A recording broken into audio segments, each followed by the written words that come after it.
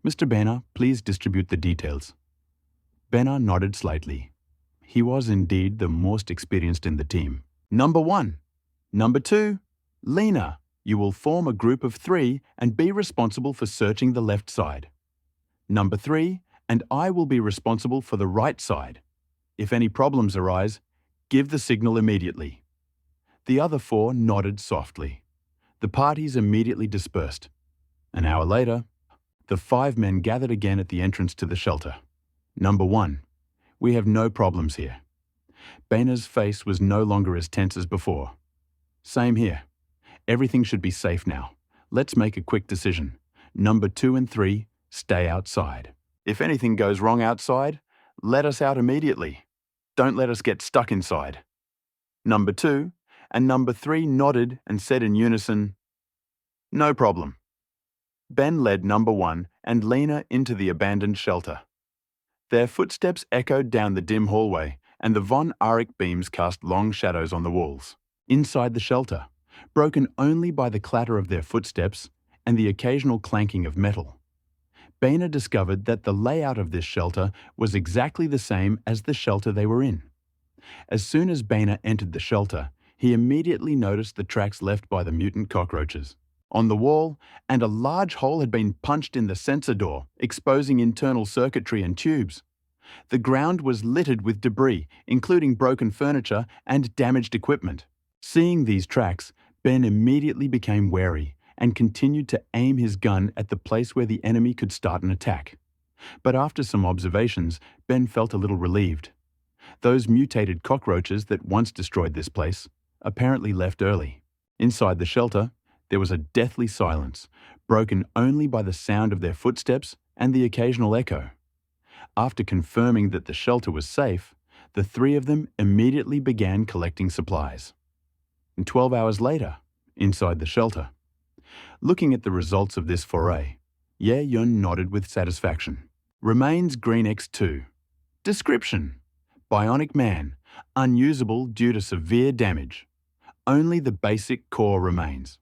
With the appropriate blueprints and accessories, it may be possible to repair it. Heavily damaged construction, robot green description. A construction robot that is unusable due to severe damage. It may be possible to repair it using the appropriate blueprints and accessories. Nuclear battery green description. High energy battery. Durability 855 out of 1000 advanced bionic core. Blue description. Special core from the advanced bionic human body. Randomly increases 1 attribute value after use. May not be effective for so-called values above 6. In addition, more than 60 white accessories and 2 green accessories were purchased. The supply volume is small this time, but they are all very rare items on the exchange market, some of which have never been seen before. Among them were the remains of the android he wanted most, as well as the remains of the robot he was building, especially true for the latter. Although the robots created cannot be sent out to perform tasks, the profits gained from their production can be greater than from bionic people sent out for research. However, the smile on his face quickly disappeared. He has not forgotten that he does not have a perfect repair formula. He still remembers the first time he repaired and built a robot, and even failed once. Not only were the pieces of the construction robot lost, but the accessories were also gone. It can be said that the loss was severe. However, the reason we had to force the repairs despite the risk of failure of almost 6% was mainly because we had too few resources at that time. The situation is much better now than it was then. Have enough green accessories to try out the perfect formula. Although just a day ago, the modernization of houses number 1 and number 2 almost emptied all the family's savings. However, after a day of production and sales, the stock in the warehouse became abundant again. Without any extra effort, the construction robot can produce 1 recovered protective vest green per hour. At the moment, the supply of green armor is still lower than the demand. Each piece of recovered protective vest green can bring a profit of 70 white accessories. If 2 construction robots work together, the profit will be 140 white accessories. 24 times 140 equals 3,360. Now, without additional tasks, Ye Yun can earn 33 green accessories per day. This terrifying profit is almost comparable to the profit from defeating the D-Boss. Although, taking into account some precious blue accessories, the benefit of going into a boss fight may be greater. But the type of battle itself will involve greater risks and uncertainties. However, the profits gained from creating robots do not require greater risks. All that is needed is a relatively inexpensive production drawing. Type: repair work. The risks of this repair are being assessed. This time, the repaired item is a seriously damaged construction robot. Green rating chance of getting green items is 100%. Risk 5.8%. Rating. Type: repair work. Rating. Chance of getting green of items 100%. Risk 2.5%. Evaluation. Type: repair work. Evaluation. Chance of getting green items 100%. Risk 0%. He was lucky this time. Ye Yun tried only a dozen times and got the perfect formula. Repair is successful. You get build a robot to green. The originally black and damaged robot has now been completely transformed, giving its surface a charming metallic sheen. Build a green robots that can be used for shelter construction and production.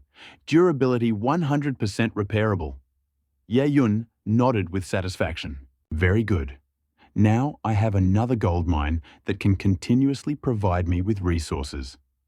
Previously, 2 construction robots could bring 33 units of green accessories to the shelter daily.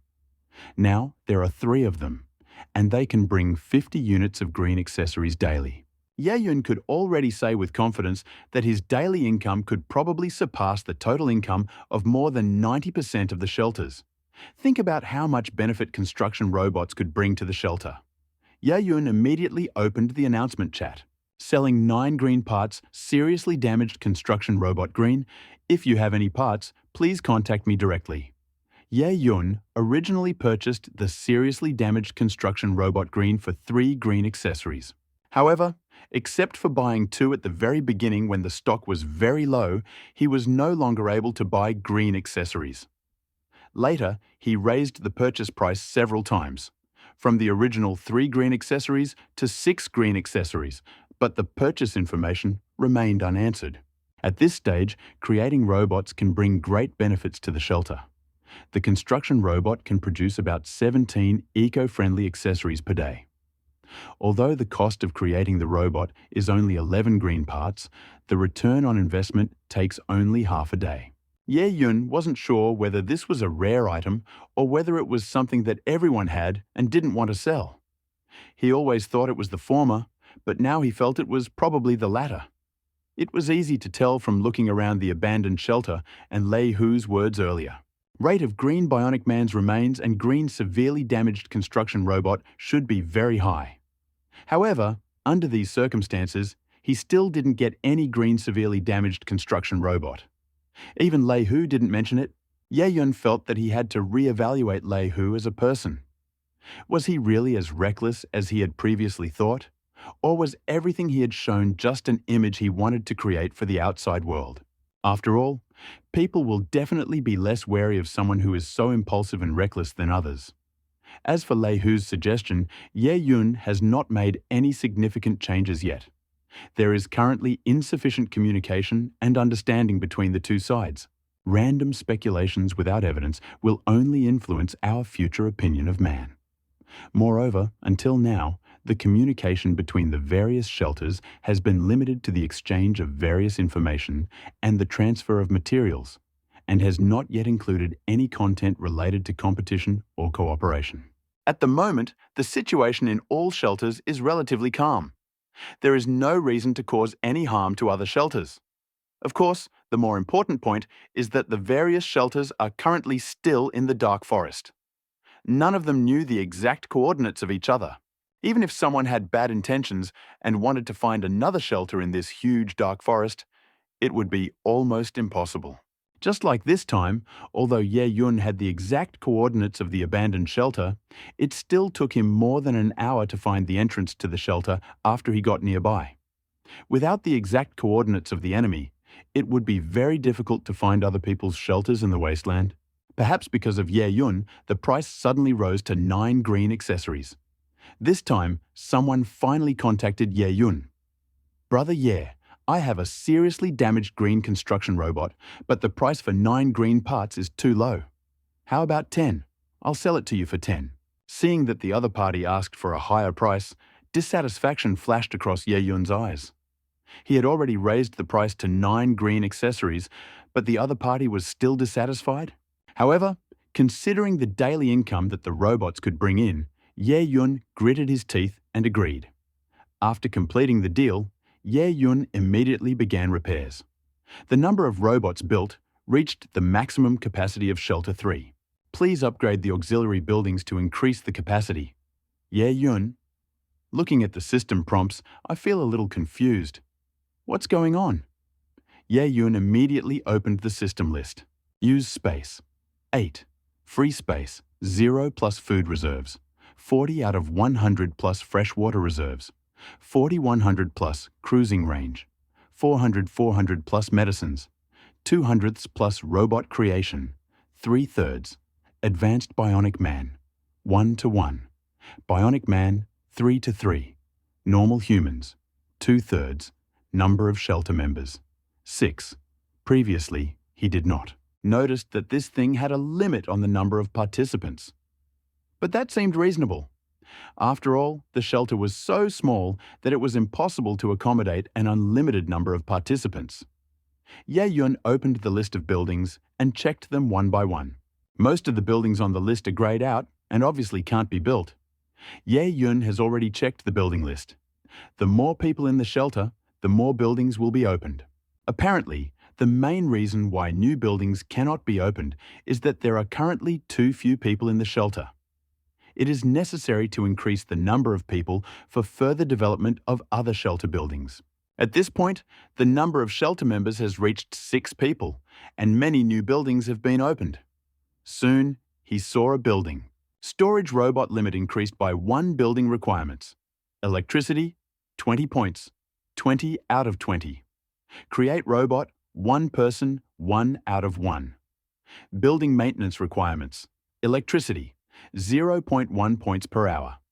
There is currently no free space in the shelter. Please upgrade the shelter to get more space for construction. Ye Yun immediately clicked the plus on the empty space. Increase the shelter area?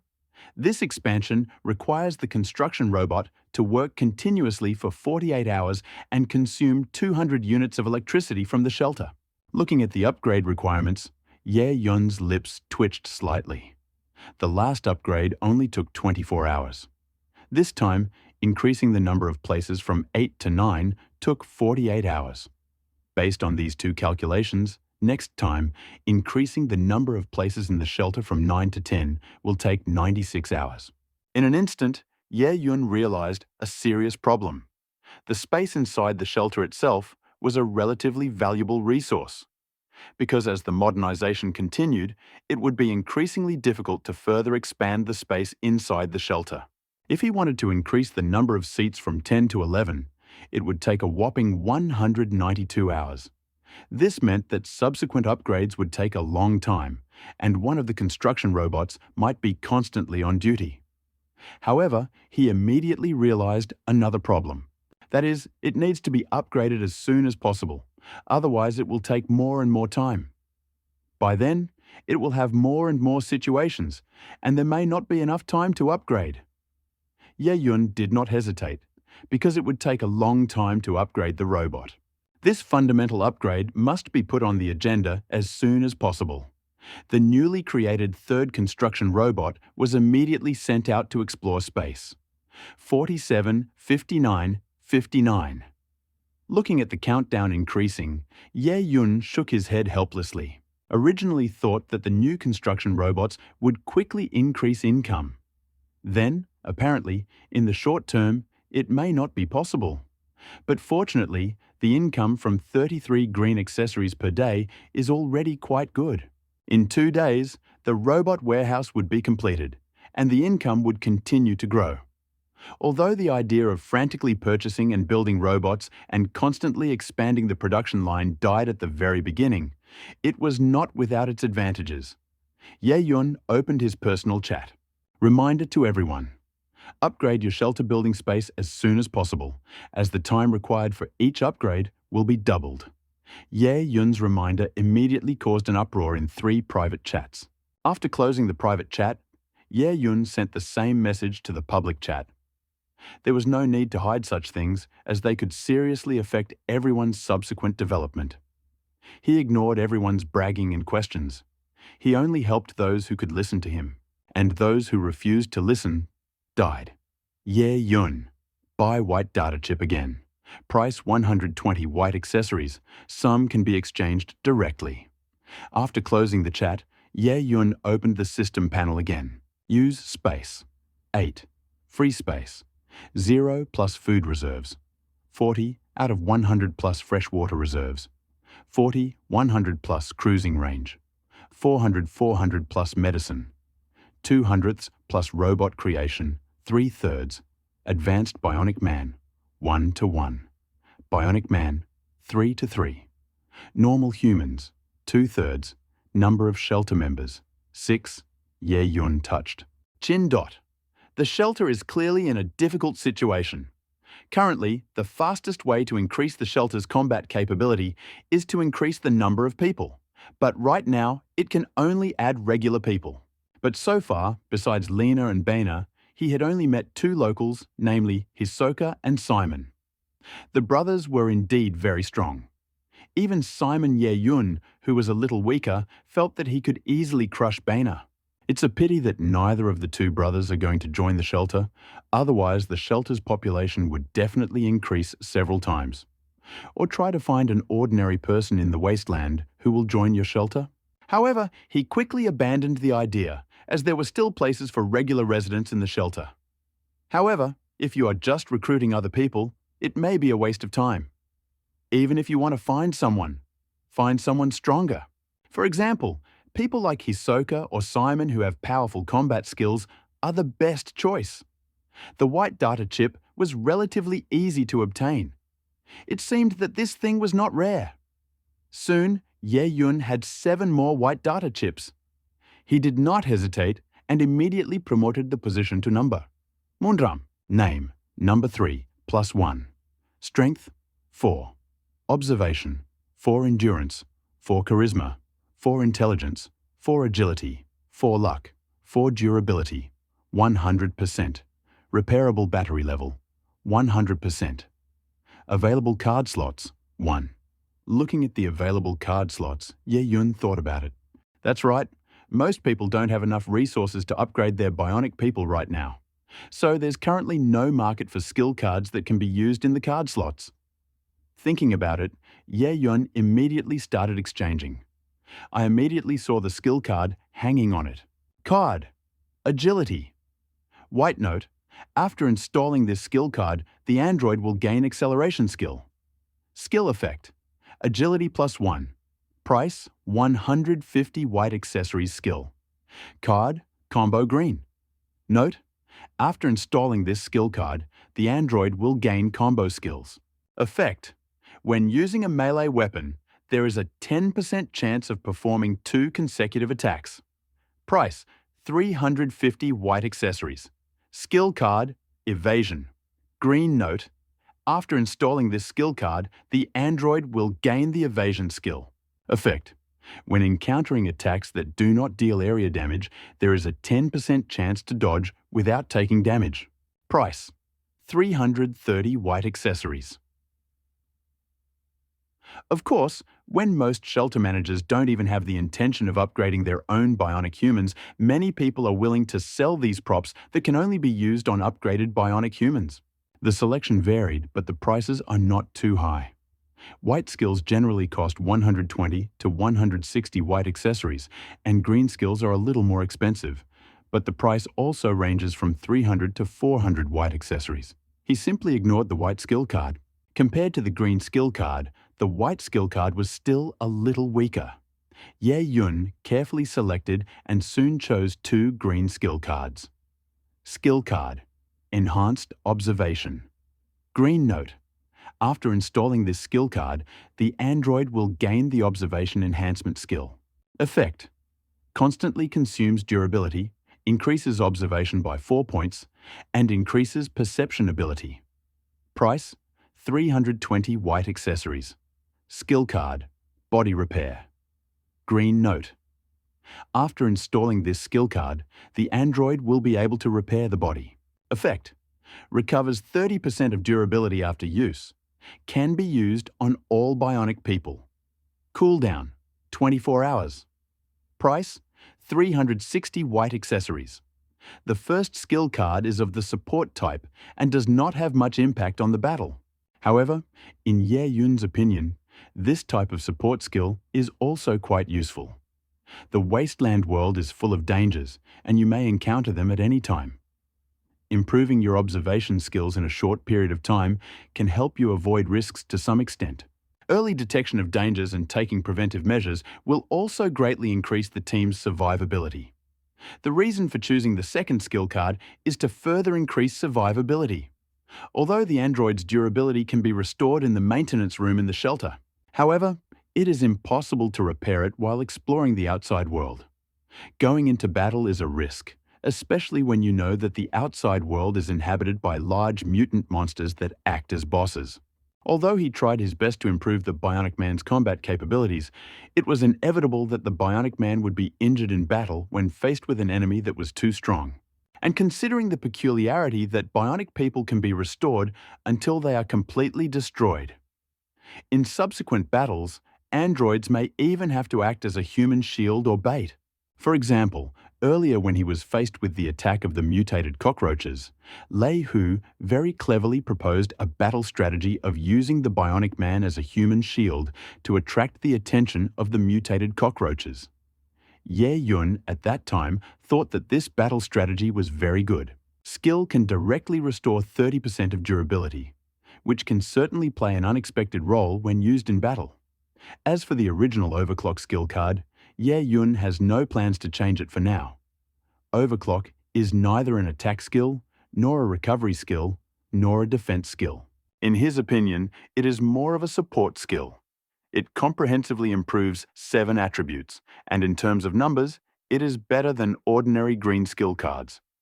Ye Yun bought a green weapon for number 3, and the combat effectiveness of the reconnaissance team increased even more. He did not allow Lena to continue participating in the reconnaissance. While more people may increase the benefits of reconnaissance, it may also reduce the level of risk. However, manual control is still required to operate the shelter. The power plant, water treatment plant, and food processing plant all required human intervention. Ye Yun couldn't spend all his time on these things. Purple item 0.02%. Risk level 0.001%. Very good. After constantly replacing more powerful weapons, purchasing skill chips, and improving the characteristics of bionic people, the combat effectiveness of the reconnaissance team has increased qualitatively. The risk of 12-hour exploration, which was initially extremely high, was now reduced to 0.001%. Moreover, Ye Yun found that the probability of obtaining rare items was higher than before. Could this be? Ye Yun looked at number. Dusra. Name, number 2 + 1. Strength, 4. Observation, 4 endurance, 4 charisma, 4 intelligence, 4 dexterity, 4 luck, 4 durability, 100%. Repairable battery level, 100%. Available card slots, 0 skill. Enhanced observation, green removable. Could it be that with advanced observation skills, can you detect dangers, but you can also find more resources? Ye Yun did not hesitate and immediately removed the skill card to enhance observation. The next moment, he sent out the same reconnaissance mission again. Type of evaluation. Study. The risks of this operation are assessed. This study is a 12-hour randomized trial. Estimate. Chance of receiving a white item is 55%. Chance of receiving a green item is 42.88%. Chance of receiving a blue item is 2.1%. chance of receiving a purple item 0.02%, risk level 0.001%. Looking at the two different probability of obtaining items, a look of realization appeared on Ye Yun's face. It seemed that the level of observation could determine the probability of obtaining items. The higher the overall observation ability of the reconnaissance team, the higher the probability of obtaining rare items. Although Ye Yun had discovered this secret, he had no intention of buying other similar skill cards. Being able to increase the chance of obtaining rare items is certainly good, but Ye Yun will not ignore the team's overall capabilities because of it. 1. Investigate for 1 hour. Number 2. Uses advanced observation capabilities to retrieve items from abandoned cars. 1. Explore the ruins for 2 hours and collect items. 1. After 4 hours of exploration, 6 mutant cockroaches were discovered and successfully destroyed. 1. After 8 hours of exploration, 2. Using extended observations, discovered signs of large mutant activity near a body of water. Due to the lack of information in the database, it is impossible to determine the specific type of large mutant. Please contact the administrator to issue an order to pursue or retreat. Seeing this message, Ye Yun immediately frowned. Seeing the large mutant creature, he immediately remembered the mutant lizard he encountered some time ago. The battle with the mutant lizard was not easy, but overall, it was not particularly dangerous.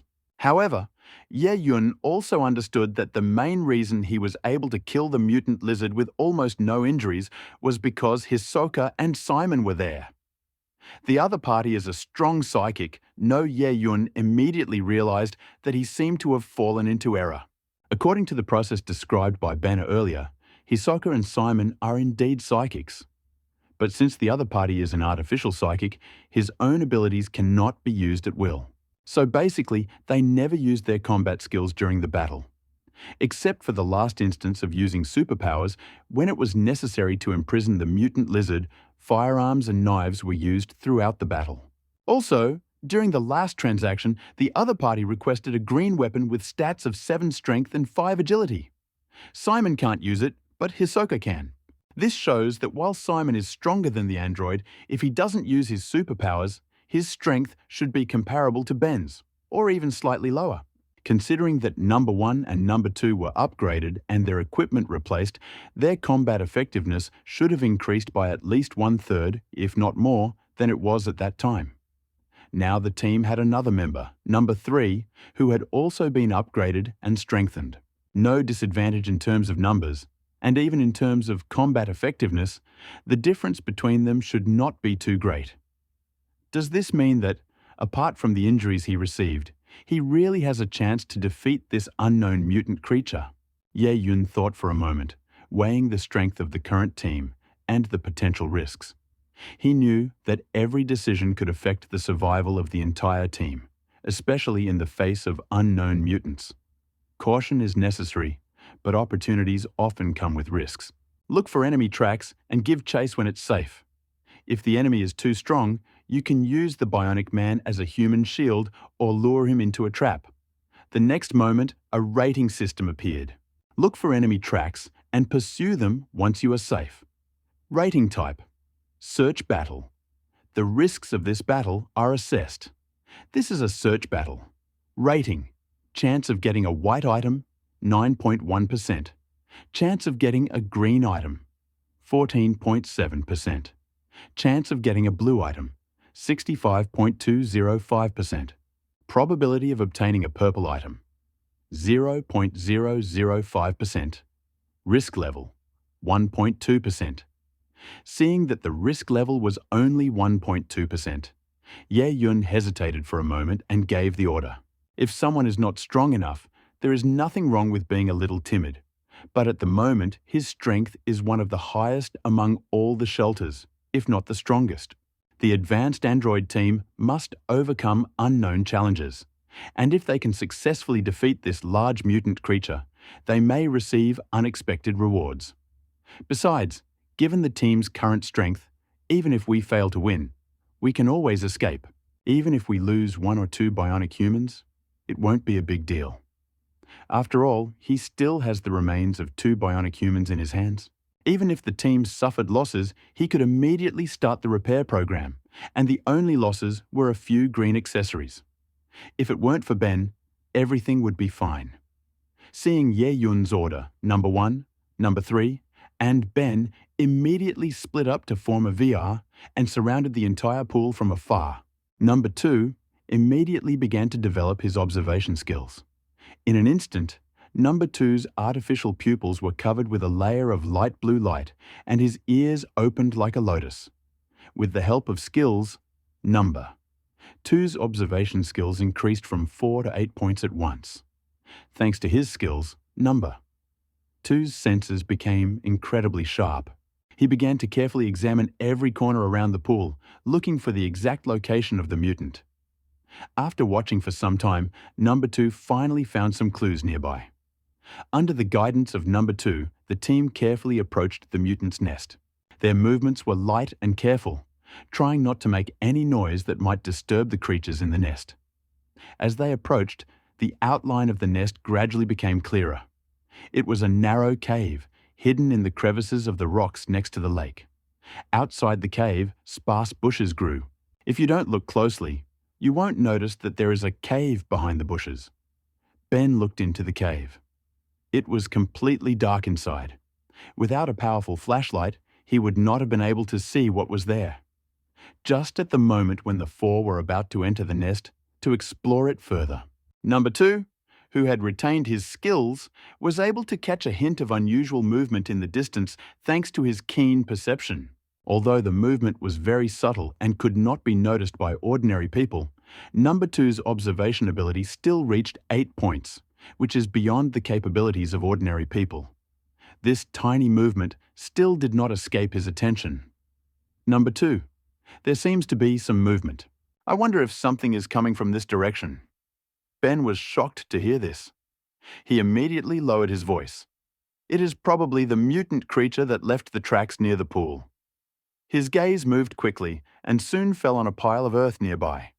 Everyone hide for now. Several people immediately hid behind the slope, which turned out to be a blind spot. Their gaze turned in the direction that Number 2 had noticed, and soon a huge grey mutant wolf slowly appeared in their field of vision. This grey mutant wolf was very large. Boehner estimated its length to be at least 3 meters.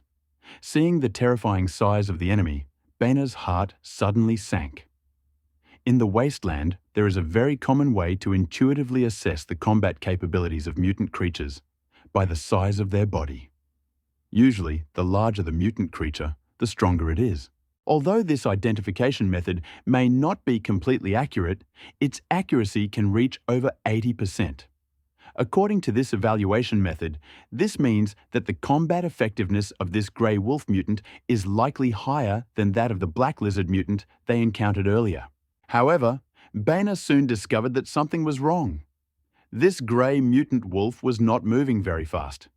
At first, Boehner thought that he was moving slowly because he was being cautious and constantly observing his surroundings. After all, wolves are cautious animals by nature. However, as the mutant grey wolf continued to approach, Boehner finally realized why it was moving so slowly. This mutant grey wolf had many wounds on its body, but these wounds were covered in a large amount of dust, making them difficult to detect from a distance. But as the grey mutant wolf approached, it became clear that there were several obvious lacerations and gunshot wounds on his body. There were so many wounds that they were clearly from a recent fight. The reason the other man was walking slowly was because he was wounded. The nest nearby must be his home. He probably wanted to come back here to rest after being injured. Boehner and the others exchanged glances, realizing that this might be a good opportunity. If this mutant grey wolf was injured, its strength and reaction speed would likely suffer, which would certainly reduce the difficulty of their battle. It seemed to have already fought other creatures and seemed to have suffered losses. Boehner analyzed this in a quiet voice. They did not know what was happening inside the lair. If they had allowed the grey wolf to enter it, they would have lost not only the geographical advantage, but also the opportunity to seize the initiative. We are now some distance from the shelter. Even if they immediately relayed the information to the shelter, it would take a long time to transmit and receive it. Ben knew he had to make a decision. I will be the main attackers, number 3 and number 2. You will be responsible for support and containment, so that the mutant grey wolf does not have a single chance to escape. Baena quickly turned into a fighting position. 1 and Baena began to move slowly, choosing the best angle, and their goal was to inflict as much damage as possible on the mutant grey wolf in the first round of attack and weaken its combat capability. Number 3 and number 2 spread out to the sides, ready to find opportunities to launch an enveloping attack during the battle. Under normal circumstances, the mutant grey wolf's keen senses would have already sensed the presence of other enemies near its nest. However, the previous battle had left the mutant grey wolf seriously injured. The desire to return to the safe nest as soon as possible and heal his wounds made him completely oblivious to what was happening around him. However, as Ben and number 1 were about to launch their attack, the mutant grey wolf suddenly stopped, his ears twitching slightly, and his innate sense of crisis seemed to make him realize something. Ben was shocked. He knew that even if the enemy was wounded, his perception as a powerful mutant was still very strong. He was unlucky, and he immediately raised the .32 caliber pistol, pointed it at the body of the grey wolf mutant, and pulled the trigger. Ben's actions were fast and decisive. Without the slightest hesitation, the .32 caliber pistol in his hand erupted into flames, and the bullet whistled sharply and pierced the mutant grey wolf's vital point. Although the mutant grey wolf's reaction speed was slowed by the injuries it had sustained, it still displayed amazing survival instincts. At the moment when Ben opened fire, the body of the grey mutant wolf suddenly jumped to the side, trying to avoid the sudden attack. However, the injuries on the body still caused the movements of the grey mutant wolf to be seriously deformed.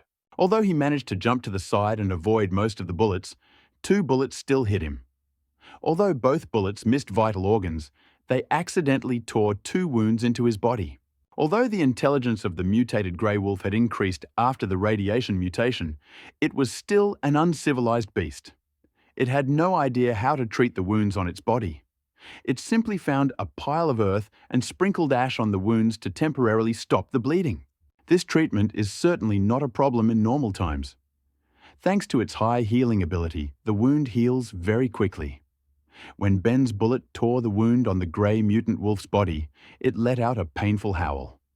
The howl echoed across the empty wasteland and sounded especially piercing. After being discovered, the 4 people did not continue to hide, but immediately formed a blind spot and surrounded the mutant grey wolf.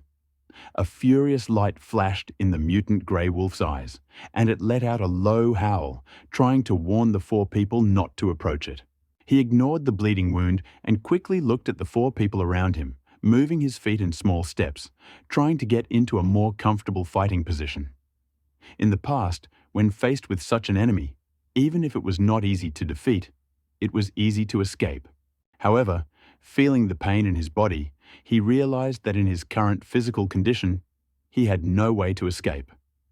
Even if you manage to temporarily break free with a short dash forward, the wounds on your body will be visible from the ice on the ground. Ben was glad the mutant grey wolf didn't immediately counterattack. It seemed his opponent's wounds were more serious than he had expected. He raised his .32 pistol again. In that case, don't blame him for taking advantage of someone else's misfortune. Seeing Ben raise his gun, the mutant grey wolf's eyes blazed with killing intent. That was what had just hurt him. Seeing his enemy raise that weapon again, he no longer sits back and waits for death. Pushing off with his 4 legs, his huge body rushed towards Baena like a heavy motorcycle. Baena's pupils suddenly narrowed, his eyes filled with fear, and all the hair on his body stood on end in an instant. Fast, too fast. Initially thought that the enemy's speed of dodging the bullet had already reached its limit. However, it was obvious that the enemy's speed was now much faster than before. What just happened was not the enemy's limit at all. It was just that my attack was too sudden. The enemy was taken by surprise. If he had discovered this beforehand, the previous round of attack would probably have been completely in vain. Seeing the huge black shadow approaching quickly, Bena did not dodge. He knew that with his speed and at this range, there was no way he could avoid the enemy's attack. At this thought, the lust for murder lit up his eyes. He pulled the trigger again, the .32 pistol shook slightly, and 5 bullets whistled through the air, aiming at the grey mutant wolf flying towards him. Although the mutant grey wolf was very fast, it was already in the air and had no way to use strength to dodge. 5 bullets accurately hit the mutant grey wolf's body, and 5 bloody flowers instantly exploded on its body. However, such an attack was clearly unable to kill it. The grey mutant wolf didn't even slow down and rushed straight at Bena. Bena immediately covered his head with both hands to protect his vital organs. Just when he thought he would be seriously injured, even if he didn't die, someone threw his body aside. The person who pushed him away was not someone else, but number 1 next to him. At that moment, number 1 turned on the acceleration mode, and his reaction speed and strength increased greatly in an instant. Number 1 knocked Ben down and took his place. The iron sword in number 1's hand pierced the grey mutant wolf straight through the heart. Faced with attack number 1, the mutant grey wolf did not even dodge, but only fiercely swung its right paw high. In an instant, both sides collided with each other. Iron sword number 1 accurately pierced the mutant grey wolf's heart, and the mutant grey wolf's right claw also struck hard at number 1's body. Although the mutant grey wolf was seriously injured, its fatal blow still tore most of number 1's body into pieces. Countless pieces scattered like flowers from the sky. Body number 1 was also thrown back by this enormous force and fell heavily to the ground. The grey mutant wolf, who had already suffered heavy injuries, was again heavily wounded in his vital organs. Although he quickly stood up after landing, his body began to stagger, and his 4 huge hooves were visibly shaking. Everyone also saw that the mutant grey wolf was at the limit of his strength, so naturally they were not polite and did not intend to talk about the laws of the underworld. The 3 of them rushed forward. 3 and Xiaozi 2 launched attacks from both sides to distract the mutant grey wolf, while Bena took the opportunity to get behind the mutant grey wolf and prepare to deliver the killing blow. Although the mutant grey wolf was seriously injured, it still showed remarkable vitality. It tried to resist, but the pain in its body slowed its movements and made it unable to effectively resist attacks from 3 directions. The huge front paws of the grey mutant wolf could barely cope with the attacks of number 3 and number 2. However, his body, which had been subjected to numerous strong blows, was already at the limit of its capabilities. Bena pulled the trigger several times, and the bullet entered the body of the grey mutant wolf again. The mutant grey wolf continued to roar, but its counterattack movements became slower and slower. Although attacks number 3 and number 2 did not directly hit the mutant grey wolf's vital points, they left more wounds on its body. The 3 people's encirclement together did not last long. With an involuntary roar, the grey mutant wolf, already covered in scars, fell. Bena fired a few more shots and sighed with relief only when he was sure that the enemy was dead. Having dealt with the mutant grey wolf, Bena did not rush to check the harvest, but quickly came to number. First, number 1 took a powerful blow to the forehead from the mutant grey wolf and was severely damaged. His entire body was nearly torn in half, revealing electronic circuitry and mechanical parts. If number 1's mechanical pupils had not been able to move properly, Bena would have thought the other man was dead. Bena anxiously checked number 1's condition, his eyes full of worry. "Quickly, number 3, use the auto body repair!" Bena hurriedly shouted. When number 3 heard Bena's shout, he immediately lowered his weapon and quickly ran towards number 1. The next moment, the 5 fingers on number 3's left hand began to glow blue, and the fingers that were originally no different from those of ordinary people turned into 5 differently shaped maintenance tools. Ben and number 2 were not idle either. They quickly looked around for parts that might have fallen off. Number 3 squatted down, and his fingers, covered in blue light, gently touched number 1's body and immediately began the precise repair work. As number 3's fingers continued to change shape, each touch was accompanied by the return of parts or the repair of circuits. One's mechanical pupils gradually gained greater vitality, and his body functions were also gradually restored. 30 minutes flew by.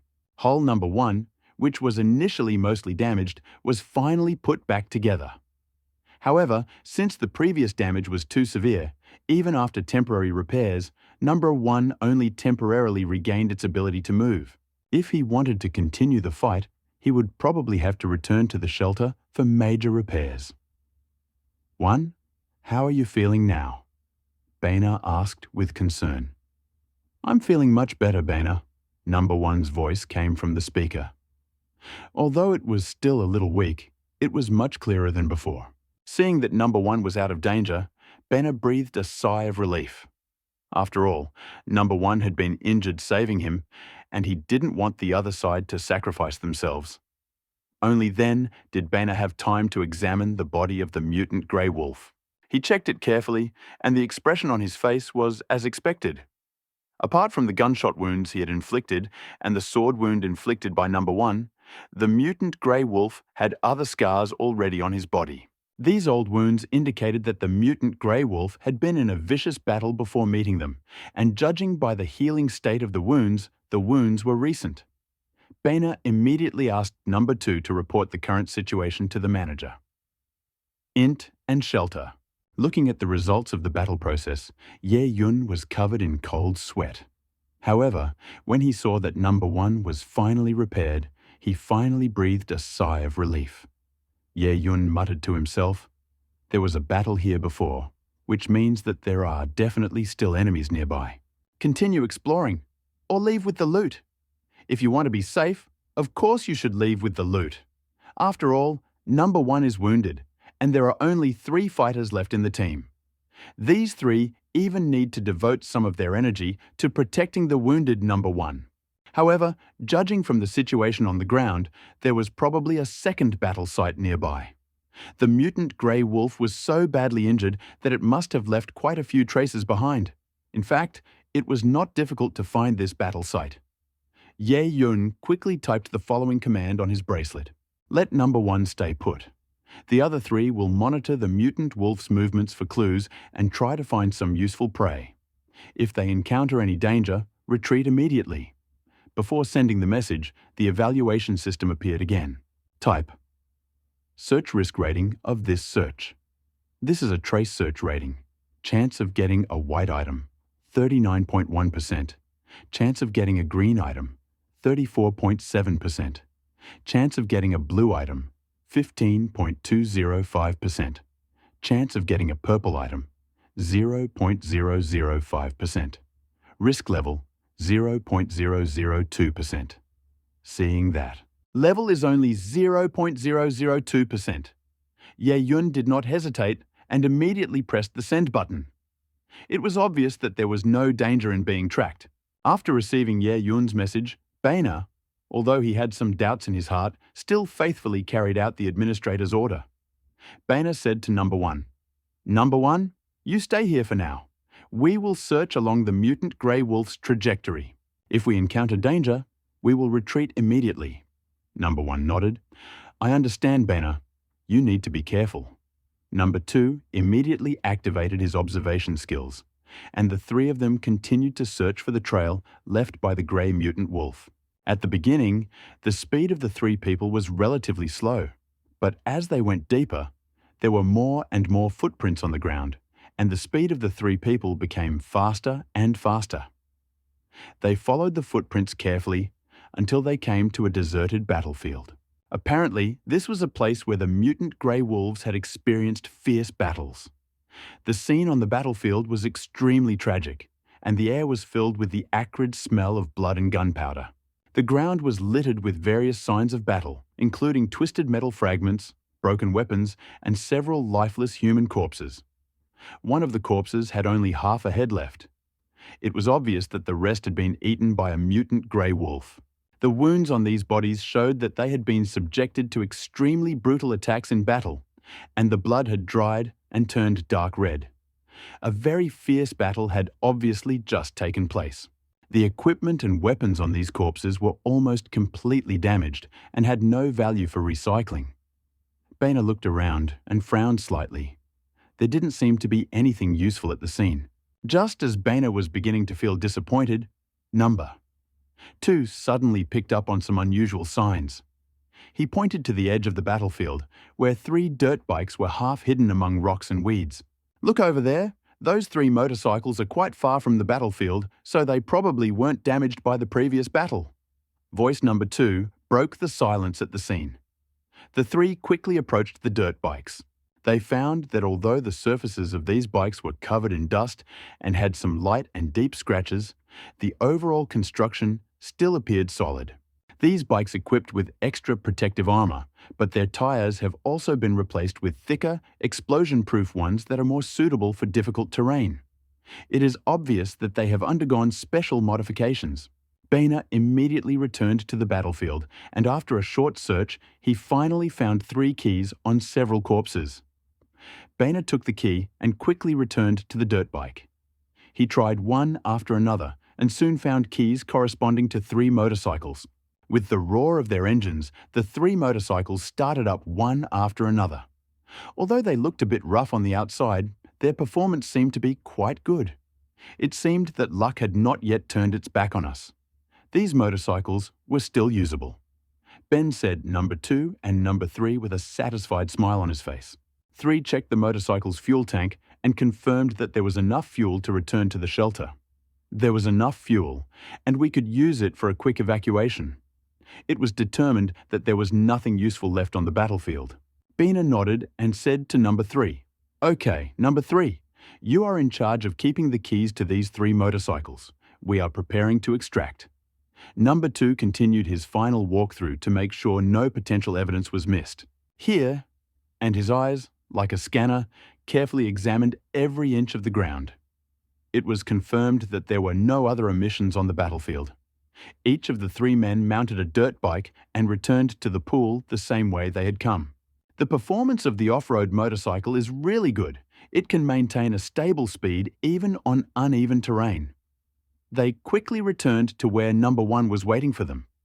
When number 1 saw that they had returned safely, a glimmer of relief flashed in his eyes. "How is the situation?" Over the speaker. Although it was still weak, there was concern in it.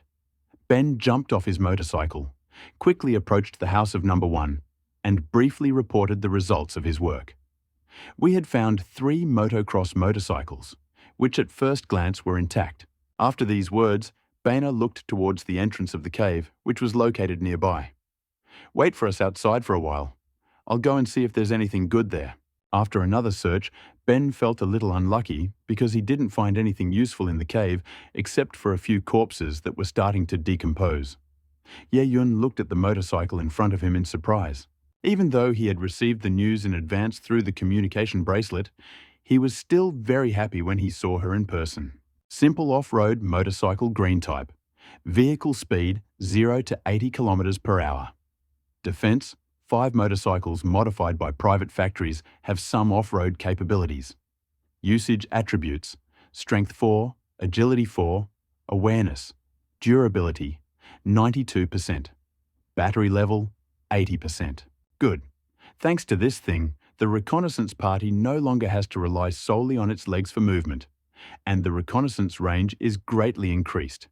In addition, no useful supplies were obtained from the enemy nest or from the battlefield.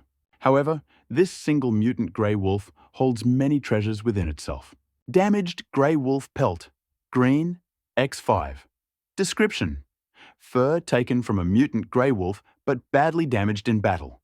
Mutated grey wolf fang, green X9. Description: teeth extracted from a mutant grey wolf. Mutated grey wolf claws, green X4. Description: sharp claws extracted from a grey wolf. Wolf radioactive core, D-level blue description. A special core obtained from a powerful mutant. After the battle, I got almost 20 green accessories, 1 blue and dozens of white. The harvest was quite rich. The cost of this battle was not too high, although according to Baina's account, half of number. One's body was shattered in the battle.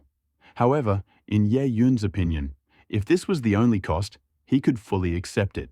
After all, as a bionic human, If he didn't die on the spot, the lost durability could be replenished in the maintenance room after returning to the shelter. Ye Yun picked up the newly acquired D-level blue radiation core and carefully examined it. This thing is about the size of a matchbox and looks like a normal sapphire, but it is obviously much heavier than a normal gemstone. It does not look like a gemstone, but rather some kind of mineral with a relatively high density. This is not the first time Ye Yun has received this thing. When he killed the black mutant lizard, he also obtained a D-level blue radiation core. However, he still didn't understand what this thing was used for. Ye Yun had seen this thing being sold on the stock exchange before. Obviously, he wasn't the only one who could kill this large mutant creature. However, it is obvious that these people do not know what this thing is used for, otherwise they would not sell it. After all, the number of blue items in exchange is still very small. Ye Yun opened a private chat. Ye Yun, Class D radiation block blue. Does anyone know what this thing is used for? Hearing his question, someone else immediately appeared in the initially silent chat. Does Brother E have one of these too? My android brought me one this morning, and I thought I'd ask Brother E if he knew what it was for. Blue accessories. As expected of Brother E. I only chose white and green accessories, and Brother E has already started looking for blue accessories. Looks like this thing fell from a big mutant. I already had one, but I didn't know what it was for, so I just threw it away in the warehouse. I put mine up for sale. Let's see if anyone wants it. Someone bought this thing in the wasteland. Seeing this, Ye Yun immediately narrowed his eyes. He immediately contacted that person. Ye Yun. Brother Owen? Who is behind this purchase? Have you heard about it or have you experienced it yourself? Irving. Brother Ye. My Parker told me this. By the way, Pike is a wastelander who joined my hideout after the first danger passed. He used to work in a hunting crew. He said he saw similar cores in his previous job. Some of the chambers of commerce and caravanners in the wasteland bought them, but he wasn't sure of their exact purpose. If you wanted to know, you'd probably have to find a caravan or head straight to a wasteland town to ask. Seeing that no more information could be obtained, Ye Yun exchanged a few polite words with the other person and then hung up. At this time, it seems that more clues and investigations are needed to find out its true purpose. It seems that this thing can only serve as a decoration in the short term. Ye Yun did not allow everyone to continue to go out and explore the area. Number 1's durability has been seriously damaged, and it will take some time to fully recover. Of course, the most important thing is that Baina, a living person, worked hard for 12 hours, including a fierce battle. Ye Yun felt that if he was not given a chance to rest well, he would suddenly die sooner or later. Looking at number 2 and number 3, who had just completed their exploration mission and were working hard to produce water and food blocks in the shelter, Ye Yun felt that he should find a way to find a new member for the shelter. After all, androids can work 24 hours a day without a break, but ordinary people cannot. Ye Yun always thought that keeping bionic people working in the shelter was a waste of their talents. Although Lena can also go outside, her physical abilities are relatively low, so the role she can play is not really that big. Right now, his biggest hope is to find a wastelander with some fighting ability like Ben. Of course, it would be even better if I met someone with special abilities like Hisoka and Simon. But he also knew that there would be no solution in the short term. No, Ye Yun quickly recalled the two brothers, Shisuo and Simon, whom they had recently met. Although the two don't want to team up, can they ask each other for help in finding someone? After all, their previous job was similar to that of bounty hunters. Complete tasks in different cities and organizations in exchange for rewards to buy potions. Since they agree to take on this job, can I trust them with it? I just don't know where they are now. Ye Yun knows that the communication bracelet has a certain range. Someone has already tested it in a private chat, and it turns out that the direct communication range of this thing is about 20 kilometers. Beyond this distance, the communication bracelet will not be able to receive information. However, the message sent will not disappear. Once the distance between the two bracelets is reduced to 20 kilometers, the message will be sent again. Ye Yun immediately sent a request to Simon's bracelet. After finishing his work, he went to the dormitory to sleep. Ye Yun originally thought that it would take a few days for the other party to respond, but as soon as he woke up, he found several unread messages on his communication bracelet. Seeing that the sender was Simon, he was overjoyed. He didn't expect that the brothers hadn't gone anywhere, but were staying near the shelter. He quickly clicked on the message. Simon. Hello, Mr. Ye. We have received your request. In fact, many wastelanders are willing to join the shelter. After all, life in the shelter is much better than in the wild. Finding someone with exceptional abilities is not difficult, but frankly, in the wasteland, people's minds are unpredictable, and no one knows whether another person is a person or a ghost. We ourselves are loners and do not know many people, so it can be difficult for us to find someone we can trust. Seeing the other party's answer, Ye Yun was not worried, but rather expressed joy. He was not at all bothered by the other party's concerns, since there was a membership system that could track the loyalty of the shelter members in real time. If there was something wrong with the other party, he could take the initiative. Ye Yun immediately sent a message to the other party. Ye Yun. It doesn't matter if I'm not sure of their character, as long as they are competent enough. I have other methods to check if they have bad intentions, so you don't have to worry. On the other hand, in the abandoned house, Simon didn't look at the contents of the bracelet. Brother, what exactly do you mean by Ye Yun? Shouldn't it be a prerequisite for finding new members for the shelter that the shelter has enough loyalty? Just find someone unfamiliar, just in case. Sisu carefully turned over 2 yam rhizomes placed on the fire. This type of yam is very common in the wastelands. Because it is highly drought-resistant, it can be grown in many places, and even wild sweet potato can be found in many places. Hisoka shook his head slightly. You ask me? Who should I ask? Ye Yun may have his own thoughts.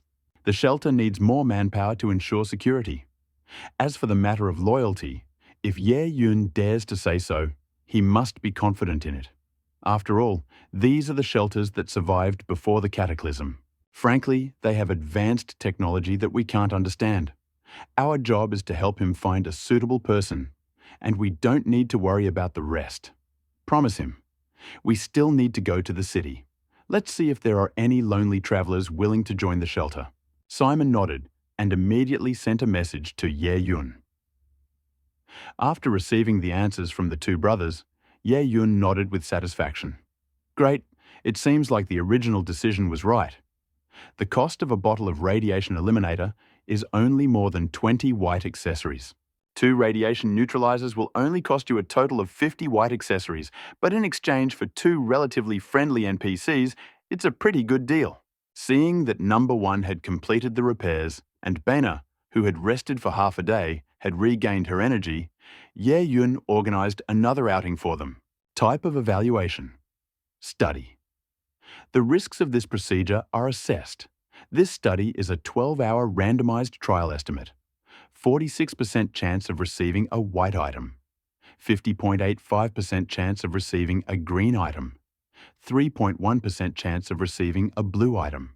Purple item, 0.005%.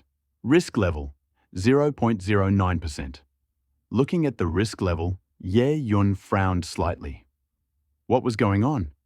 If he remembered correctly, the risk of going for a walk the day before was 0.001%.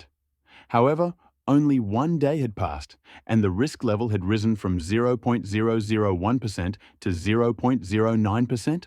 And the improvement too fast? In just 1 day, the risk level had increased almost 10 times. An inexplicable feeling of familiarity came over him. He immediately glanced at his watch and suddenly realized something. The second 10 days were approaching. If this was the first danger, Ye Yun was still at a loss and had no idea what would happen, so he didn't know what to do. However, with the experience of the first time and the experience of the past few days, he already had some guesses about the dangers that might arise the second time. The first was an attack by mutated cockroaches, and the second was most likely an attack by large mutated creatures. Because in the last 2 days alone, the research team encountered 2 mutated creatures. One of them was a mutated lizard, and the other was yesterday's mutated grey wolf.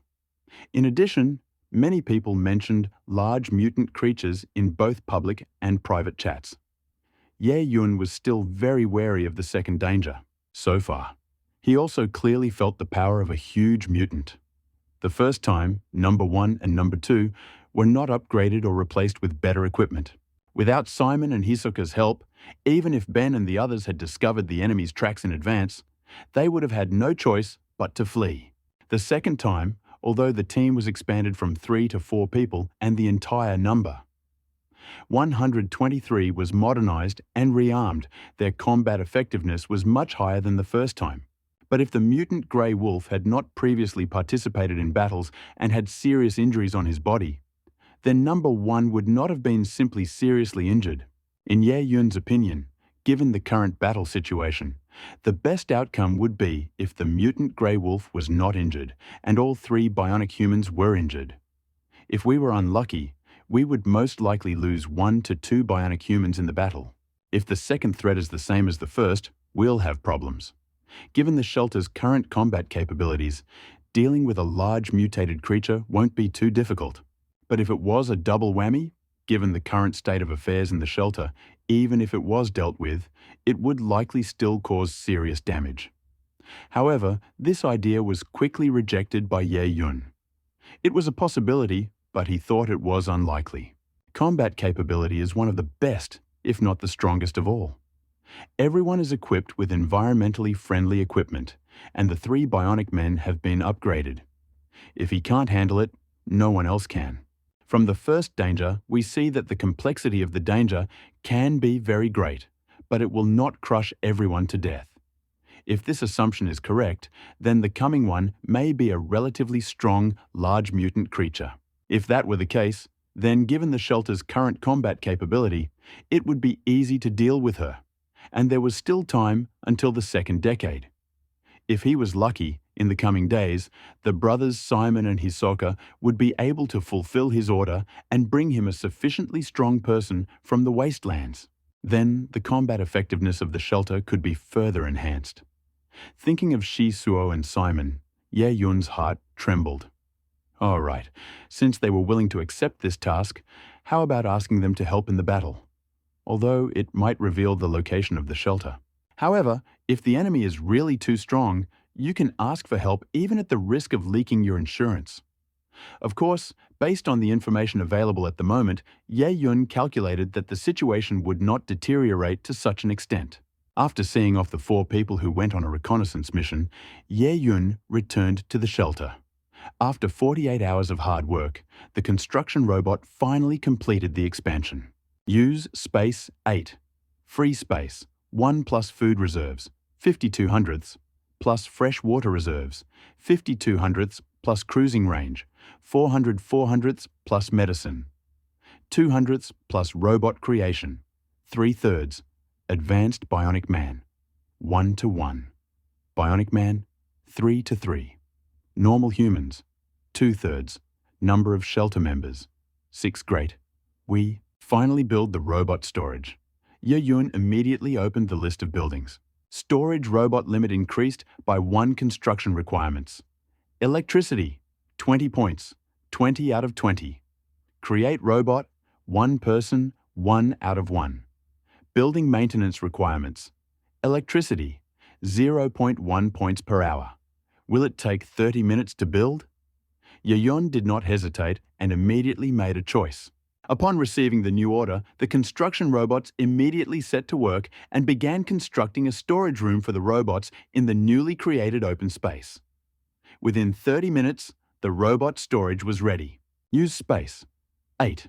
Free space 1 plus food reserves, 52 hundredths, plus fresh water reserves, 52 hundredths, plus cruising range, 400, 4 hundredths, plus medicine, 2 hundredths, plus robot creation, 3/4, advanced bionic man, 1 to 1, bionic man, 3 to 3 normal humans, 2/3, number of shelter members, 6.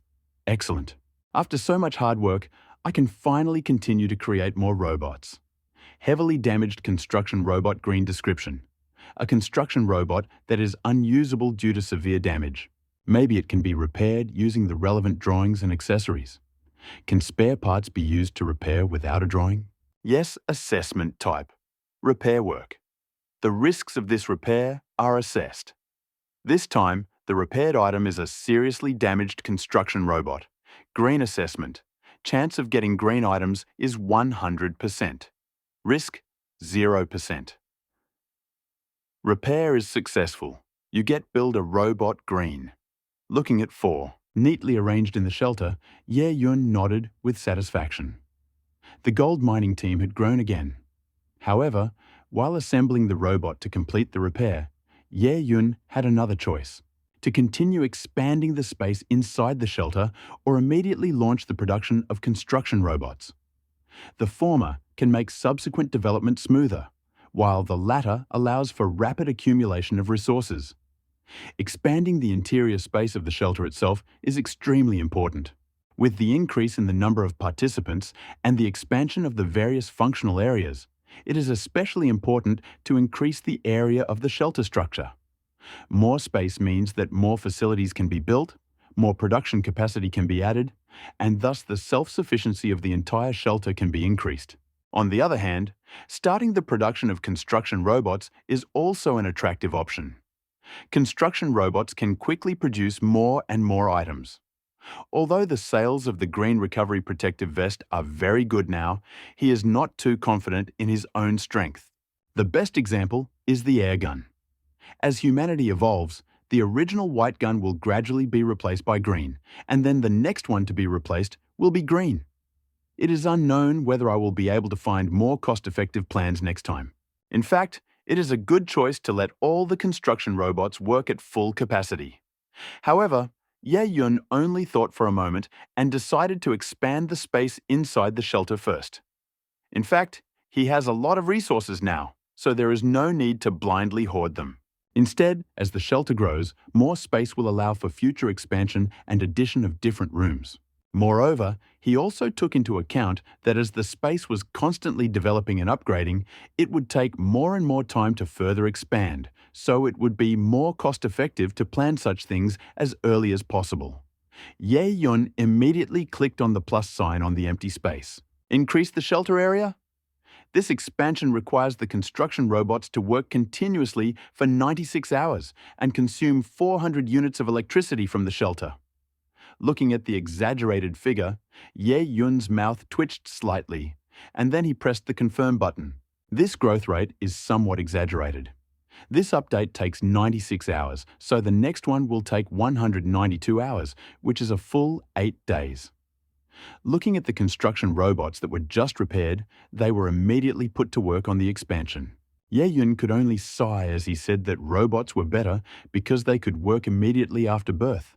Unlike humans who needed to go through a long period of training and cultivation before they could become livestock. Ye Yun quickly shook his head and threw this outrageous idea out of his mind. When did I develop this bad capitalist mentality? It shouldn't be like this. It shouldn't be like this. New construction robots were brought in to expand the space. Ye Yun was going to instruct the robots that were originally in charge of space expansion to begin producing the Green Recovery Protective Vest. However, he came up with another idea. The expansion of the shelter space was going too slowly. He couldn't optimize the functions by simply expanding the shelter space. Recalling his previous experience of upgrading the shelter gate, he clicked on the list of buildings. Storage maximum robot capacity, +1 upgradable. When Ye Yun saw the upgrade message, his eyes suddenly lit up. I really forgot such an important function. In addition to constantly expanding the shelter space and increasing the capacity of buildings, you can also upgrade existing buildings yourself. Based on the experience of upgrading the shelter gate last time, upgrading buildings is much faster than expanding space. Generally, the first option takes a lot of time, and the second one takes a lot of resources. Ye Yun clicked on the last update option. A long list of improvements appeared. Solid iron sheet, green, X51/5. Broken copper wire, green, X51/5. Whole glass, green, X50/5. Rusty screws, white, X50, 50/50. Broken battery coil, white, X50, 45/50. Mechanical rust remover, white X, 503 2/50. There are also 15 green and 150 white accessories. Materials that used to require a lot of effort to make could now be earned in a day by building a robot. Ye Yun couldn't help but sigh to himself that the world was developing so quickly. An hour later, the upgrade of the robot storage room was finally completed. Storage green maximum robots, plus 2 upgradable.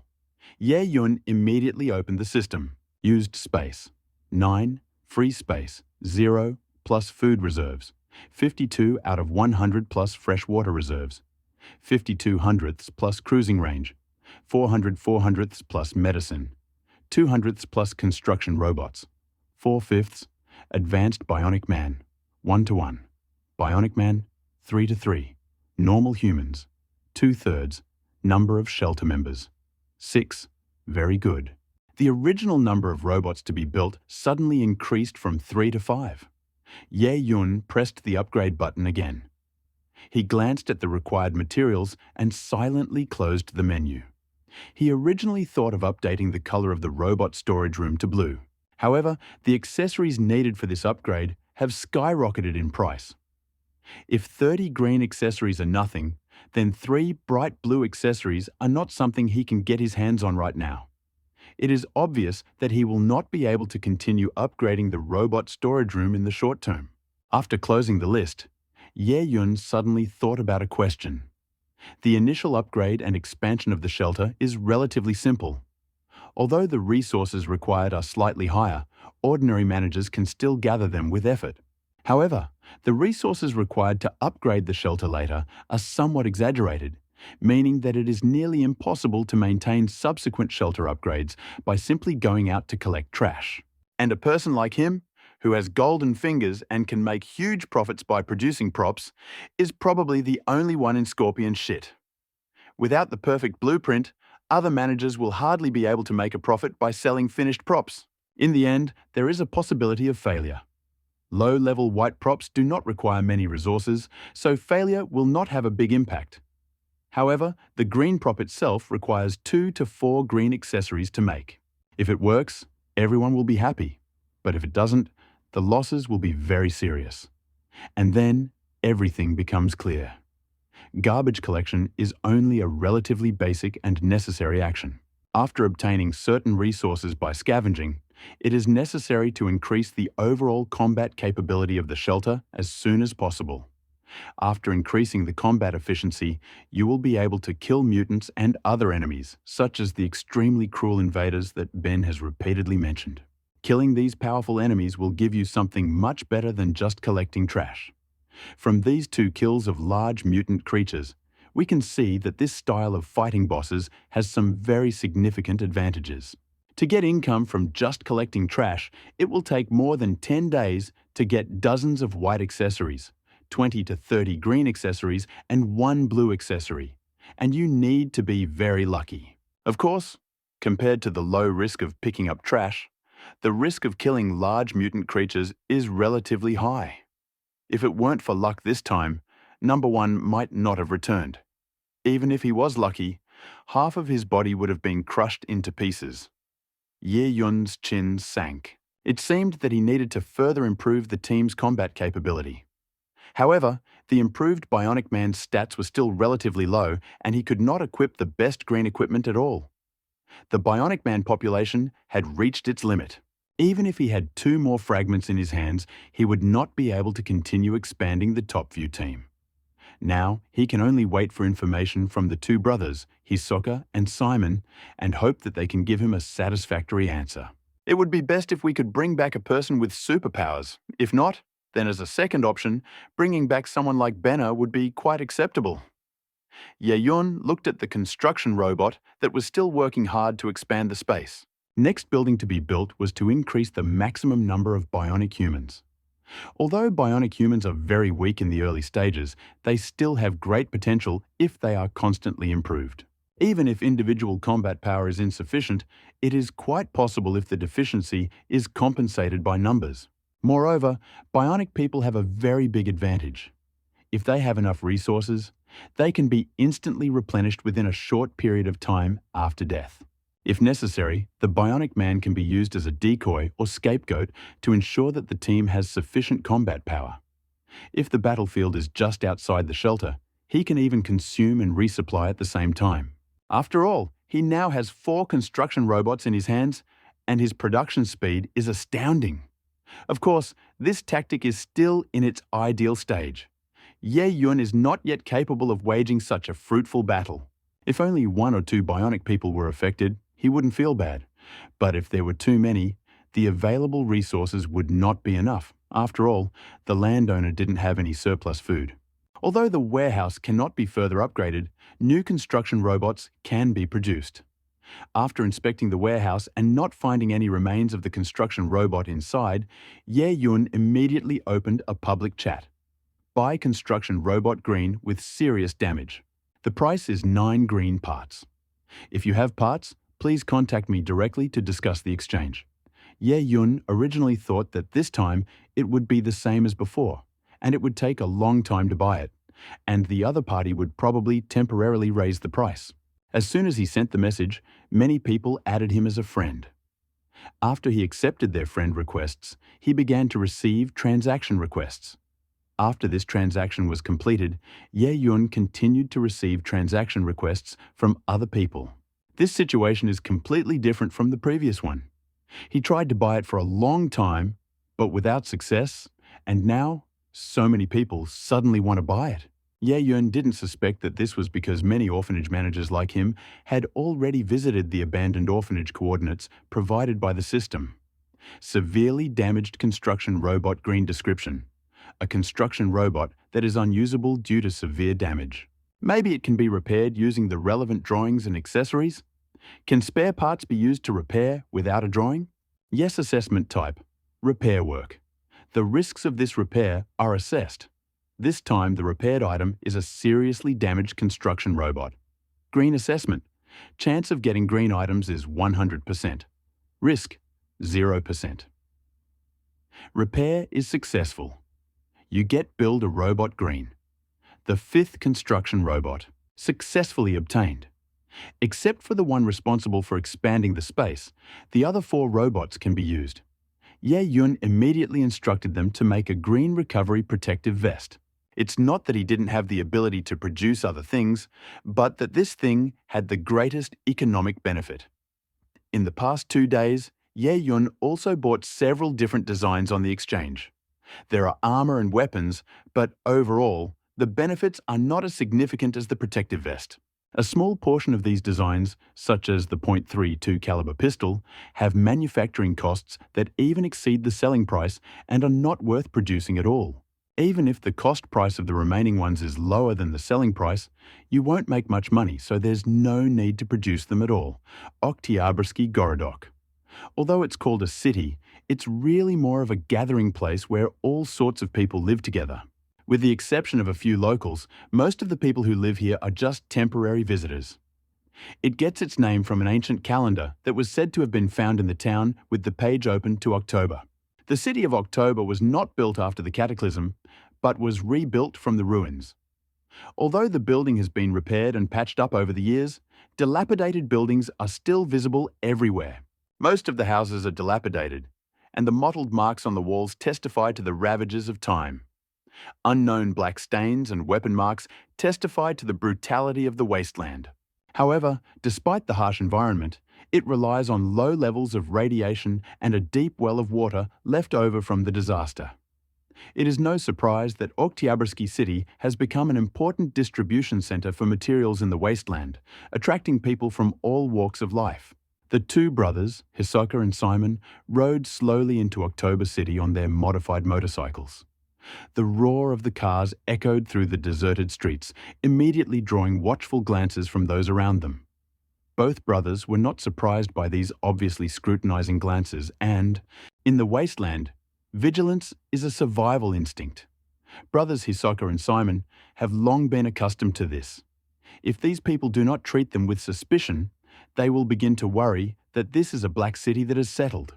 However, to avoid unnecessary troubles and misunderstandings, Simon slowly reduced the speed of the car.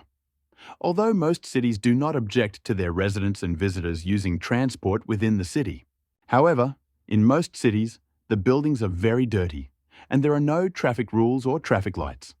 Therefore, if the speed is too high, it will most likely cause a traffic accident. So if you drive too fast in the city, you won't get a ticket, but you might get shot at by other drivers. This wasn't their first visit to October Town, so they quickly got used to it and found the local shops. Hisoka opened the storage box on the motorcycle and pulled out a clear plastic barrel that had turned slightly yellow. He placed the plastic bucket on the counter. The owner of the store, a middle-aged man with weathered features, looked at them both with slightly clouded eyes. "Is there anything I can help you with? Water, food, or weapons? If you want women, you'll have to go to the side." Hisoka wasn't going to be polite to his interlocutor. 30 liters of water, low pollution. The boss said casually, 0.02%, 10 upgrades for 1 silver coin. 0.01% is 2 silver coins for every 10 liters. Let me clarify. We only accept pure silver coins issued by large organizations. We do not accept coins minted privately by smaller organizations. When ex-Hisoka heard the price, he was not willing to negotiate. Purified drinking water is really expensive. He immediately took out 6 silver coins the size of a fingernail. On the front side of the silver coin is a 2-handed sword passing through a pattern of 3 gears of different sizes, and on the back are 5 layers in the Brotherhood of Steel. Apparently, these 6 silver coins were ordinary silver coins issued by the Brotherhood of Steel. The boss glanced at the logo above, then reached out and wiped his hand, and the 6 silver coins disappeared in an instant. Then he pulled his hand to the side, and a yellow water pipe appeared from somewhere. Shiso had already opened the lid of the plastic jar. The owner inserted a water pipe into it and opened the tap on the other end. Within a minute, the 30-liter plastic tank was completely filled. Hisoka did not rush to close the lid, but took out a portable radiation meter. Looking at the numbers displayed by the detector, a look of displeasure flashed across his face. "Boss, did you pour the wrong water?" He turned the measuring device over and pointed it at the middle-aged boss. The middle-aged boss looked at the number 0.018% without changing his expression. 0.018% if you remove the last digit, wouldn't it be 0.01%? Hisoka narrowed his eyes after hearing the middle-aged boss's words. The other party's words were clearly meant to deceive. Although both are water, the price of water with radiation levels of 0.01% and 0.02% is twice as high. Eating foods that contain high levels of radiation and drinking water for a long time will quickly increase the radiation levels in your body. After all, food and water are what we consume every day, and if we are not careful, the radiation levels will quickly build up in your body. Seeing Hisoka's clenched fist, Simon, who was standing next to him, hurried forward and shook his brother's hand. "Brother, forget about it." It's not that Simon is too timid, but in his perception, 3 people are already slowly approaching them in the seemingly empty store. Although they are both people with special abilities, they do not panic at all when faced with 4 or 5 ordinary people. However, opening a shop in such a place is not that easy. The middle-aged boss in front of him was probably just someone's subordinate, so killing him did not make much sense. If these people were to be relocated, there would be a question of whether the 2 of them would be able to leave October Town together. And Simon had not forgotten that the main reason they came here this time, other than replenishing their drinking water, was to carry out Ye Yun's request to come here and find someone. Looking at his younger brother Hisoka, who was constantly glancing at him, he finally suppressed the urge to act. He snorted coldly and put the closed bucket back in the car. Faced with the retreat of the 2 brothers Hisoka and Simon, the shop owner did not take any further action, but simply watched them leave with indifference. A hint of disdain flashed in his eyes. Shen Yang had become accustomed to such scenes. In this wasteland, only strength and power matter, and the organization he represents gives him confidence. It's not that no one had dared to attack him in the past, but everyone who did so, without exception, became dried meat in a warehouse and fertilizer on the farmland in Oktyabrski Gorodok. The brothers left the store. Seeing that the elder's face still showed a hint of anger, Simon quickly lowered his voice. "Brother, don't forget our main mission. Besides, the potion is in our hands, so there is no need to conflict with the other party over something like that." Shisuo took a deep breath, calmed down, and nodded. The purpose of their trip was not only to replenish their supplies, but more importantly, to carry out Ye Yun's request. They got back on their motorcycles and slowly rode through the streets of October Town. Soon, the two men's motorcycles stopped in front of a tavern in October Town, on the door with a picture of a glass of wine. Although faded, it was still recognizable. They stopped their bikes and entered the pub. The inside of the pub was dim, the only light coming from the windows and a few miserable incandescent bulbs. The air was thick with the smell of alcohol and cheap tobacco. Hisoka and Simon entered the tavern, quickly scanning the surroundings. Some patrons were sitting at a few shabby tables, drinking alone or chatting in groups of 3 or 4. Seeing the two enter, many people looked at them with puzzled looks. The brothers didn't pay attention to the crowd. They carefully walked between the tables and chairs to the bar. Hisoka and Simon sat down at the bar, where the bartender, who looked rather shabby, stood. He was wiping the glass in his hand. His gaze slid over both of them, and then he casually said, "What would you like to drink?" Hisoka glanced at the menu and silently cursed the establishment, calling it a shady place. However, he knew the rules of the tavern very well. If they hadn't made any purchases, the bartender probably wouldn't have said a word to them. Hisoka had no choice but to order 2 of the cheapest alcoholic drinks and then place 4 silver coins on the table. The bartender nodded, turned around, picked up 2 slightly rough glasses from the wine rack behind him, and then poured the dark liquid from the keg into both glasses. He placed the glass of wine in front of Hisoka and Simon. They exchanged glances, picked up the glass, and took a sip. The next moment, an indescribable expression appeared on both of their faces. It wasn't their first time in this bar, but it was their first time trying such terrible drinks. Shisuo secretly cursed these guys for their dishonesty. This wasn't alcohol at all. It was clearly sewage. However, he also realized that he was now on foreign territory, so he quickly suppressed his displeasure. Hisoka put down his glass and said to the bartender, "We are not here just to drink. We are looking for information." The bartender raised an eyebrow, apparently unsurprised by Hisoka's words. "In the city of Oktoberfest, information is more valuable than this wine." Simon added, "We are willing to pay the right price if the information is accurate." The bartender smiled slightly, revealing a row of yellow teeth. "It depends on what information you need." Hisoka lowered his voice and stated his needs. "We need to find a suitable free agent for the organization. This person must have certain combat skills and rich experience in exploring the wild. It is best if it is a man. Of course, it is even better if it is a cyborg or a person with special abilities. You need to join a long-term organization. The organization will provide all the necessary living conditions and equipment. The contract is valid for 3 years. If we find a suitable person, we can offer 10 silver coins." Hearing Hisoka's request, the seemingly lazy bartender immediately perked up. 10 silver coins is a considerable amount. He immediately pulled a small notebook out of the drawer and began searching quickly. After a few minutes, he closed the notebook again. "You have found the right person. We have several available people in the city who are ready to take on this mission. But a 3-year contract is too long. Not sure they're ready to do that." How could Hisoka not understand what the other guy meant? He put his hand in his pants pocket and threw a silver coin in the other guy's direction. He said a little sadly, "Call the people and we'll talk. Whether they want it or not is our own business." The bartender sensed the benefit and a smile appeared on his face. He made an okay gesture and pointed to an empty corner of the bar.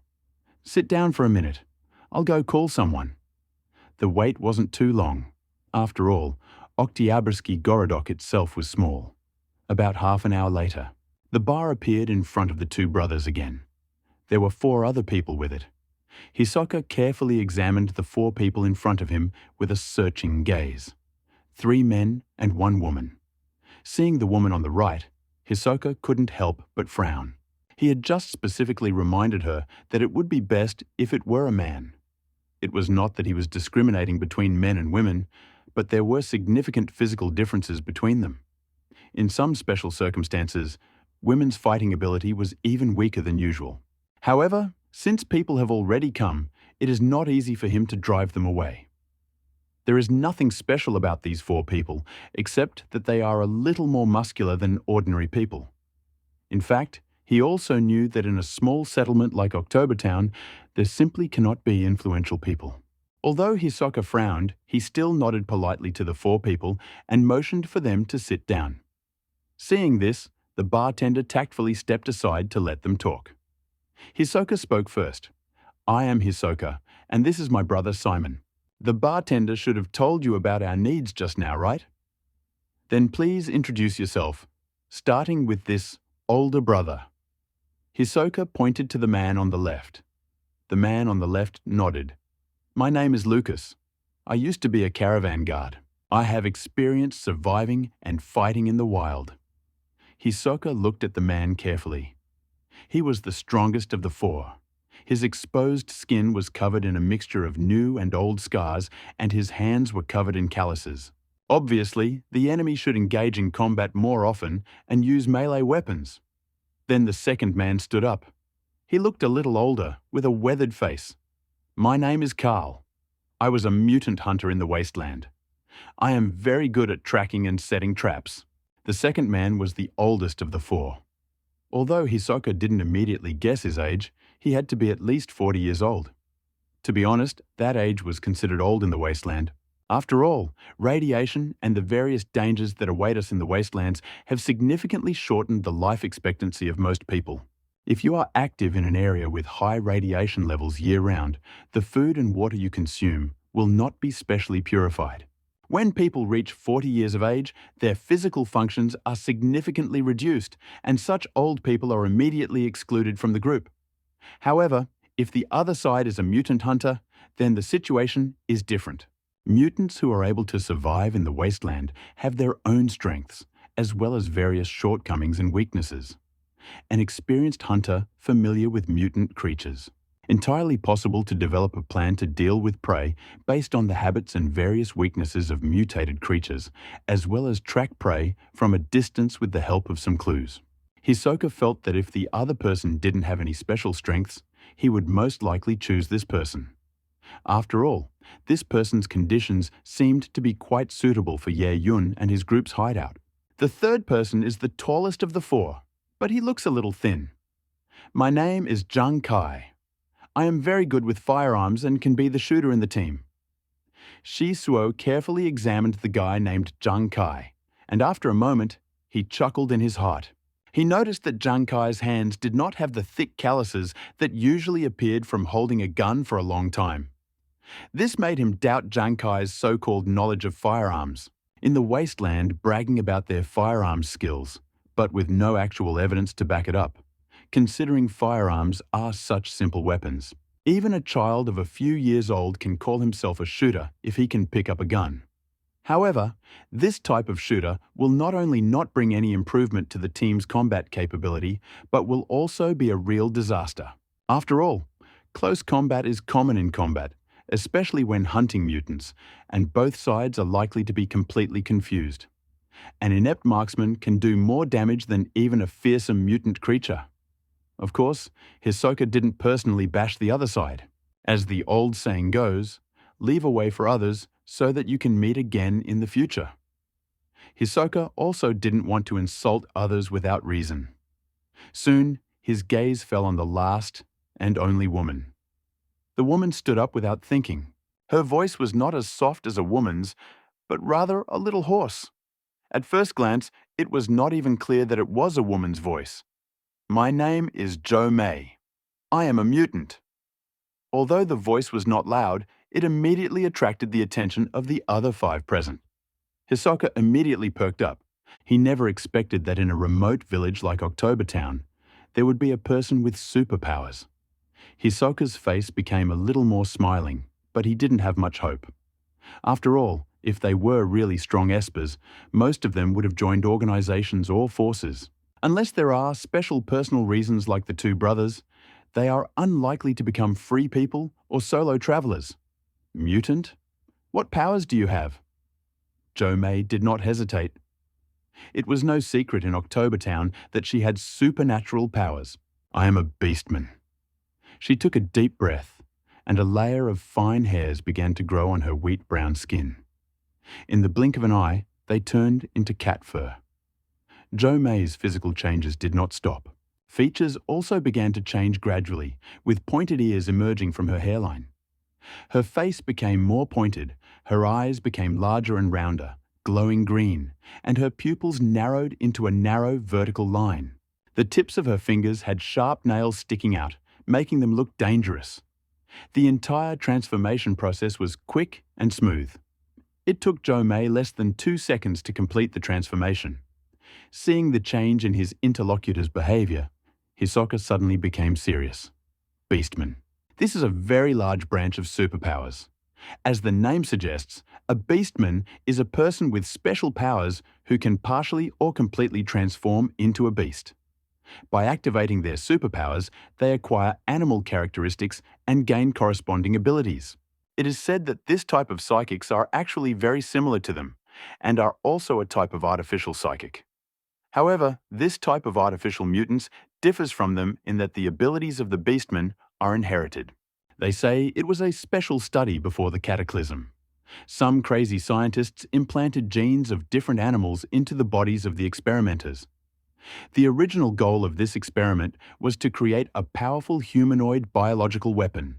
After all, this type of biological weapon with an artificially modified carrier is capable of preserving intelligence to a large extent. However, with the onset of the cataclysm, this research was not completed, and many test subjects were lost in the wastelands. Due to the instability of gene editing and mutations from radiation, only a small number of the test subjects' descendants inherited the ability to behave like animals, and it was these people who became the current animal-like creatures. Of course, there is also a saying that those descendants who do not have the ability to transform into beasts are simply deprived of the ability and are temporarily unable to activate the superpowers in their bodies. This special bloodline will continue to circulate in their bodies until it awakens in the body of one of their descendants. Hisoka had seen a beastman before. Another member was a guard for a passing caravan, and he saw another member accidentally turn into a beast. After the opponent transforms into a beast, a layer of small scales will appear on his body, greatly enhancing his defensive capabilities. After the beast-like transformation, the beastman's body will become much stronger. Jo-mei in front of us must be a beastman with cat-like abilities. Probably has improved night vision, speed, and perception. Of course, we need to understand in detail what specific aspect we are talking about. However, with the appearance of the psychic, the monster hunter Carl, who initially seemed quite good, can only be placed in second place. Shisu immediately invited, "Then welcome." As soon as Hisoka opened his mouth, a somewhat discordant voice came from beside him. "No, beastmen are indeed beastmen, but don't some people forget to inform their employers of their shortcomings?" Speaks, and there is a hint of sarcasm in his tone. Some of the people mentioned in the other person's words naturally refer to Jo-mei, who is next to him. Shisuo frowned, turned to Jo-mei, and said with a doubtful voice, "Shortcomings?" When Jo-mei heard Junkai's words, dissatisfaction flashed in her cat-like eyes. However, she had no intention of hiding her shortcomings. Jo-mei nodded to Shisuo. "Yes, my abilities have some obvious shortcomings. I can't use my powers for a long time during the day." As she spoke, Jo-mei's abnormal facial features gradually disappeared.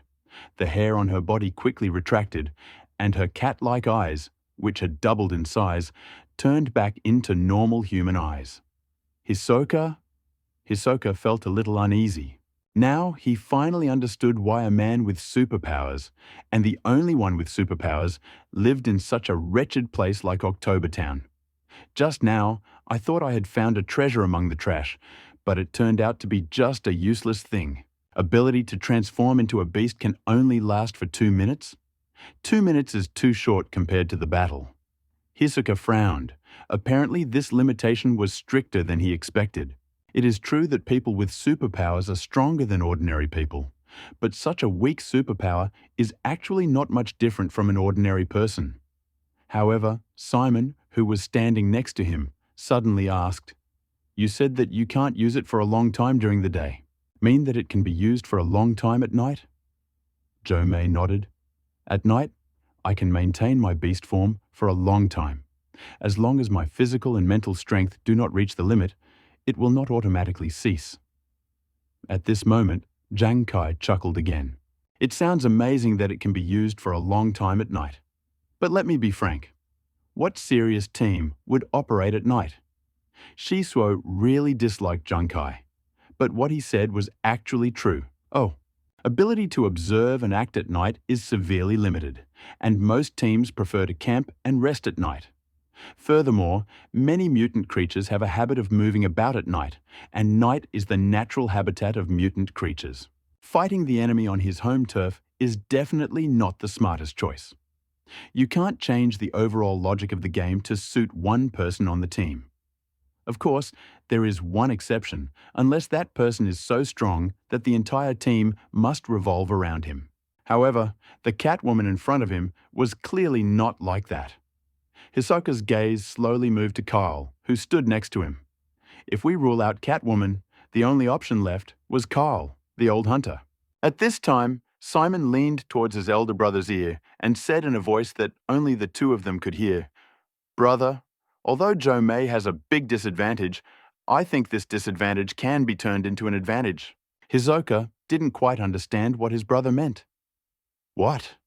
Simon quickly explained, "While most reconnaissance parties don't continue their activities after sunset, don't forget that any party going out on reconnaissance must keep watch at night. With such a night psychic, wouldn't the team's safety level increase significantly?" Hisoka's eyes lit up after hearing his own explanation. In fact, he always thought about the fight, but ignored the fact that the team needs to build up not only its offensive power, but also its defensive power. Cats are nocturnal animals with relatively keen eyesight and hearing at night, so they can serve as advanced watchtowers. Shisuo looked at Jo-mei. "Apart from transforming into a beast, what other abilities do you have?" Originally had no hope of getting this job. After all, she knew her position very well, and turning into a beast for a minute or two would not have much effect. And she was a woman. Most teams naturally did not like women. After all, women's physical abilities and strength are far inferior to men's. However, hearing Hisoka's repeated question, Jo-mei's eyes lit up, and she quickly said, "Weapons. I know how to use weapons." Now Hisoka finally understood. Why is Jang Kai, who is next to her, always trying to please Jo-mei? It turns out that they are both artillerymen, and the composition of each team has certain restrictions. This means that there is a certain degree of competition between them, and it is quite possible that they have had conflicts before. Shisuo thought for a moment, then said to Jo-mei, "Since you said you can handle a gun, we need to test your aim. Let's go outside and you can show us." Jo-mei nodded. "Okay, no problem." At this time, Jang Kai stood up again, with a provocative smile on his lips.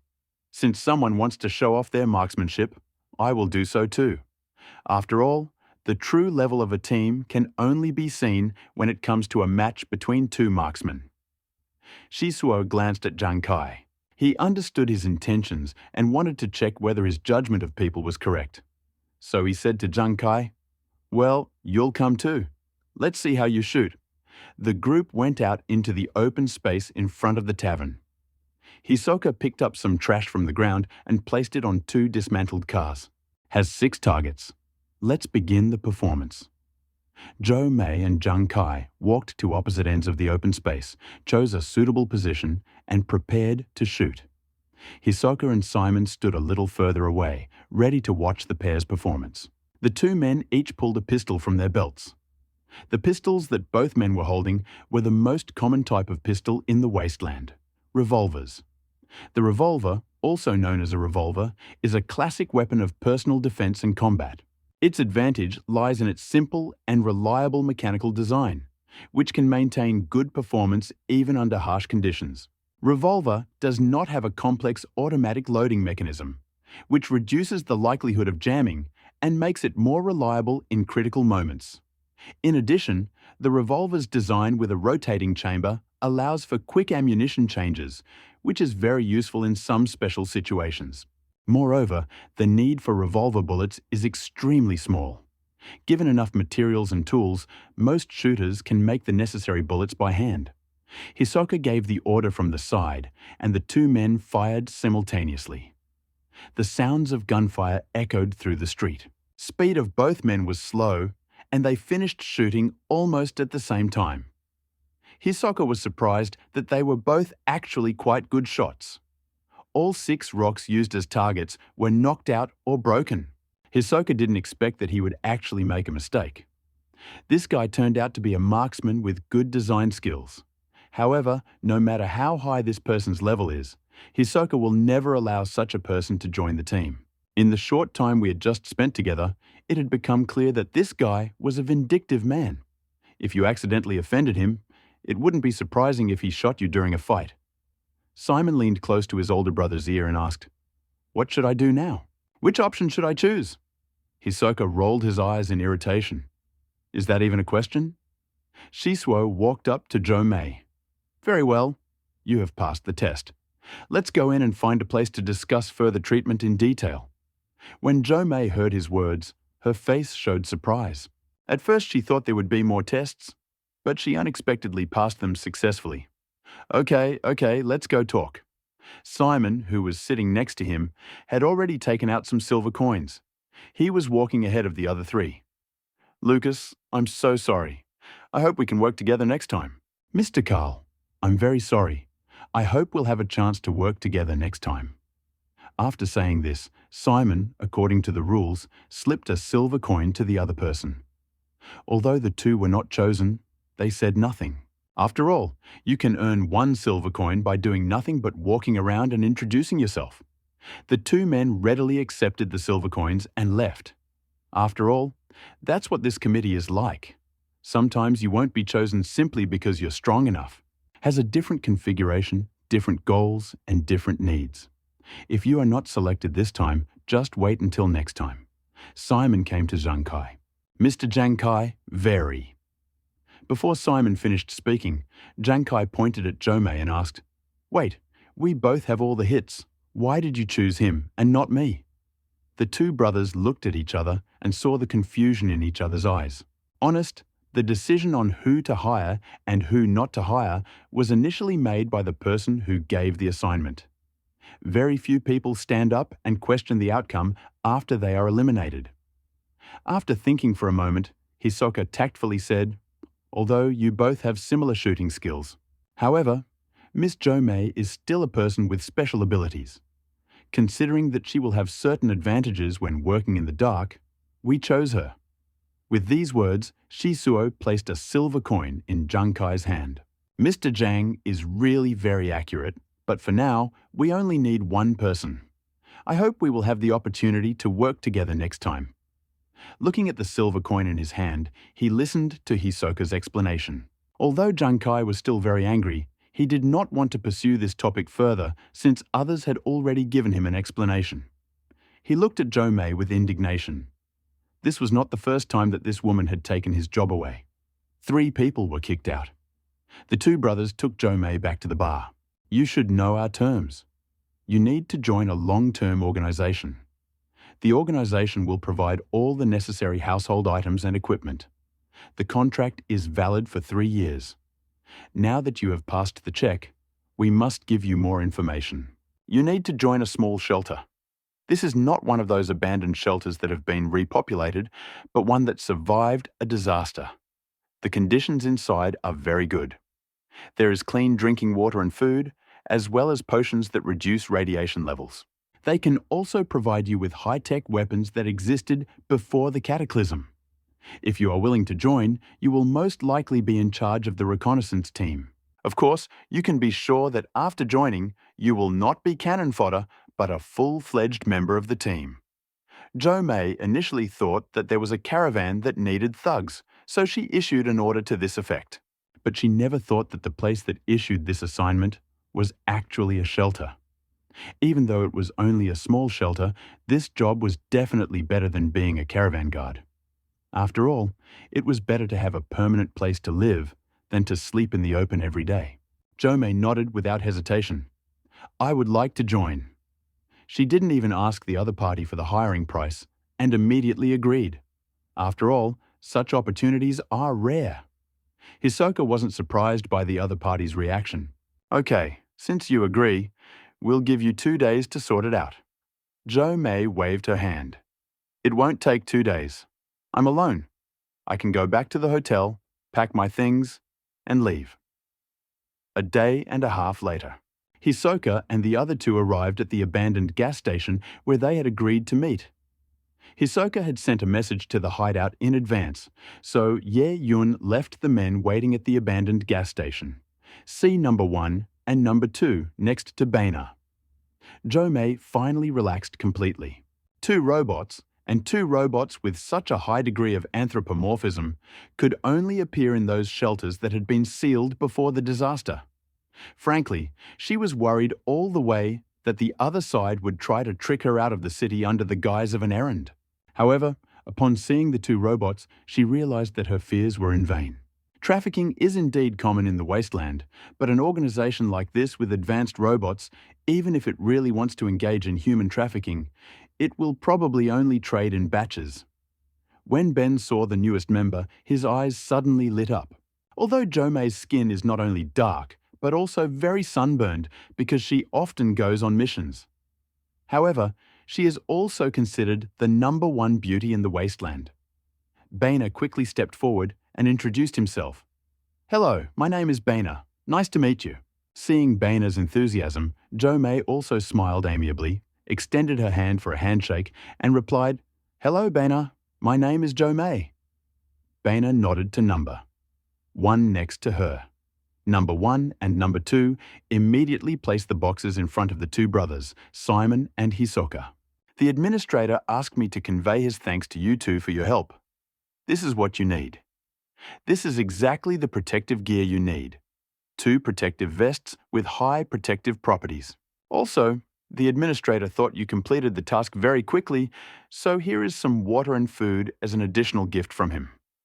Hisoka looked at the 2 boxes, and his face showed confusion. The managers of this shelter are very generous. They were just running an errand, and yet they gave him so many supplies. He had already received a spear from Ye Yun. The spear looked ordinary, but it was incredibly powerful and the sharpest he had ever seen. Although he did not understand the principle behind it, he knew that it was good. So this time, when the other party asked him what reward he wanted, he specifically asked for 2 life preservers for himself and his brother. To be honest, Shisuo had a little trick in mind when he named the price.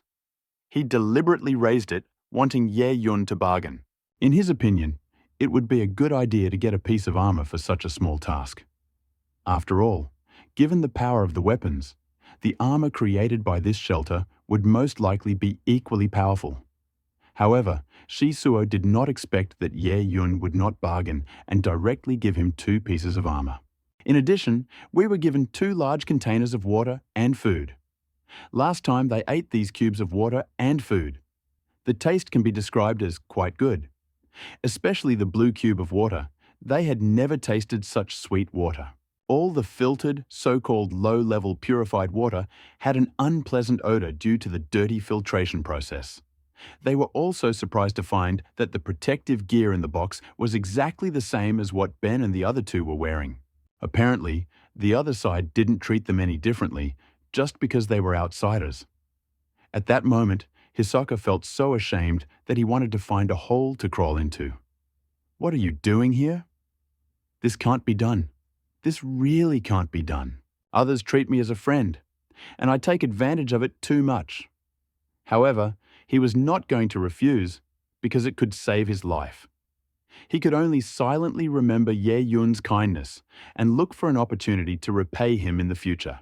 Hisoka cleared his throat, trying to hide his embarrassment, and said to Ben, Please tell the administrator that we are very grateful for his generosity. These things are very important to us. If you have any requests in the future, please pass them on to us, and we will do our best to help you complete them. Baina nodded, indicating that he understood. All right, Mr. Hisoka. If there is nothing else left, we should return. They said they wanted to go back, but Ben and the other two didn't leave. Of course, Hisoka understood what the other man meant. He didn't hesitate. He and Simon immediately carried both boxes and loaded them onto their modified motorcycles. Then he waved to a few people and quickly left the abandoned gas station. Watching the two people's backs disappear from view, Baina then looked away and looked at Joe May, who was standing next to him. The administrator's current plan is to give you a 3-year employment contract. After 3 years, you will receive at least 500 silver coins, 2 sets of armor, and 2 weapons. In addition, if you perform well during your service life, the administrator will also give you other additional rewards. Of course, if you have other ideas, you can also express them and discuss them. Hearing about the reward, Joe May took a deep breath. This treatment is a bit outrageous. Joe May quickly agreed. Of course, no problem. Joe May agreed. Baina nodded, and the 4 of them quickly returned to the shelter. You have gained a new member. Joe May, you have unlocked new construction capabilities. Click to view. Name, Joe May. Special status, temporary employment. Strength, 5. Observation, 6. Endurance, 4. Charisma, 4. Intelligence, 4. Agility, 8. Luck, 3. Radiation value, 22% food and clothing. Cost, 69 out of 100. Water purification rate, 65 hundredths. Loyalty, 65. Ability, beast transformation. Blue, transforms body into a beast after activating the skill. Looking at Joe May's data panel, Ye Yun nodded with satisfaction. The stats are average, especially the agility is very good, and the observation is not bad. The other stats are very ordinary. However, considering that Joe May is a person with special abilities and is good with firearms, this is not a disadvantage and he can still put up with it. Moreover, from the Blue Beast transformation, Ye Yun also knew that different superpowers should also have different strengths and weaknesses. Although this beast ability cannot be called the best, it is not that bad. As for the relatively low loyalty, Ye Yun was not too worried about it. Having had experience with Lena and Baina, he knew very well that if he was given a little time, he would be able to increase this loyalty. While Ye Yun was looking at Joe May's data panel, Joe May was also carefully looking at this unfamiliar shelter. Just as Baina and Hisoka said, this shelter is not very big, and there are only a few people in it. Only 3 people and 3 advanced-looking robots. But unlike the abandoned and dilapidated world of the wasteland, there are no colorful spots, and there are no stains and destruction everywhere. The clean metal floor can even reflect the blurred shadows. Lena was dressed in a clean blue uniform. She looked elegant and graceful. Her body was clean, without any stains or dirt, and she always had a smile on her face. It was impossible to see such a situation from the outside. In the wasteland, all the girls over 8 years old first check whether they are tightly wrapped up before going outside. Either put on a mask or smear mud on your face. As for the reason, I'm afraid everyone understands. This environment and atmosphere allowed Joe May, who was a little wary at first, to completely relax. I'm just a worthless mutant that even a slightly larger caravan wouldn't look down on. How could such a shelter have any bad thoughts about me? Joe May's loyalty plus 2 Ye Yun. Looking at the system message, Ye Yun was a little puzzled. WHAT's going on? He hadn't done anything, so why had his loyalty suddenly increased? But he wasn't too bothered by it since this kind of situation seemed to have happened to Lena and Baina before. He cleared his throat and immediately attracted Joe May's attention. Joe May immediately looked away and looked at the orphanage manager. Ye Yun extended his hand. Welcome to our small family. Allow me to introduce myself. My name is Ye Yun. I am the manager of this orphanage. Joe May quickly shook Ye Yun's hand and said dryly, Hello, sir. I am Joe May, a human who has taken the form of a beast. Ye Yun also noticed Joe May's nervousness and nodded slightly. I heard about your situation from Hisoka. Then let me tell you about the work you will be responsible for in the future. Our shelter has a mission to go out on reconnaissance, mainly collecting special supplies and exploring the ruins. Currently, the team going on reconnaissance consists of Benna and 3 androids. While Ye Yun was introducing himself, all 4 nodded amiably to Jo Mei. You will join the reconnaissance team later. Since these 3 are robots, even if we encounter any danger during our exploration, they will act as bait or cover the team's rear, allowing the rest to safely evacuate. So you don't have to worry too much about your safety. Jo Mei didn't fully believe Ye Yun's explanation. After all, when she was a mercenary, she also participated in protecting caravans. In the van where she used to work, there was a humanoid robot. This robot was significantly inferior to the 3 complex robots in front of them. Its body was made up of parts that were assembled later, and it looked like a bulky giant tin can. However, the caravan leader treasured the robot very much. As far as she knew, such high-tech robots only existed before the cataclysm, and those that could be seen now were mostly recovered from various ruins and shelters. Not to mention the entire robot, even some special parts of the robot can cost more than an ordinary person. Therefore, Jo Mei took Ye Yun's words about the robots leaving her behind and letting her, an ordinary human, go first when they encountered danger, as just a kind consolation for their new member. Jo Mei didn't care. Ye Yun asked with great interest, "By the way, can you show me your ability to transform into a beast?" To be honest, Ye Yun is not particularly interested in things like cat girls and animal ears. However, he is still a new member of the shelter, so we will have to see his power after the transformation. Jo Mei did not refuse this request. She took a deep breath and turned into a beast again. Name: Jo Mei Beast Form. Special status: temporary employment. Strength: 5+1. Observation: 6+3. Endurance: 4+1. Charisma: 4-1. Intelligence: 4-1. Dexterity: 8+3. Luck: 3+1. Radiation value: 22% food and clothing. Cost: 69 out of 100 water purification rate. 65/100ths loyalty. 67 abilities. Transformation into Beast Blue. After activating the skill, the body will transform into a beast. Seeing the changes in Jo Mei's data, Ye Yun was a little surprised. This so-called beast transformation is actually similar to the acceleration skill that number 1 currently possesses. It is able to stimulate the body's potential and improve various properties of the body in a short period of time. However, beast transformation is obviously better than acceleration, and the value of the increase in characteristics is also higher. Observation and dexterity increase by 3 points respectively. In addition, Ye Yun also noticed this when he transformed into a beast. Jo Mei's intelligence dropped from 4 to 3. It was obvious that transforming into a beast had some effect on her thinking ability, but fortunately, the effect was not too noticeable. Quickly assessing Jo Mei's situation, Ye Yun made a rough judgment and casually began to exchange opinions. He had just checked and found that the weapon Jo Mei was carrying was the most common whiteboard weapon. The other party is already a member of the shelter under his command. Strengthening her strength is equivalent to strengthening the shelter's strength. Ye Yun asked Jo Mei, "Jo Mei, other than firearms, what other weapons are you good at? Didn't you say that I can transform into a beast for a long time at night?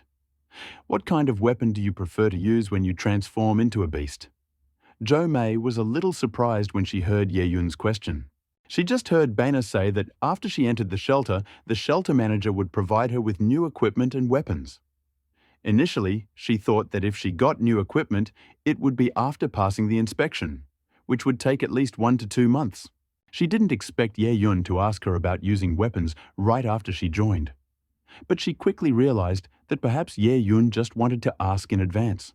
After all, special weapons also require a certain amount of preparation time. Jo Mei thought for a moment before answering, "A longer dagger, a short knife, or a short sword, preferably a 2-handed one, will do."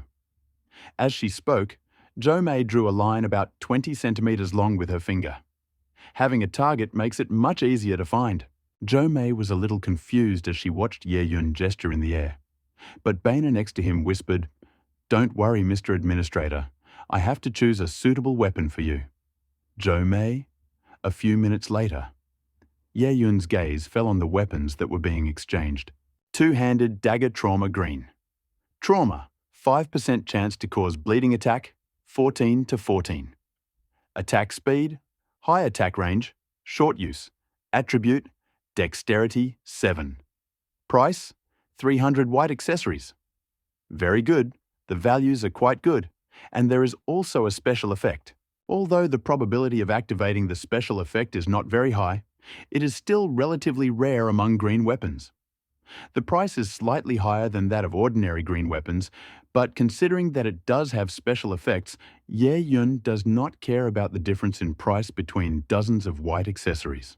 Originally wanted to equip Jo Mei with the green recovery vest. After all, it was a self-produced item, sold at a relatively low price, and its performance was quite good. However, just as he was about to close the deal, another piece of armor caught his attention. Hidden nightgown, green defense.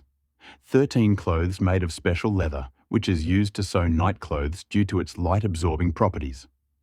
Stealth, the effect of presence is reduced by 50% at night, and the effect of stealth disappears after an attack and movement. Usage characteristics. Strength 5, Dexterity 8. Durability, 98%. Price, 290. White accessories, perhaps because of its high performance, or maybe because this special effect can only be activated at night. This special effect armor is sold for only 290 accessories. Ye Yun bought it without any hesitation. Although this piece of armor is not as good as the protective vest in terms of its performance, its ability to hide itself can compensate for both points of defense. The most important thing is the ability to hide, which can expand Jo Mei's advantage at night. In the end, Jo Mei's strengths and weaknesses are quite obvious. During the day, he is an ordinary marksman. 2 minutes of beast transformation may be unexpected, but in a normal fight, these 2 minutes are almost useless. During the day, Jo Mei's role is probably a little better than that of an ordinary bionic man. However, when night falls, Jo Mei can use her ability to transform into a beast for a long time. Before turning into a beast, Jo Mei was definitely no match for Bena. However, after using the beast transformation, Jo Mei and Bena became 55/50 stronger. After transforming into a beast, Jo Mei's agility was 11, almost twice that of Bena, and the gap in other stats was also narrowed. Ye Yun even felt that under the condition of suppressing speed, Jo Mei could have an overwhelming effect on Bena. After all, anyone who is good at martial arts should know that all martial arts in the world are invincible except for speed. Thinking about this, Ye Yun suddenly became interested. He asked Number 1 to pick up the equipment he had just sold from the warehouse. Looking at the 2 daggers handed to him and the black nightgown, Jo Mei's face was full of surprise. I just made a request, and the administrator immediately found the appropriate equipment in the warehouse? How is this done? Although Jo Mei was a little surprised, she still took the weapon handed to her. The dagger has a groove for blood drainage, the entire dagger is matte black, and the handle has anti-slip diagonal lines, which is very convenient. The nightgown is very soft and almost weightless to the touch. Jo Mei spoke with some hesitation. Chief Administrator, is this equipment for me? Ye Yun smiled and nodded. He understood Jo Mei's surprise. In the wasteland, weapons and equipment are scarce resources, and many people will fight to the death for weapons. Probably a rare occurrence in the entire wasteland for an administrator to just hand out weapons and gear. Of course, it's for you. From today on, you're a member of the shelter. Strengthening your power is equivalent to strengthening the shelter's power. Moreover, these equipment and weapons will be useful to you later when you explore the world and fight. If it were in another place, Jo Mei would probably start to suspect that the other party had different intentions. But at this moment, she had no doubts. Compared to the shelter that had been preserved since before the cataclysm, an inexperienced psychic like me had nothing that the other party could like. Therefore, Jo Mei did not doubt Ye Yun's explanation. As Ye Yun said, These equipment and weapons are important guarantees for her survival in the shelter.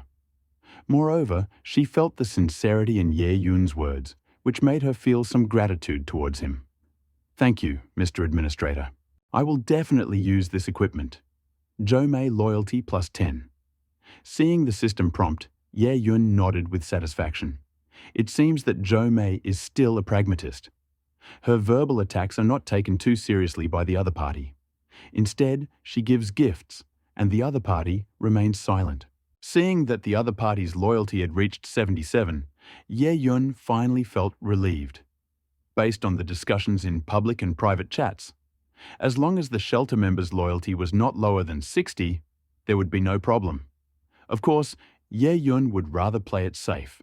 It seems that 60 is a bit unreliable, but there is no need to worry too much about 77.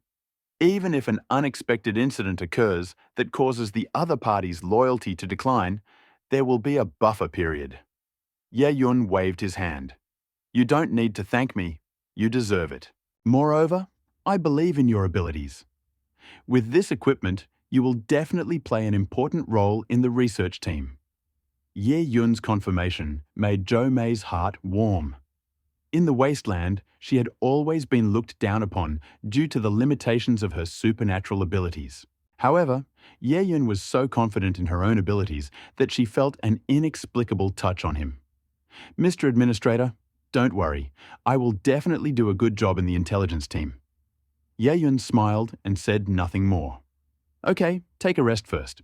From tomorrow, you will be working as part of the reconnaissance team. Go ask Lena and Bina. Of course, you can ask the other 3 androids too. Have a good rest today and get enough rest." "Yes, Mr. Administrator." Jo Mei bowed respectfully, then walked towards the dormitory, carrying her new weapons and equipment. Watching Jo Mei walk away, Ye Yun smiled. He was very pleased with the newly recruited team and believed that Jo Mei would play an important role in the orphanage. Moreover, Jo Mei's arrival has enriched the shelter's human resources. Now the shelter has androids, ordinary people, and people with special abilities, and the staff is fully staffed. This gives Ye Yun confidence in the future development. However, Ye Yun also knew that the foundation of all this required strong guarantees. After seeing Jo Mei off, Ye Yun immediately began to formulate a reconnaissance plan for the next day. He planned to let Jo Mei go with the reconnaissance team to test Jo Mei's combat capabilities at night. At the same time, he also asked Bennu and the 3 androids to prepare for battle in case of any possible emergency. While Ye Yun was busy, Jo Mei returned to her room. She looked at the new weapons and equipment in her hands, and her heart was filled with excitement. She didn't expect that she would be treated so well right after she entered the orphanage. This made her feel somewhat grateful to Ye Yun, and also gave her a sense of belonging to the orphanage. She secretly decided that she had to behave well in the orphanage and live up to Ye Yun's expectations. That night, or the next morning. Having spent a little time together yesterday, Jo Mei and the others were clearly no longer as alien to each other as they had been yesterday.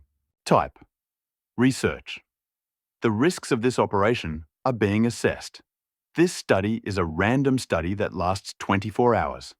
Evaluation: chance of getting a white item, 26%. Chance of getting a green item, 68.985%. Chance of getting a blue item, 5%. Chance of getting a blue item. Of getting a purple item, 0.015%. Risk, 0.012%. The risk rate was only 0.012%, which surprised Ye Yun a little.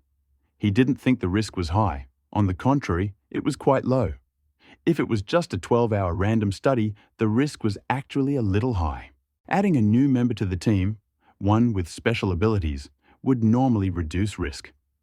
But this was a 24-hour, random reconnaissance mission. When a research team has to spend the night in the wild, the risk inevitably increases. However, the risk in this 24-hour study was only 0.012%. Compared to the previous period, the risk level of over 10 could be called very low. It was not difficult for Ye Yunyu to guess the reason for this change. It was certainly because Jo May had joined the team. It seemed that Jo May's role was even more significant than he had imagined. However, this was Jo May's first research expedition, and also her first time meeting the team.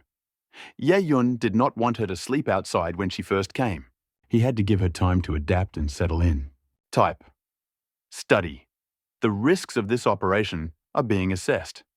This study is a 12-hour randomized trial. Evaluation. Chance of getting a white item is 49%. Chance of getting a green item is 49.995%. Chance of getting a blue item is 1%. Chance of getting a purple item, 0.005%. Risk level, 0.0012%.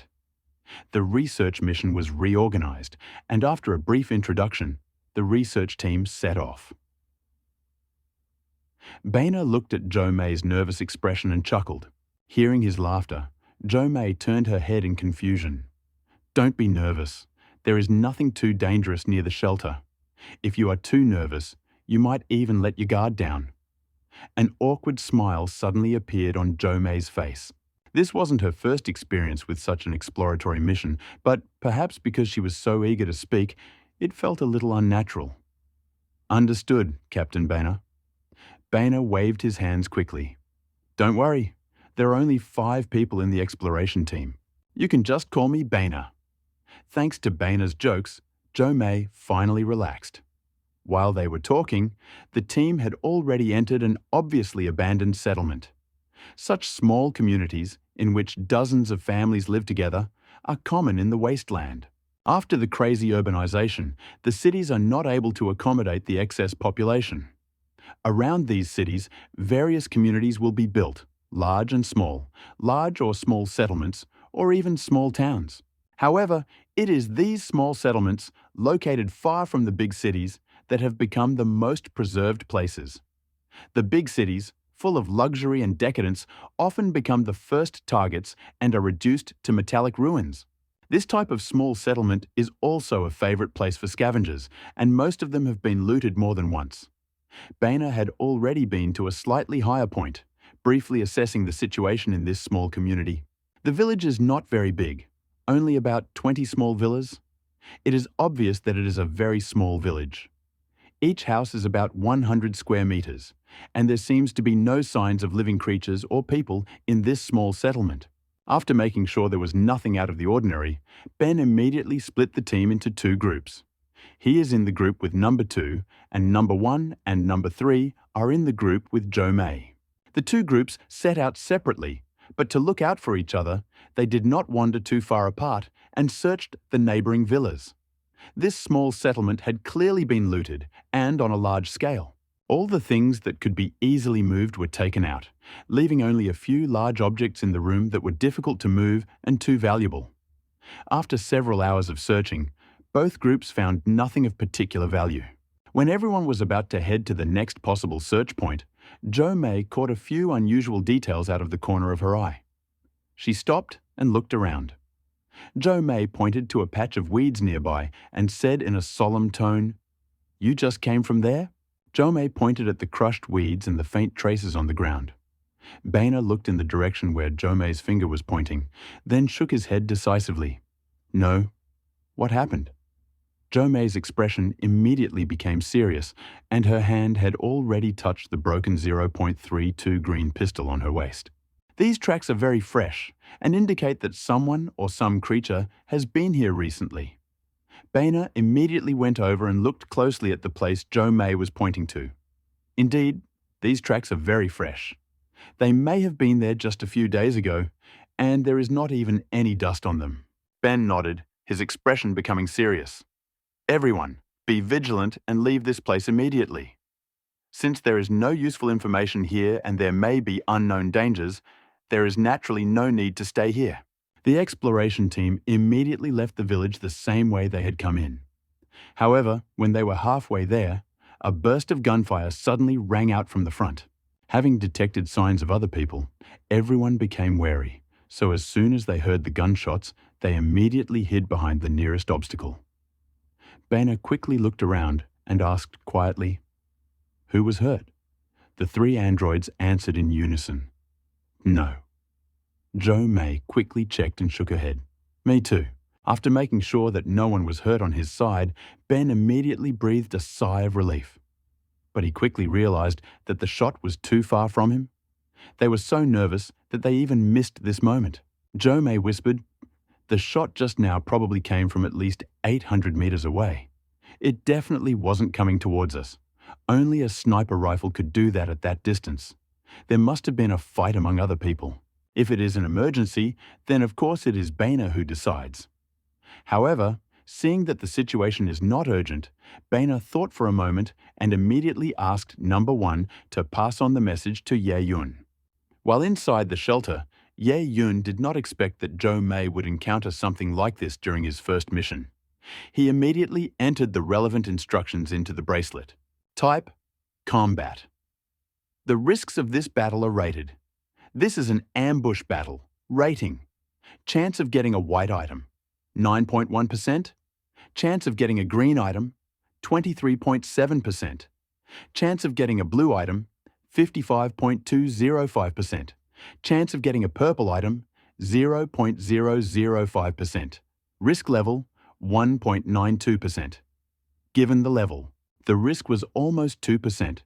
Ye Yun was a little hesitant.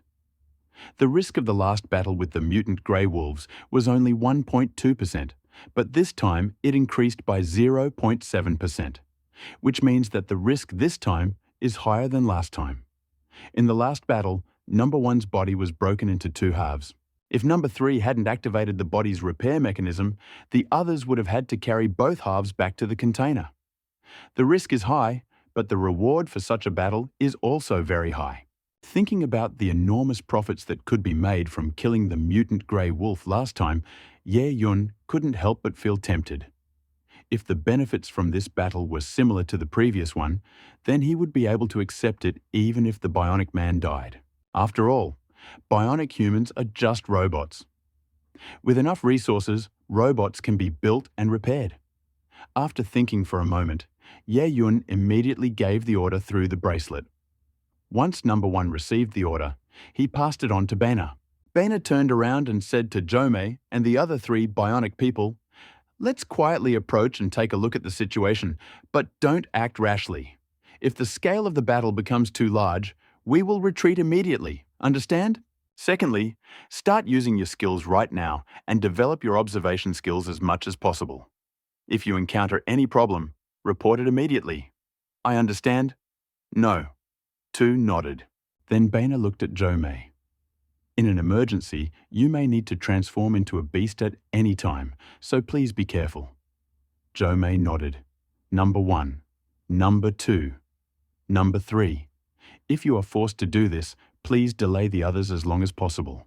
The three androids nodded and replied in unison, "No problem." Hearing Boehner's order, Jo May, who was standing next to him, looked a little surprised. She had heard Ye Yun say this yesterday, but at the time she had simply thought it was a courtesy from the manager. However, he only now realized that it was not just politeness. But she could not express the shock that had gripped her heart. Would anyone really want to allow a robot whose value had obviously increased to take a back seat to an ordinary person? Boehner led the squad and began moving silently towards the fire. They tried to use the terrain to hide and avoid detection by both sides. As they approached, the sounds of battle became increasingly audible. In addition to gunshots, they also heard human screams and mutant roars. Ben signaled the team to stop temporarily. They soon found a dilapidated building that served as cover, and Ben took out a telescope and began to observe the battle.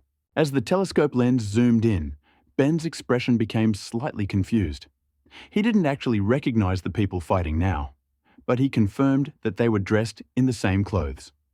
The clothes these people were wearing were exactly the same as those who had died at the hands of the mutant grey wolf last time.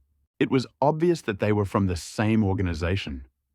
Nearby, in the open space, there were 6 fully armed men. No, 4 to be exact.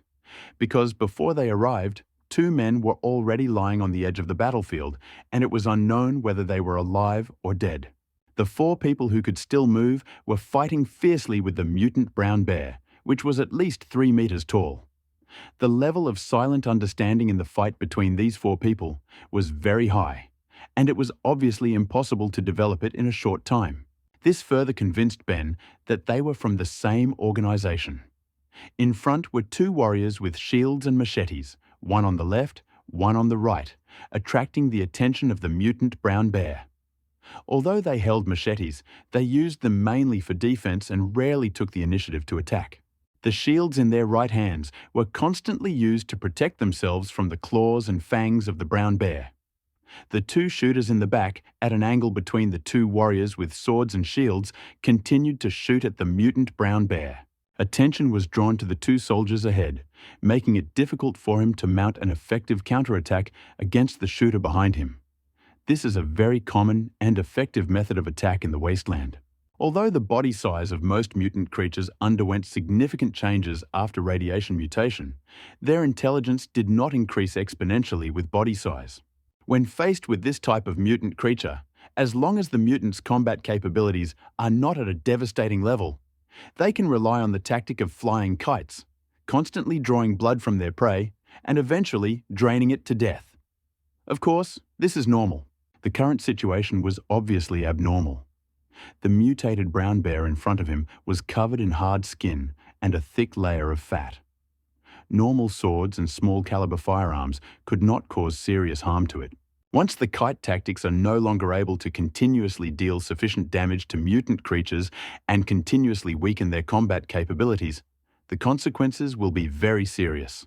Because as a swordsman and shield bearer responsible for holding back mutants on the front lines, he often does not engage in direct combat with mutants. However, even if you continue to use strength weakening and evasion techniques, the risk of getting herbs still remains. After all, the gap in strength between the 2 sides is too great.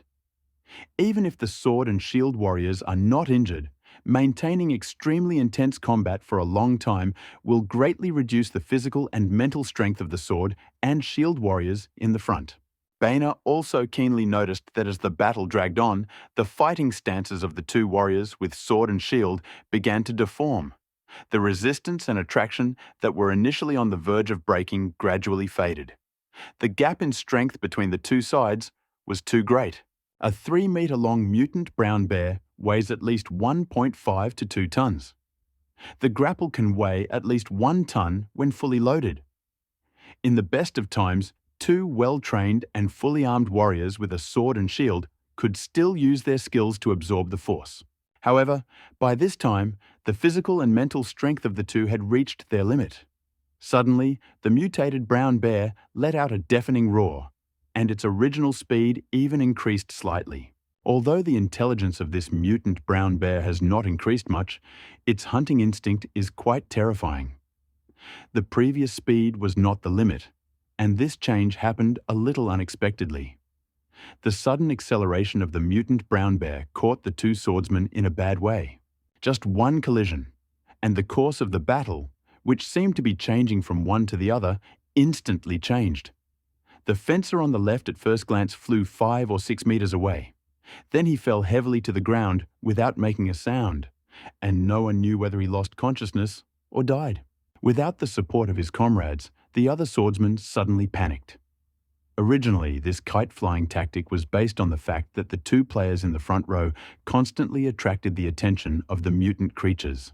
Now, one of the people responsible for attracting and distributing hatred was discarded, and the mutant's hatred was directed directly at the remaining person.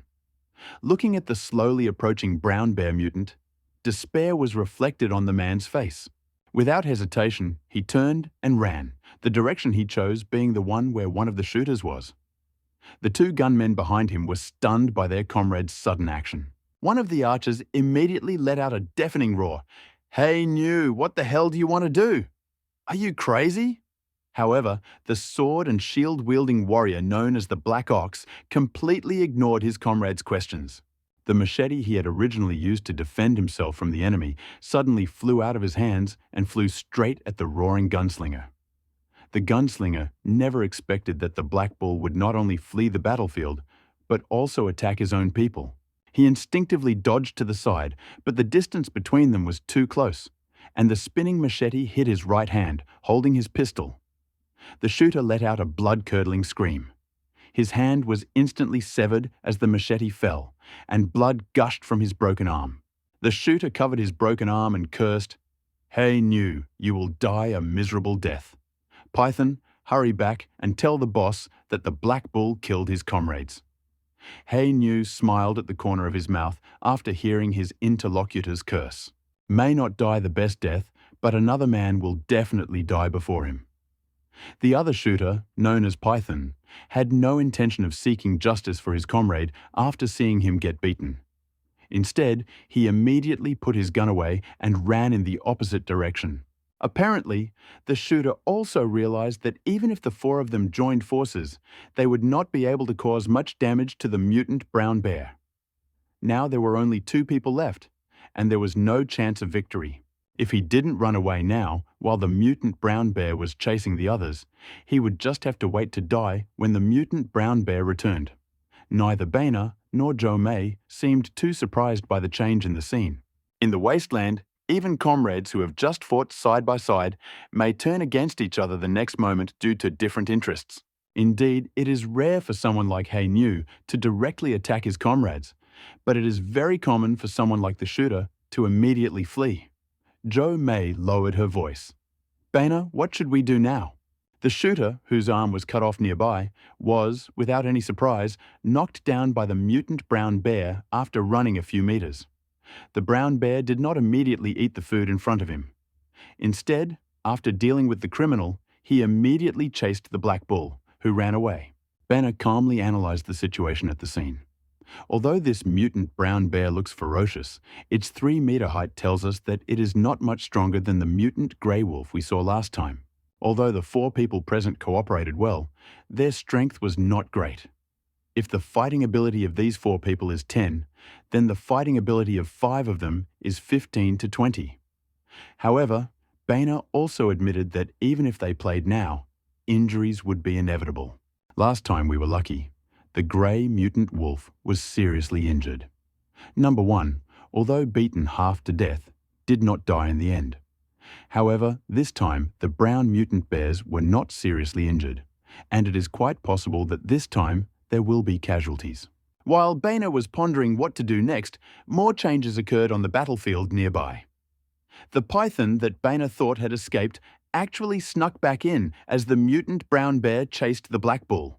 Seeing the python thrust what was in his hand into the hands of the already dead gunman, Joe May, who was standing next to him, whispered, "What he was holding looked like a bomb, but the distance was too far, so it must have been a remote-controlled bomb."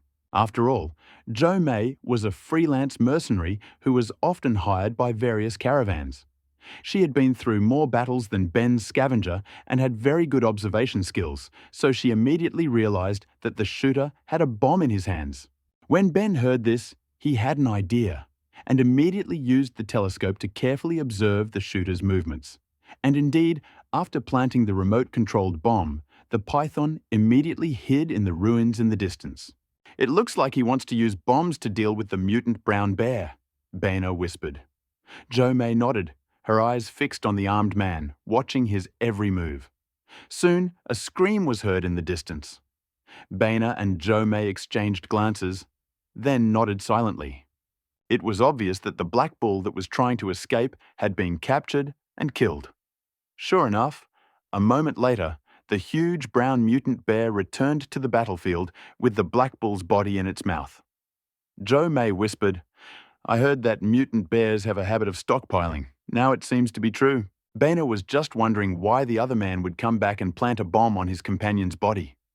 Now it seemed obvious that the other man was also familiar with this particular habit.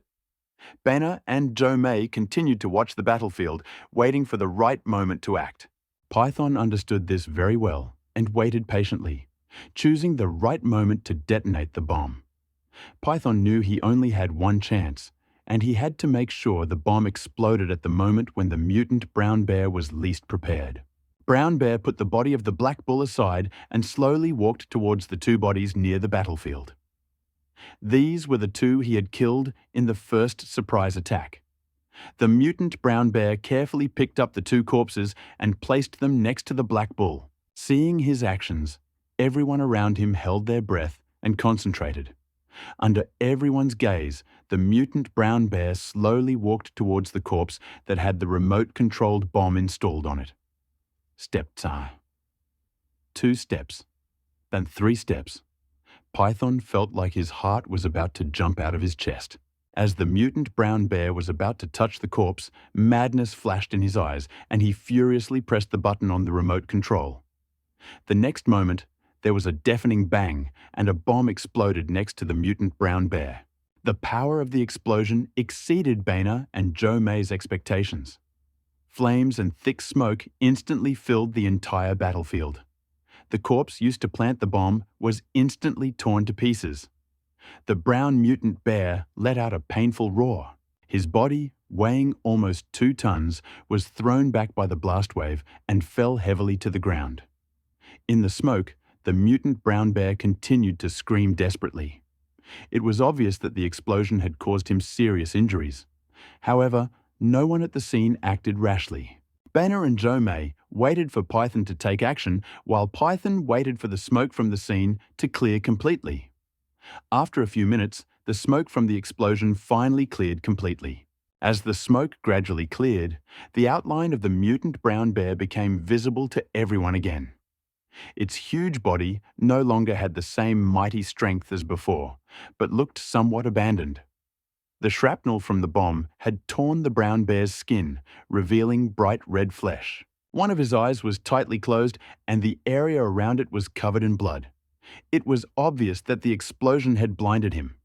The mutant brown bear's limbs were shaking slightly. He tried to stand up several times, but each attempt ended in failure. Even from a distance, Ben could clearly feel his breathing becoming heavier, each breath accompanied by a soft groan, as if speaking of his pain. The brown bear's belly, originally covered in thick fur, was burned, revealing large areas of skin covered in scars caused by the bomb. Some of the deep wounds were still bleeding, and blood was running down his body, forming a pool of blood in just a few minutes. He also suffered serious head and facial injuries, and one of his ears was torn off, exposing the internal tissue. The blood around the nose and mouth, mixed with dirt, made the place look even more disgusting. Despite the fact that the brown mutant bear had received such serious injuries, it was still breathing heavily, demonstrating its vitality. However, the former ferocity and aggression in his eyes were no longer there. They were replaced by confusion and pain. Seeing such a terrible explosion, the brown mutant bear did not kill directly. Ben was secretly scared, but fortunately did not fall and did not enter into a head-on fight with the enemy. If we really encounter the enemy face to face, even if we win, we will probably suffer heavy losses. Seeing that the mutant brown bear couldn't even stand, the python sighed in relief. Originally planned that if the bomb failed to kill the other side directly, he would turn around and run.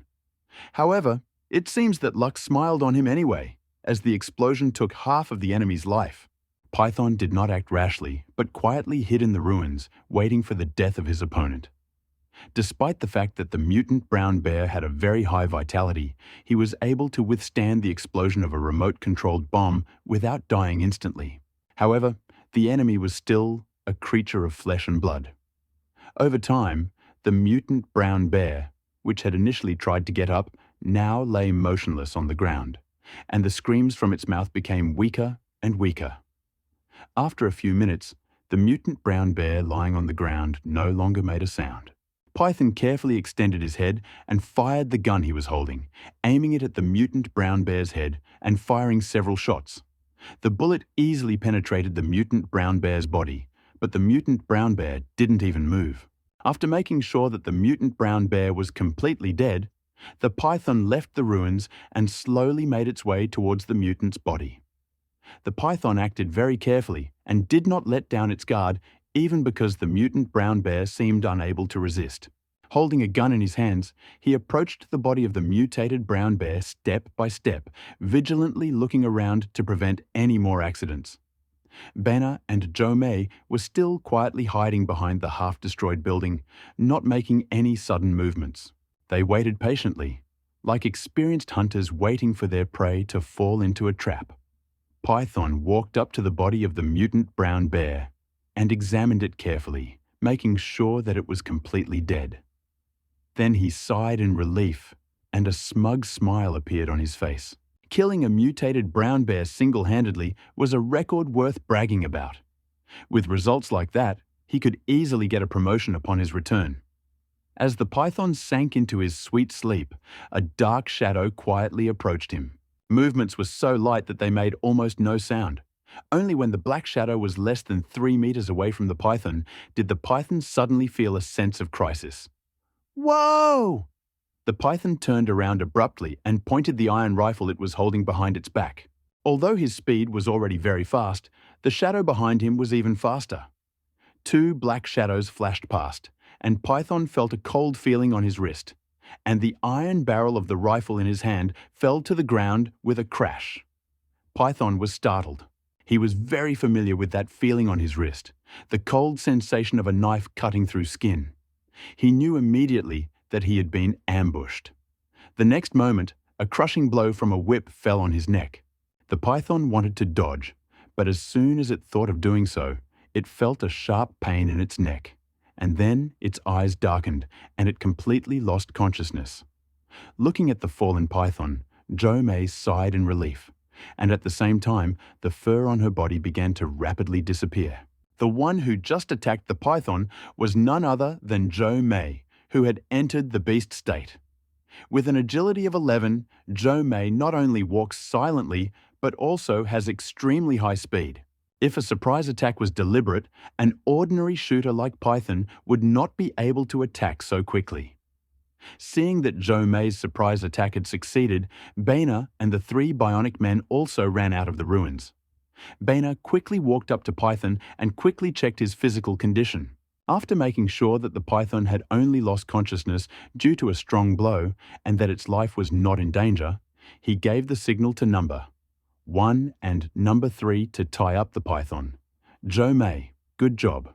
Baina expressed his approval of Jo Mei's performance, then turned and looked at the unconscious python, a glimmer of light flashing in his eyes. We need to get some information from him.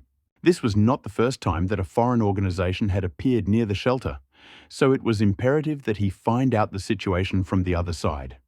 The man did not stay there, but immediately grabbed the python and ran to the nearest abandoned villa.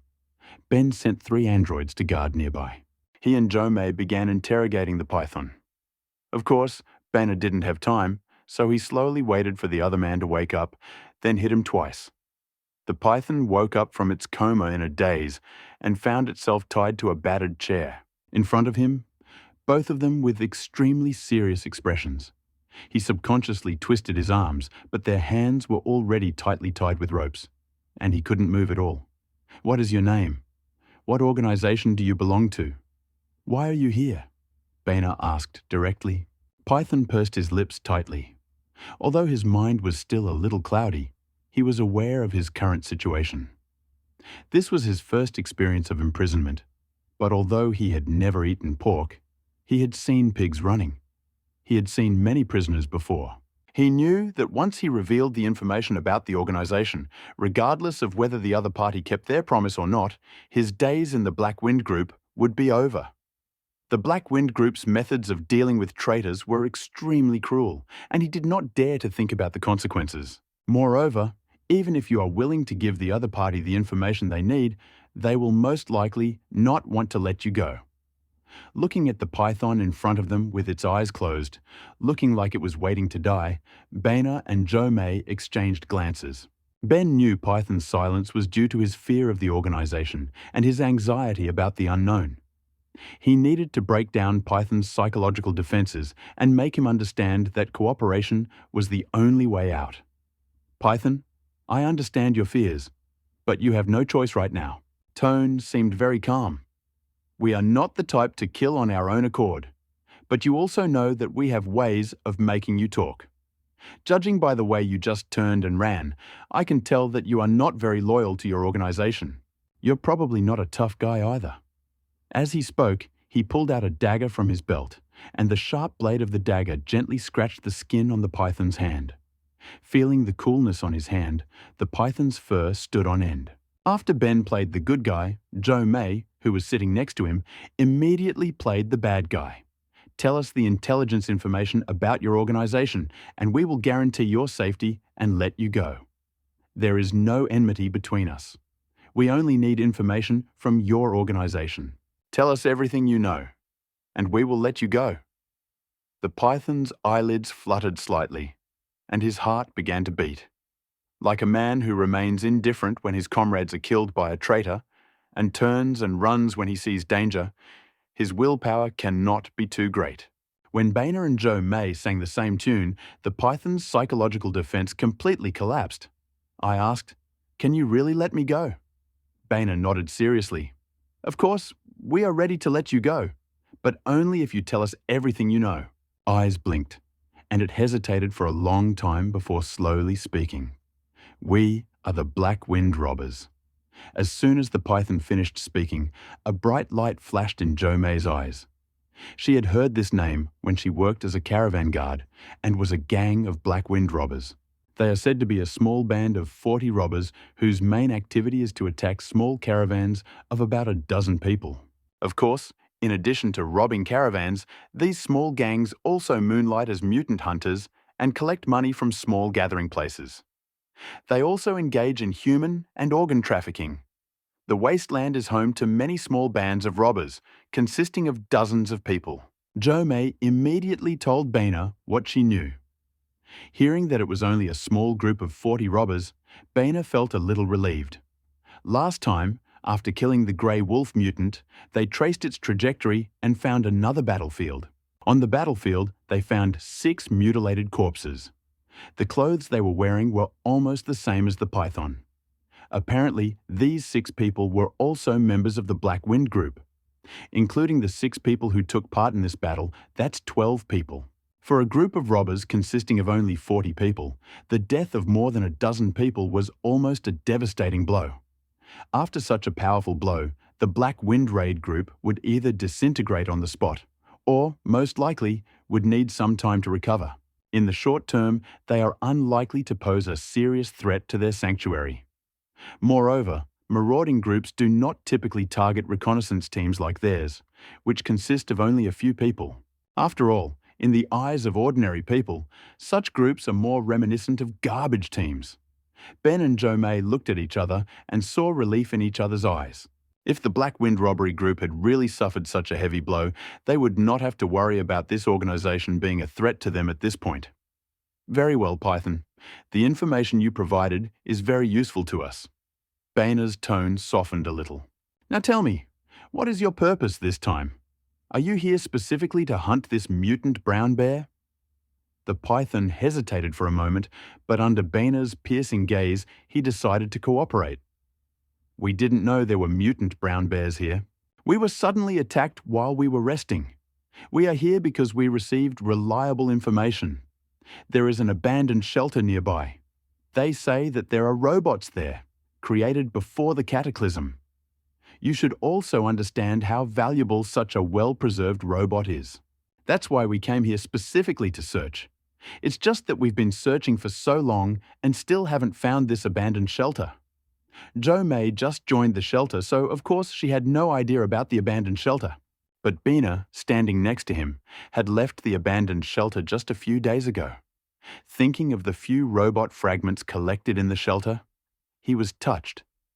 Maybe the shelter they had been looking for earlier was the shelter Python had spoken of. He immediately pulled out a simple map from his backpack. The map had marked routes and some important landmarks, including the location of the abandoned shelter where they had fought the mutant grey wolves and where they had found 3 dirt bikes. He took out a marker and marked a spot in a small abandoned village. Ben stretched out his fingers and made several signs. 3 marks in the background vaguely resembled the surroundings of an abandoned shelter. Of course, it is quite possible that the other side was looking for this shelter. However, I have already reached this point, so even if the other side finds it, they will most likely return empty-handed. Boehner sighed in relief and continued his interrogation to make sure he could not get any more information. Boehner showed no mercy and dealt with the python directly. Banner never shows mercy to her enemies. In the wasteland, any mercy will only bring you countless troubles. Jo Mei, of course, did not stop Banner's actions, as she also understood that Banner's approach was correct. In the wasteland, to be kind to your enemies is to be cruel to yourself. She took a deep breath, suppressed her emotions, and looked at Banner. What do we do now? Banner thought for a moment. Clear the battlefield, and we will leave. Although he said he was conducting a dispersed search, you can't trust everything a man like that says. Go and look around. We've found their modified motorcycles on the battlefield before, so there should be a few here too. If we find a motorcycle, we might be able to quickly recover the mutant brown bear's body. If there is no other way, then we can only take back some important parts. Jo Mei nodded without saying another word, and the 5 of them immediately took action. As Ben had predicted, the Black Wind robber group had hidden 3 modified motorcycles of the same model nearby. These motorcycles were hidden in the forest near the village and covered with camouflage fabric and dry leaves. Under normal conditions, it would be almost impossible to find them. After all, even scavengers can't dig in such a dense forest. However, having experience of capturing motorcycles and the tracks they left behind, they easily found it after spending some time. With dirt bikes, everything is simple. The 3 bionic people immediately rode their motorcycles back to the body of the mutated brown bear. Banner and Jo Mei had already clumsily cut the body of the mutated brown bear into dozens of pieces of different sizes. The body of the mutated brown bear was packed, and all the useful things that the predators had were also looted. Some useless remains of the mutated brown bear and several corpses were dumped in a pile. Ben opened a bottle of incendiary mixture and poured the fuel on several bodies. When Banner threw the burning cloth onto the body, the flames quickly spread throughout the body. The special viscosity of the fuel and the fat on the corpses caused the flames to burn even more intensely, and soon the corpses were completely engulfed. Neither Banner nor Jo Mei even glanced at the corpses. They would never show mercy to their enemies. In the wasteland, any mercy will only bring you countless troubles. The flames were still blazing, but Banner and Jo Mei had already boarded their motorcycles and were quickly leading the 3 bionic people away. They did not return to the shelter immediately, but made a large circle in the vicinity to make sure that no one was following them before heading towards the shelter. The location of the shelter must be kept secret, and any risk of the location of the shelter being revealed must be eliminated. After confirming that everything was safe, they suddenly increased their speed. The 3 motorcycles drove through the deserted wasteland, leaving a trail of smoke and dust behind them. Looking at the harvest this time, Ye Yun was very surprised. Simple dirt bike green. Last time I bought 3 of these things, and I didn't expect to get 3 more this time. To be honest, during this reconnaissance, he really thought about asking them to throw out the bikes. However, given that there are only 3 motorcycles, replacing them if one breaks down will be problematic. Moreover, this was Jo Mei's first mission, and he did not want the team to go too far. However, the situation is different now. Even if 1 or 2 of the 6 bikes are damaged, there is an option to replace them. With these bikes, they will be able to explore further and get more supplies. Damaged bear pelt green X3. Description: fur taken from a mutated brown bear, but badly damaged in battle. Mutated brown bear fangs. Green X2. Description: fangs removed from a mutant brown bear. Mutated brown bear paw. Green X4. Description: bear paw removed from a mutated brown bear. Radioactive core D-level blue description. A special core obtained from a powerful mutant. Of course, this time the harvest was in addition to the supplies obtained from the mutated brown bear. The supplies obtained from the bandits are also very good. Curved iron barrel rifle. Green attack. 10 to 11 attack speed. Average attack range, long usage. Attribute, dexterity. 6.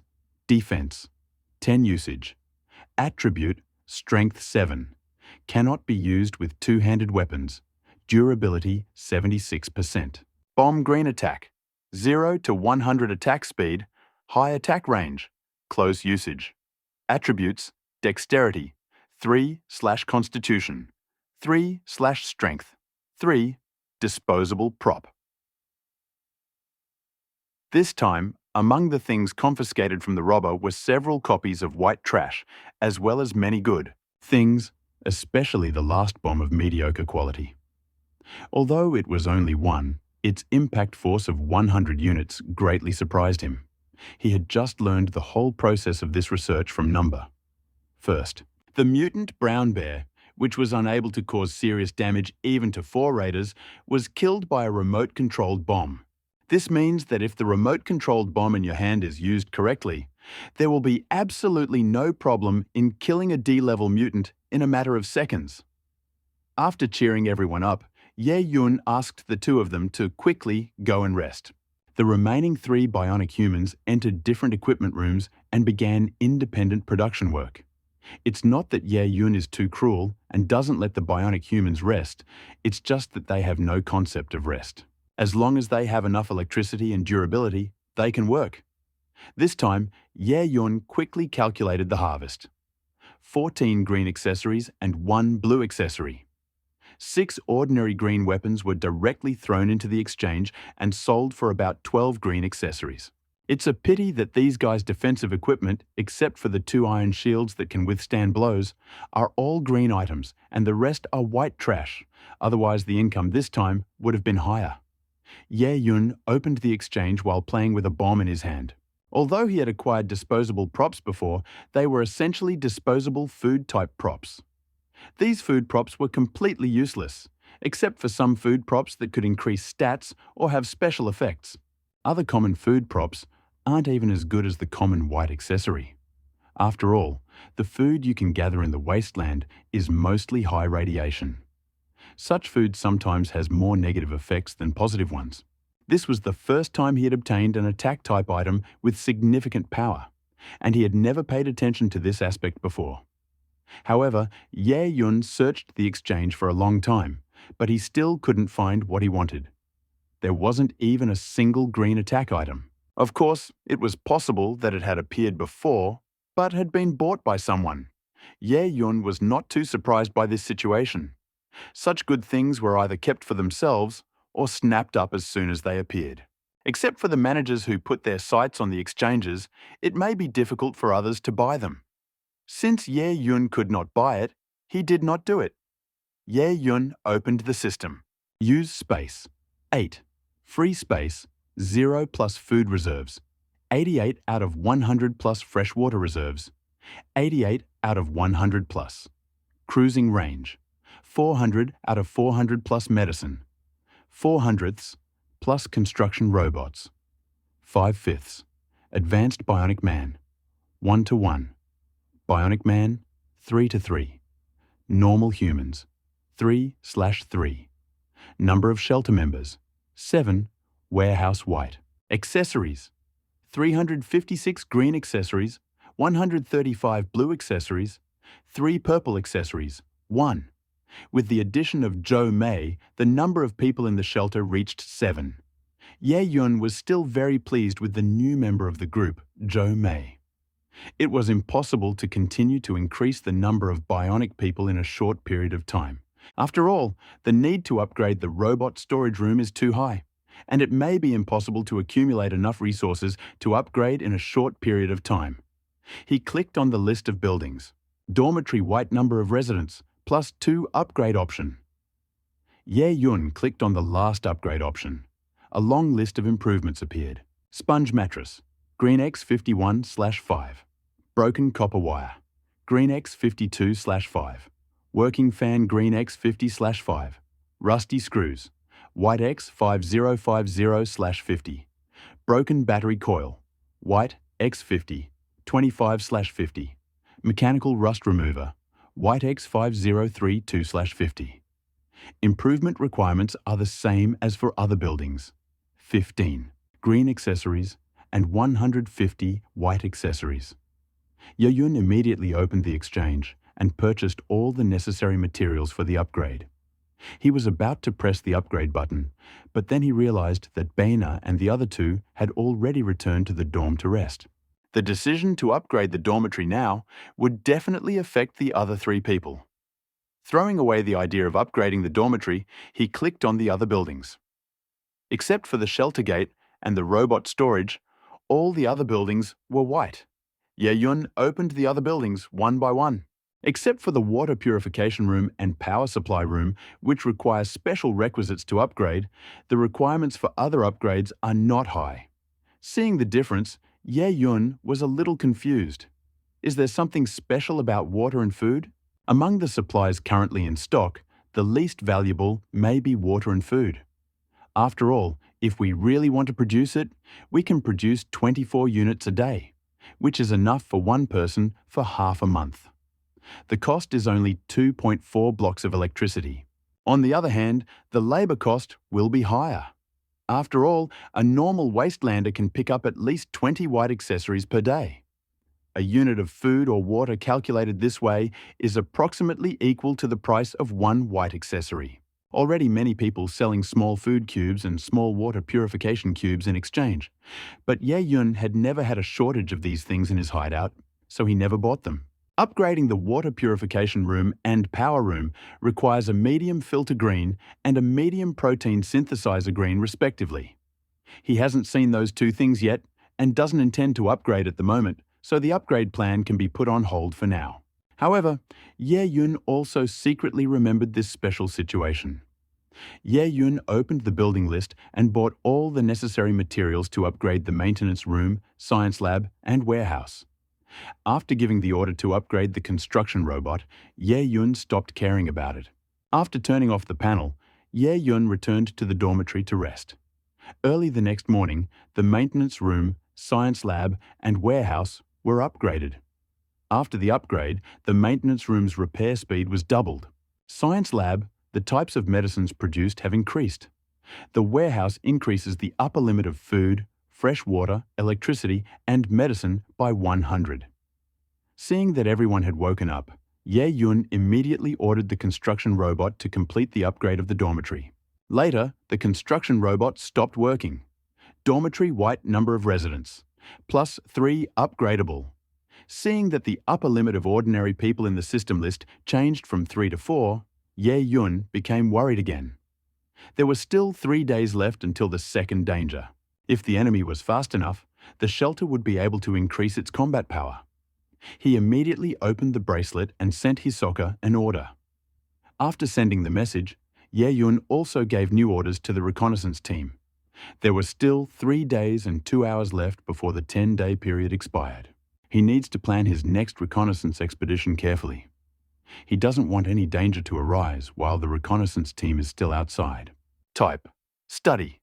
The risks of this operation are being assessed. This study is a random study that lasts 24 hours. Evaluation: chance of getting a white item, 26%. Chance of getting a green item, 68.785%. Chance of getting a blue item, 5%. Chance of getting a purple item, 0.215%. Risk, 0.192%. The risk level has increased again, but is still in an acceptable range. After all, the dangers in the outside world will only increase over time. Of course, this time the risk was so high, mainly because they used motorcycles. The exploration range increased significantly. Without motorcycles, the exploration range in 24 hours could only be a few to tens of kilometers. With a motorcycle, the exploration range increases by at least 2 to 3 times. Having gained experience from the last reconnaissance mission, Jo Mei joined the exploration team. It seems worth expanding the search area before the second crisis and try to spend the night in the wasteland. After all, with all the modern exploration, there was very little explorable territory left near the shelter. In fact, during this period, he had seen many people complaining in public chats about the exploration team's income being cut. Later, Ye-yun learned more about this and discovered that those who made such remarks were mainly managers who believed that long-distance exploration was very dangerous, so they always kept a reconnaissance team near the hideout. After more than 10 days of exploration and living, most shelter managers can accurately assess the risk of going out on an exploration mission without using a rating system. But those who survive the first danger are not fools. Many of them rely on their own experience and conversations with others. In fact, we also figured out some rules, including that the longer a group of explorers is out exploring and the further they are from the shelter, the more likely they are to encounter danger. Therefore, in order to avoid this known risk, many shelter managers are reluctant to allow reconnaissance teams to go too far. However, although such operations avoid risks, they inadvertently reduce profits. Ye-yun could not say much about this situation. After all, too much talking leads to mistakes. He only briefly mentioned this in his 3 private groups. As for how much useful information they can learn, it all depends on their own understanding. After all, he also noticed during this period that many people in these 3 private groups were just idle, and there weren't really many people who could really help him. He was already planning to seriously reorganize his inner circle after the second danger had passed. Eliminate those scoundrels who are trying to take advantage of the situation, and then absorb some of the elites. The other side. After reading the information on the bracelet, Hisoka shook himself off and said to his brother, "Let's go and return to life. Ye-yun hopes that we can recruit a new member for his hideout." Simon raised his eyebrows in surprise. He didn't expect Ye-yun to have a new task so soon. "Okay, let's go." They quickly packed up their gear, got on the modified motorcycles, and headed to October Town again. Shishuo and Simon did not resist Ye-yun's request much, but rather enjoyed it. After all, this was not a difficult task for them to do, and the reward Ye-yun gave them was quite generous. They soon arrived in October Town. Since there was no need to replenish supplies this time, Hisoka and Simon came to the town tavern as if they were familiar with the place, ready to post recruiting information like last time. However, they soon discovered that this recruitment process might not go as smoothly. The atmosphere in the tavern was slightly different from before. Unlike last time, when there were only a few people there, this time there were many more people. Some lone mercenaries and free people gathered in 2s and 3s, their faces showing excitement. Hisoka and Simon looked at each other and saw confusion in each other's eyes. October Town was just a small, very remote settlement, and having more than 10 mercenaries and lone rangers was a big deal. Something is clearly wrong with this figure, which is even comparable to the popularity of some medium-sized settlements. They went to the bar as before, and the bartender apparently had a good memory. This time, the bartender was clearly much more enthusiastic than last time. "What would you like to drink?" Hisoka, of course, understood the rules. Like last time, he ordered 2 drinks. However, based on the experience of last time, they did not touch the drinks in the glasses. Instead, they asked directly, "Why is the tavern so crowded today?" Hearing this question, the bartender looked puzzled. At first, he thought that the 2 had heard some news and had come here on purpose. The bartender didn't hide it because it wasn't a secret. "I heard that a reconnaissance group from the academy had come to Oktyabrski Gorodok. I heard that they have the coordinates of a shelter that existed before the cataclysm. They are short of personnel and need to recruit additional staff. Once they find the shelter, they will only need the plans and documents found inside. The rest of the loot will be divided equally among the others." Upon hearing the name of the academy, Hisoka and Simon exchanged serious glances. Like the Brotherhood of Steel, the academy was also a very powerful force in the wasteland. But what worried the brothers the most was that the man who arrested them, Paidasi, was actually from the academy. To be precise, Paidasi was once a research fellow at the college. It's just that for some unknown reason, Darcy left the academy and began his crazy experiments in the shelter. So, when they heard the name of the academy, they immediately became wary. According to their long-term research, the academy was located in the westernmost part of the continent, very far from where they were. According to their previous data, the academy's base camp was at least 2,000 kilometers away from the city of Oktyabr. They really couldn't imagine how a geological survey team could travel 2,000 or 3,000 kilometers to get to Oktyabrski city. You should know that this is not the peaceful period before the disaster. The wasteland is full of various dangerous mutants, zombies, parasitic beasts, predators, storms, magnetic storms, and radiation zones. All this can become obstacles on the way of actions. Even if the Academy has a legendary aircraft, it is most likely impossible to use it in such harsh conditions. Sometimes a journey of 30 kilometers can take several days. To cover 200 or 300 kilometers, it will take at least 2 or 3 months. But they could not even imagine 2,000 or 3,000 kilometers. What they also couldn't understand was what kind of shelter was worthy of the Academy sending a reconnaissance team thousands of kilometers away. But at the same time, they seemed to understand why the Academy's research team needed to recruit additional assistance. The strength of the Academy is indeed very great, but no matter how strong it is, it cannot extend to October City, which is 2,000 or 3,000 kilometers away. Therefore, the other side could send out a reconnaissance team consisting of only a dozen or even several people. Hisoka quickly asked, "Is there anyone else the other side needs?" The bartender didn't say anything, but a half smile appeared on his face. Hisoka was also surprised by the other man's behavior. This guy really is greedy for money. He was too lazy to argue with his opponent, so he reached out and slapped a silver coin on the wooden crossbar. Seeing that there was something to pay for, the bartender immediately told him everything he knew. "You came at the perfect time. They say that they accept everyone, and there is no limit on the number of people. We'll be leaving at noon today." The barman glanced at the clock on the wall. "About half an hour left. If you're late, you might not make it to us and take advantage of this great opportunity." Having received the information they needed, they didn't stay in the bar any longer. After all, the bar is the most visible place in the pub.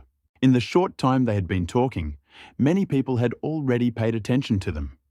They looked around and saw that the tavern was full of people. There was not a single place in the tavern where they could talk quietly. The two brothers looked at each other and immediately left the tavern while there was still time. When they reached a deserted corner, they stopped.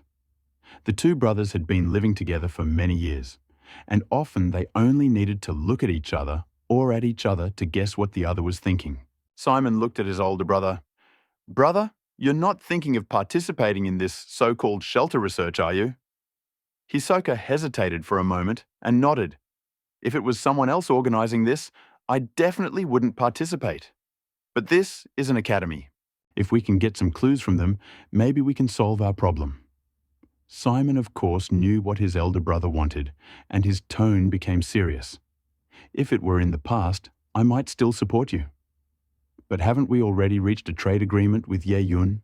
With it, even if we use our superpowers often, we can still use the radiation eliminator to eliminate the radiation in our bodies." Hisoka shook his head. "I don't think we have a good relationship right now, but it's only temporary. We have what the other side wants, so they are willing to give us enough benefits. But what if we don't need each other anymore?" Hisoka sighed quietly. With the number of shelter members growing, how many simple errands can we handle? Although we don't know the exact location of their shelter, it's definitely near the abandoned gas station. Now that Joe May has joined us, even if they don't have transportation, it will take them 4 days at most to get from the shelter to October Town. What if the other side one day finds our fees too high and sends someone directly to us? Simon's face froze as he heard his older brother's analysis. Simon was silent for a moment. He knew his older brother's concerns were not in vain. Relying on others is definitely not a long-term solution. "So what should we do?" Simon asked. Shisuo thought for a moment before speaking. "Let's go and see first. If possible, we can try joining the intelligence group. If we can cooperate with the college, it will only benefit us, not harm us. Of course, all this must be done with our safety in mind. If the situation is unfavorable, we will leave immediately." Simon nodded. "Okay, then do as you say." After finishing their conversation, they immediately left the tavern. At that moment, there were less than 20 minutes left before the departure of the reconnaissance group. Closer to 12 o'clock in the afternoon, some of the pub's patrons began to leave it one by one. Many people gathered in the open area in front of the tavern. Among these people were lone mercenaries, caravan guards, and a few free people of unknown origin. Among these people were men and women, old and young, but without exception, their eyes were burning with the desire for wealth. Hisoka and Simon stood unnoticed in the crowd, silently observing the people around them. Since there is no limit on the number of people hired this time, it means that there is little competition among us.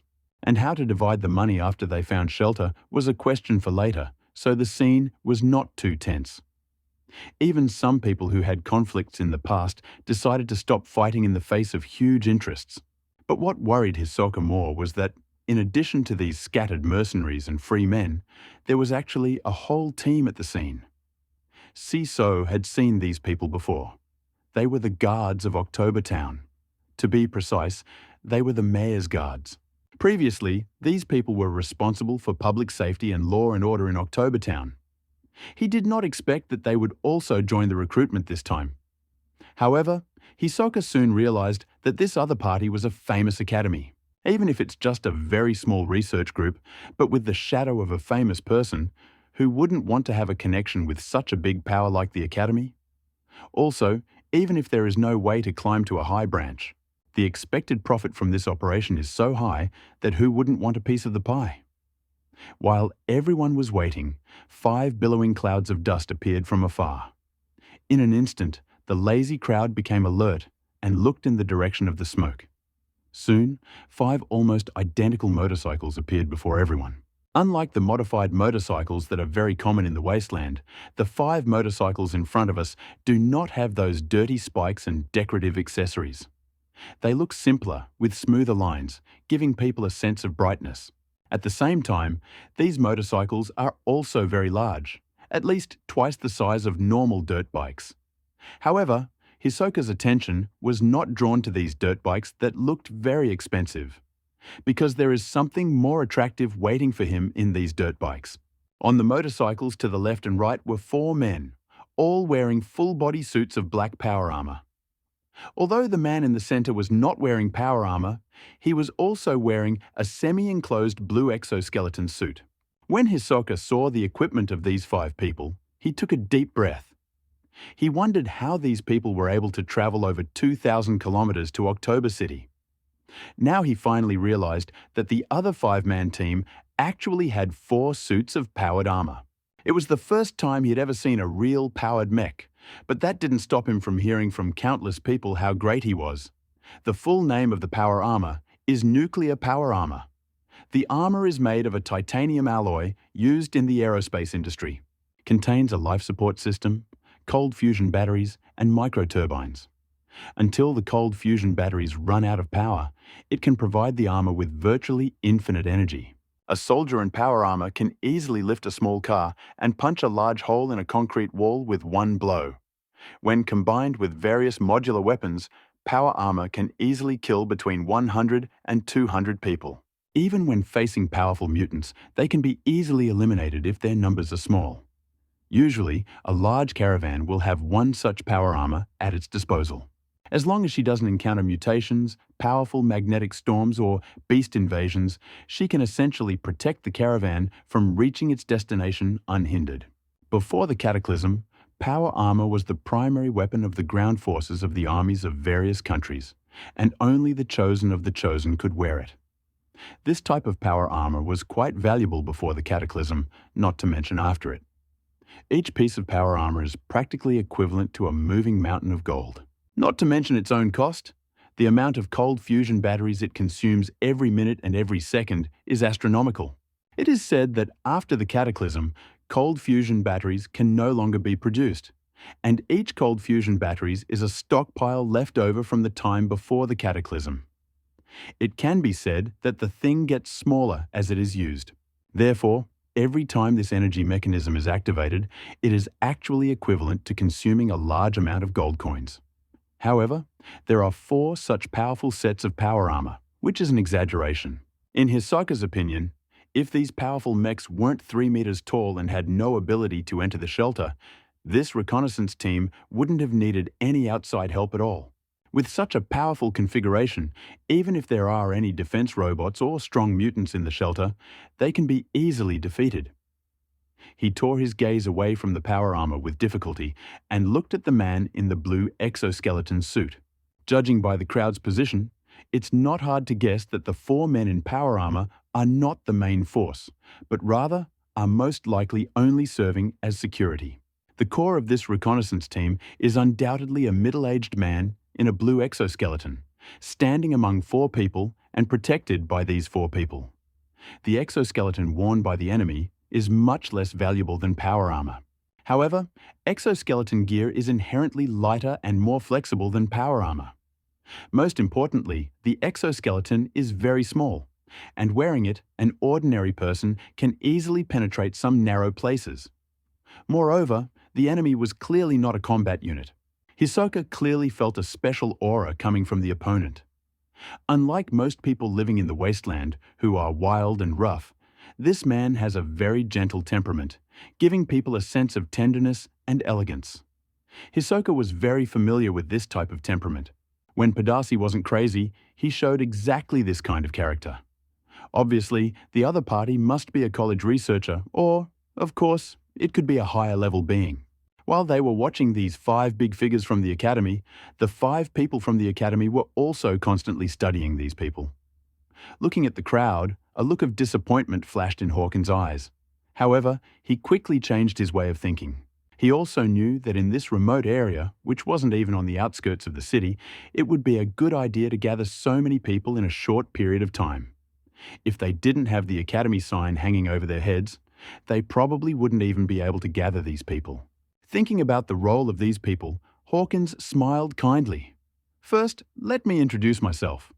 My name is Hawkins. I am a Level 5 researcher from the Academy.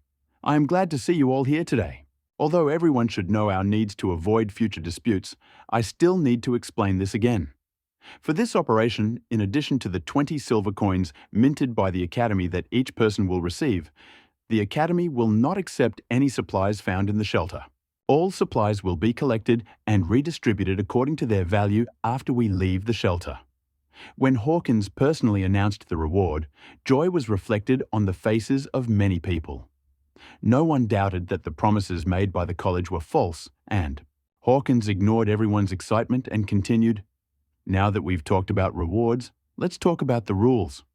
Once the operation begins, everyone must obey Mr. Lee Wei's instructions." As Hawkins finished speaking, the guard in power armor standing to his left walked towards the crowd. There was a hissing sound, and the mask of the power armor opened, revealing a very square face. Lee Wei nodded to everyone with a serious expression. "I will lead the next operation. Please cooperate. Any violation will result in immediate exclusion from the reconnaissance group at the very least, and even death in the worst case. In addition, this operation may involve certain risks, so I hope everyone is mentally prepared. If you just want to sit back and wait for the spoils to be divided after the event, I advise you not to participate. Because if you don't have enough skills, you can lose your life in the shelter. We need people with real skills. If you are here only to fill the gap, please leave. For those who disobey orders and retreat in the face of battle, the weapon in my hand will show no mercy." Unlike Hawkins's gentle and elegant manners, Lee Wei's words were not at all polite. As soon as these words came out, the originally quiet scene turned into a noise. Lies do not hurt. The truth is the sharpest knife. Lee Wei's words literally tore the fig leaves off many people. So many people. And in fact, many of them are just trying to fish in troubled waters and eventually get some loot. Now that their ideas have become public knowledge, many people feel like they have been stripped naked and thrown into the crowd. This gentleman's words are too harsh. We're just hired servants. It's impossible for us to dedicate our lives to a mission for just a few silver coins, right? That's right. Expecting us to risk our lives for just 10 silver coins is simply outrageous. They said that after we found the shelter, the loot inside would be divided equally. But who knows what else is there? It's been so many years since the cataclysm. If it's empty, wouldn't we be stranded? This is a typical example of no benefit and high risk. Anyone who goes there is a fool. Lee Wei couldn't stand these people who said such things. He pointed his finger at the people who had just complained. "You howl, and you please leave and shut your mouths." The few who were named were the troublemakers themselves. Hearing someone criticize them by name, they immediately began to refute. "We won't participate in your stupid mission, but this is not your territory. Why should you let us do this?" However, he couldn't utter the rest of the words. Li Wei grabbed the man who had just spoken like a chicken and threw him away more than 10 meters. It seemed that Li Wei's actions were weak, but in fact, he used all his strength. The man rolled on the ground several times before finally stopping. One knew whether he had died from the fall. He lay lifeless and motionless on the ground. Seeing this scene, everyone who was complaining suddenly became silent. They did not expect Li Wei to be so cruel. He would start fighting without any mercy. Hisoka and Simon looked at each other and saw the seriousness in each other's eyes. Too much. Li Wei was at least 10 meters away from the speaker. However, it took Li Wei less than half a second to throw the man out, and the speed was so great that it almost seemed exaggerated. Hisoka couldn't imagine how a machine over 3 meters tall could be so sensitive. However, they quickly changed their way of thinking. They did not intend to provoke a conflict with the other side, but wanted to take this opportunity to contact people at the academy. If they could contact people at the college, they might have a chance to solve their problems. Moreover, they also noticed that Hawkins did not stop Li Wei, but instead smiled. It was obvious that Hawkins highly approved of Li Wei's behavior. This changed their opinion of Hawkins somewhat. It now turned out that this gentle and refined researcher was not a simpleton. This Li Wei should be the villain among the two. When Li Wei gave the example of killing a chicken to scare the monkeys, those who had their own opinions immediately fell silent. In the end, even the October Town guards who were present did not say a word. It was obvious that those people from the academy had already reported to the mayor of October Town. Seeing that everyone had become quiet again, Li Wei nodded in satisfaction. "I know that some of you are here for the academy's reputation and some are here for loot. However, I don't care what your goal is. Since you have joined this team, you must abide by the rules. Otherwise, don't blame us for being rude." Li Wei's gaze swept over each of them individually, and his voice was full of warning. "Of course, as long as you abide by the rules, we won't treat you unfairly. 10 silver coins per person is just the basic compensation. The loot found in the shelter will be redistributed according to its value. In addition, if someone shows outstanding performance during the operation, we will also provide additional rewards." As he spoke, he had already returned to his huge motorcycle. He pressed a button, and a huge box came out from the left side of the motorcycle. Li Wei stretched out his hand and took out a rectangular silver suitcase from the box. Seeing the suitcase, many knowledgeable people began to whisper among themselves with expressions of disbelief on their faces. Li Wei placed the suitcase on the ground. He then looked around and waved to the mercenary closest to him. "Come here."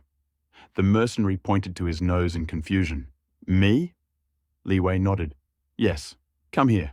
Although the man was a little scared, curiosity outweighed his fear. After receiving Li Wei's confirmation, he immediately ran towards him happily. Li Wei pointed to the red button on the silver box. "Press the red button and don't move." Hearing this, the man reached out and pressed the red button. Several red infrared beams scanned the man's body. The next moment, the silver box made a mechanical rotation sound.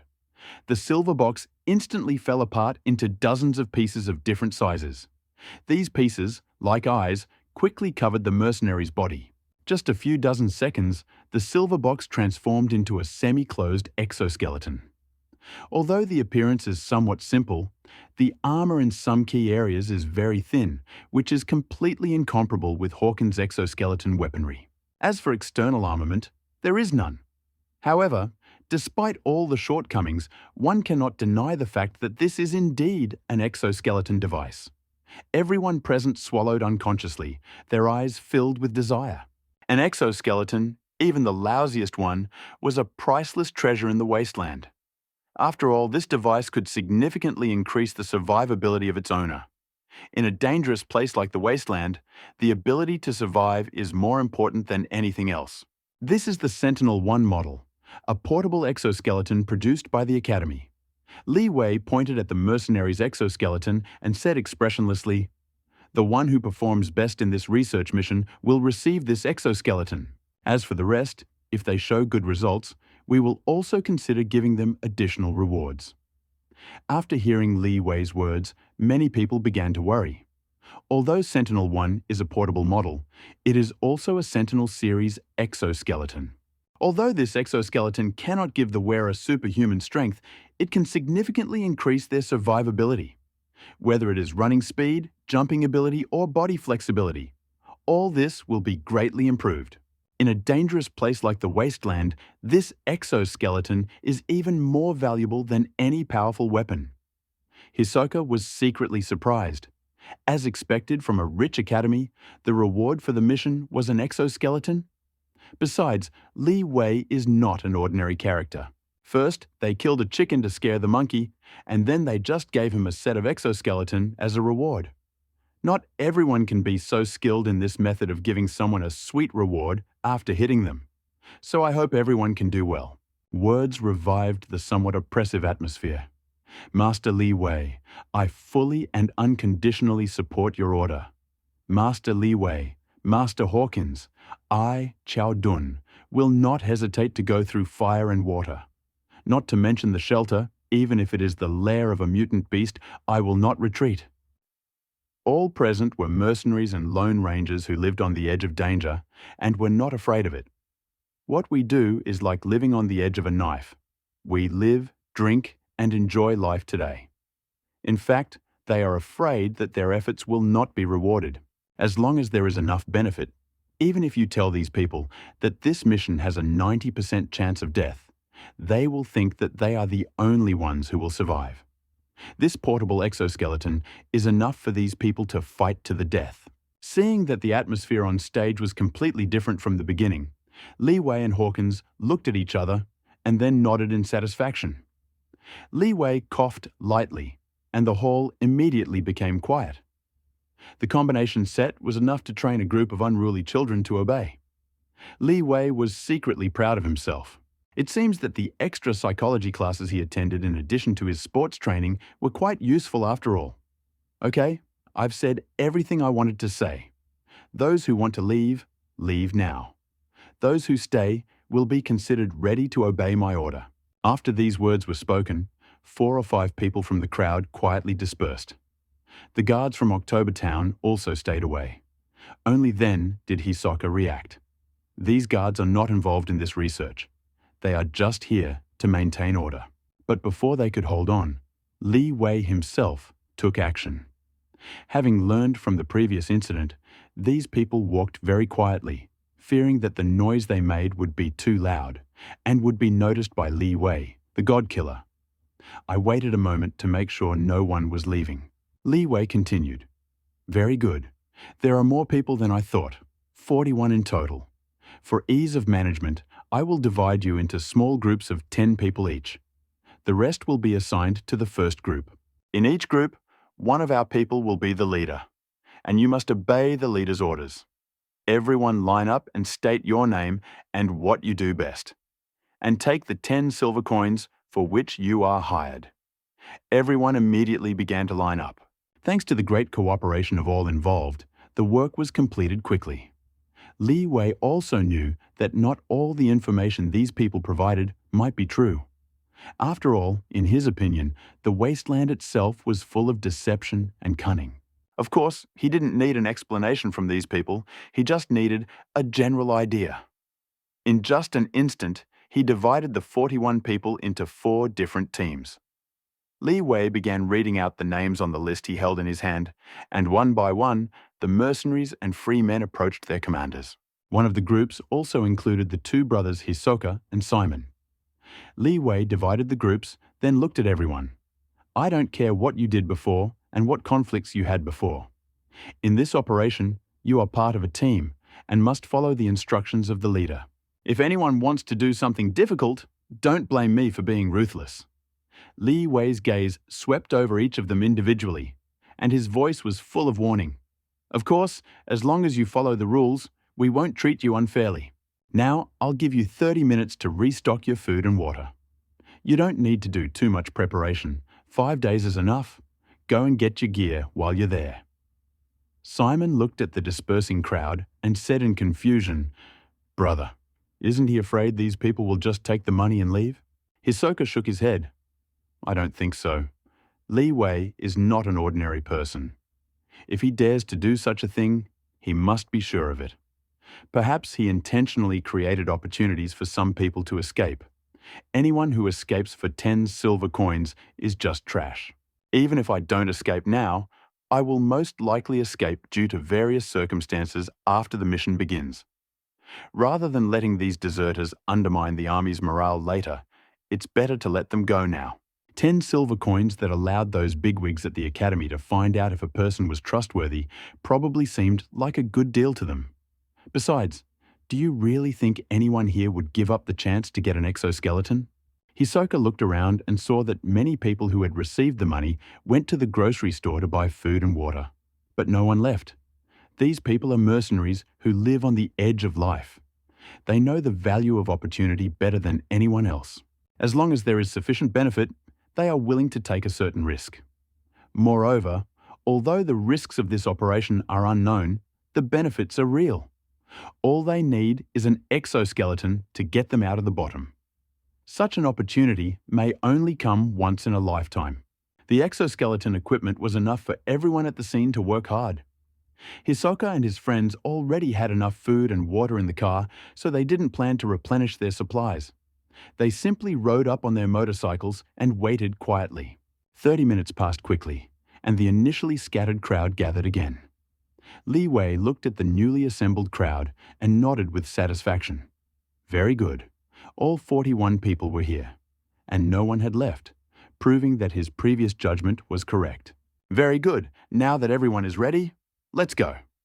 Following Li Wei's order, the 41-person geological exploration team slowly left Oktyabrski City. The 4 teams form a simple diamond formation and head towards their destination. Had a very clear goal, and they did not deviate from it even one step. However, since many members of the team did not have transport, the team's progress was not very fast. To keep the entire team in top shape, the team stopped every few hours to allow those without transportation to take a short break. However, due to the high morale of the team, in addition to the usual rest time, they still worked very hard during the journey. After leaving the city of Oktyabr, the team marched continuously for a day and a half before arriving at their destination. Target was a very common shelter located near a medium-sized settlement, less than 200 meters away. Before the disaster, conflicts between countries were extremely intense, and tensions of various kinds occurred almost daily. Nuclear war was like Mokria's sword hanging over everyone's head. Different countries are not only feverishly developing various new types of weapons, including biological ones, but are also constantly strengthening their own territorial defense capabilities. To prevent sudden disasters, large shelters of various sizes are built near cities and towns, which can accommodate thousands and tens of thousands of people. Also, smaller temporary shelters near some of the larger and medium-sized public buildings where locals can take shelter nearby. Hisoka estimated that the shelter in front of him was probably small and could accommodate anywhere from a few dozen to a few hundred people. As for the specific size and amenities of the shelter, it depends on whether the nearby community is upscale or low income. However, based on the fact that the Academy traveled thousands of miles to infiltrate this shelter and obtain the so-called documents and information, we can say that even if it is only a small shelter, there must be something else inside. Upon arrival, the team did not immediately enter the shelter. Li Wei and several other team leaders began to set up a temporary camp in an orderly manner 200 meters away from the shelter. It was obvious that Li Wei and his team wanted the mercenaries to enter the shelter in the best condition. The temporary camp was set up very quickly, of course, not because the mercenaries acted so quickly, but because these 5 people from the Academy brought with them folding tents. These high-tech products, created before the disaster, are very convenient to use. When folded, the pop-up tent is only the size of a suitcase. However, once unfolded, it becomes a medium-sized tent that can accommodate more than a dozen people. Although this type of tent is not very durable, it is quite suitable for occasional temporary camping outdoors. Many mercenaries saw this thing for the first time. They touched it and looked at it with curiosity on their faces. Seeing that everyone did not calm down immediately, Deng Yu frowned slightly. Lino, stop poking it with your fingers. This thing is made of intertwined metal threads and is just for show. If you pierce it, I will have to go back to the academy and get a new one. The young man named Lino awkwardly withdrew his finger. Sorry, team leader Deng, this is my first time seeing this thing. I was a little curious and couldn't help myself. It wasn't the first time Deng Yu had met these people in the wasteland, and he understood their ignorance. He reluctantly took hold of the pen. Okay, everyone, find a place to rest. You only have 8 hours to rest. I will complete this task for you in a few days. You do not need to worry about your safety. Get a good night's sleep, rest, and enter the shelter. From the tent. No one objected to Deng Yu's order. After all, your life is yours, and you will have to return to the shelter in 8 hours. No one knows what will happen in the shelter now, so it is beneficial for both the team and the AM to conserve their strength. Some, more prepared, took sleeping bags or camping mattresses out of their backpacks and luggage. Those who were not prepared were left to sleep on the floor. No one really objected. After all, they were mercenaries and lone rangers living on the edge of life and death, and sleeping outside was a normal thing for them. Now that we have a tent outside, we are not exposed to the sun and rain, which is already pretty good. Although everyone in the tent was a group, they were, after all, only temporary partners and certainly not very close. But the tent was so small that everyone simply lay down on the ground at a certain distance from each other. Deng Yu, wearing power armor, stood silently in the center of the tent. Of course, Shisuo and Simon did not fully believe Deng Yu's words. They managed their time very secretly. When one of them rested, the other closed his eyes and dozed. This can completely ensure that if any danger occurs, both of them can immediately react and will not be in a too passive situation. Deng Yu naturally could not hide the small movements of the two people, but Deng Yu did not say anything and just waited silently. 8 hours passed in the blink of an eye. Okay, time is up. Everyone get up. Although he was resting on the spot, he was still a man living on a knife edge. He couldn't sleep while on a mission. Hearing Deng Yu's order, everyone jumped up from the ground. Seeing everyone's performance, Deng Yu nodded with satisfaction. Everyone, come out and pack up, bring food and water. We will enter the shelter soon. Hearing this, everyone quickly left the tent. When everyone left, Deng Yu came out of the tent and pressed a button on one of the columns. The temporary tent, several square meters in area, immediately began to fold and unfold. Later, the huge tent was the size of a suitcase again. The 10 people from the third group silently lined up in a long line in the open space. After Deng Yu put the suitcase back on the huge motorcycle, he also walked up to the team. He didn't know when, but there were already 10 tubes of red potion in his hand. This is the drug Ruyi-01, developed by the Academy. Within 24 hours of injection, it can slightly increase heart rate, concentration, adrenaline production, and nervous reaction speed. It can also reduce fatigue and pain response. Of course, after 24 hours, the body will feel some fatigue, but it is not serious and is quite acceptable for ordinary people. Seeing the different expressions on the faces of everyone present, Deng Yu did not pay attention to it. While handing out the potion to everyone, he continued to explain. This thing is also an advantage of this research. We will not require you to take it. I am giving it to you to maximize your chances of survival in the shelter. You can enter it, or you can save it and sell it somewhere later. The potions produced by our academy are probably some of the most popular goods in the wasteland. Such a drug is especially valuable, which has a complex effect and very few side effects. Okay, I've said it all. Maybe you should think about it yourself? With that, he returned to the front of the team and led everyone to Hawkins. Everyone was shown 2 floor plans of the shelter. Hawkins didn't notice when a stick appeared in his hand. Hawkins pointed his stick at various areas on the floor plan and began to explain the situation inside the shelter. This shelter is small. According to our information, it can hold up to 200 people. There are 2 entrances to the shelter. the main entrance on the east side, and an emergency entrance on the west side. This time, we will enter through the western emergency exit and then follow this route directly to the data room. According to the information, this is a temporary shelter. It cannot be completely self-sufficient, and its service life is 50 years. This means that if it is closed for more than 50 years, there will be a shortage of materials inside. I just connected to their terminal network. This shelter has not been opened since it was closed. Therefore, there can be no living people or mutants inside. The only possible danger to the shelter now is the defense robots. Since we entered by activating the emergency exit and we do not have any identification codes with us, if there are still functioning defense robots in the shelter, they will most likely attack us. So, you have to be especially careful when you go in there. As he spoke, he raised his stick and hit it at 2 places marked with red stars on the floor plan. These 2 rooms are the archives and the administrator's office. Once inside, the first targets will be the hard drives of the computers in the archive room and the hard drives in the administrator's office. Once we get those 2 things, we're done. After you remove the hard drive, you'll have some free time. Everything you acquire in this shelter is yours.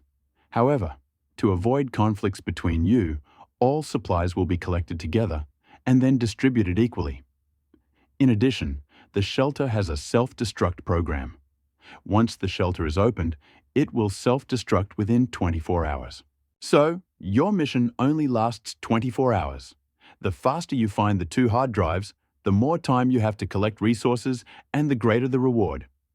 Does anyone have any questions? Hawkins looked around, and everyone was silent. Very well, since there is no problem, you can enter after Deng Yu and Li Wei put on the exoskeletons. Hisoka listened to Hawkins' request from the crowd in silence, and a look of doubt flashed across his face. The reason for his doubt was not that he thought this mission was too difficult. On the contrary, it was too simple. So simple that it was a bit incomprehensible. As you can see from the plans, this shelter is not very large. The total area of the 2 floors is estimated at 4,000 square meters. The other side has clear internal blueprints and even marked the target room. Not to mention there are 40 people here. Even if there are only 4, these 2 hard drives can definitely be taken out. So that's the question. Since this mission is so big, why would the other side go to such lengths to recruit so many people? Shisuo looked at Deng Yu from afar. He didn't remember when he took off his power armor and put on a black exoskeleton that covered his entire body. Looking at this exoskeleton device, Hisoka immediately ruled out the possibility that they needed to seek outside help, as they were unable to enter the shelter due to the power armor. Although Deng Yu's exoskeleton is significantly inferior to the previous power armor, it is also very durable. Since he had never fought in person, he did not know how strong the opponent was. However, if it was really as the other party said, then there was no great danger in this shelter, and I did not care about the other things in the shelter. 4 of them could put on that exoskeleton, enter the shelter, remove the 2 hard drives, and leave immediately. Hisoka was full of doubts. He didn't understand why Hawkins and the others were so eager to recruit outsiders like them. The task didn't seem difficult. One might even say it was very simple. If the goal was just to get the 2 hard drives, Hawkins and his team could have done it themselves. Hisoka was full of doubts. He didn't understand why Hawkins and the others were so eager to recruit outsiders like them. This task does not seem difficult. One might even say very simple. Simon quietly approached his older brother and whispered in a voice that only the 2 of them could hear. I feel that something is wrong.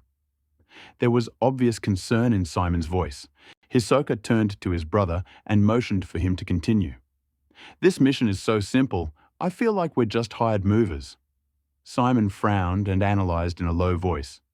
If they only need 2 hard drives, Hawkins and the others can do it themselves. Why bother with us? Hisoka nodded. He felt the same way, but he was more concerned about Hawkins and the others' true purpose. Unless Hisoka thought for a moment, then lowered his voice. Unless they had other goals, or there were no other dangers inside the hideout. Simon was stunned for a moment, but then realized what his older brother meant. Are you saying that they might need us as cannon fodder? Hisoka didn't answer directly, but looked at Hawkins. No matter what happens, let's be careful and not act rashly. We can't move the hard drive. I always feel like something is wrong.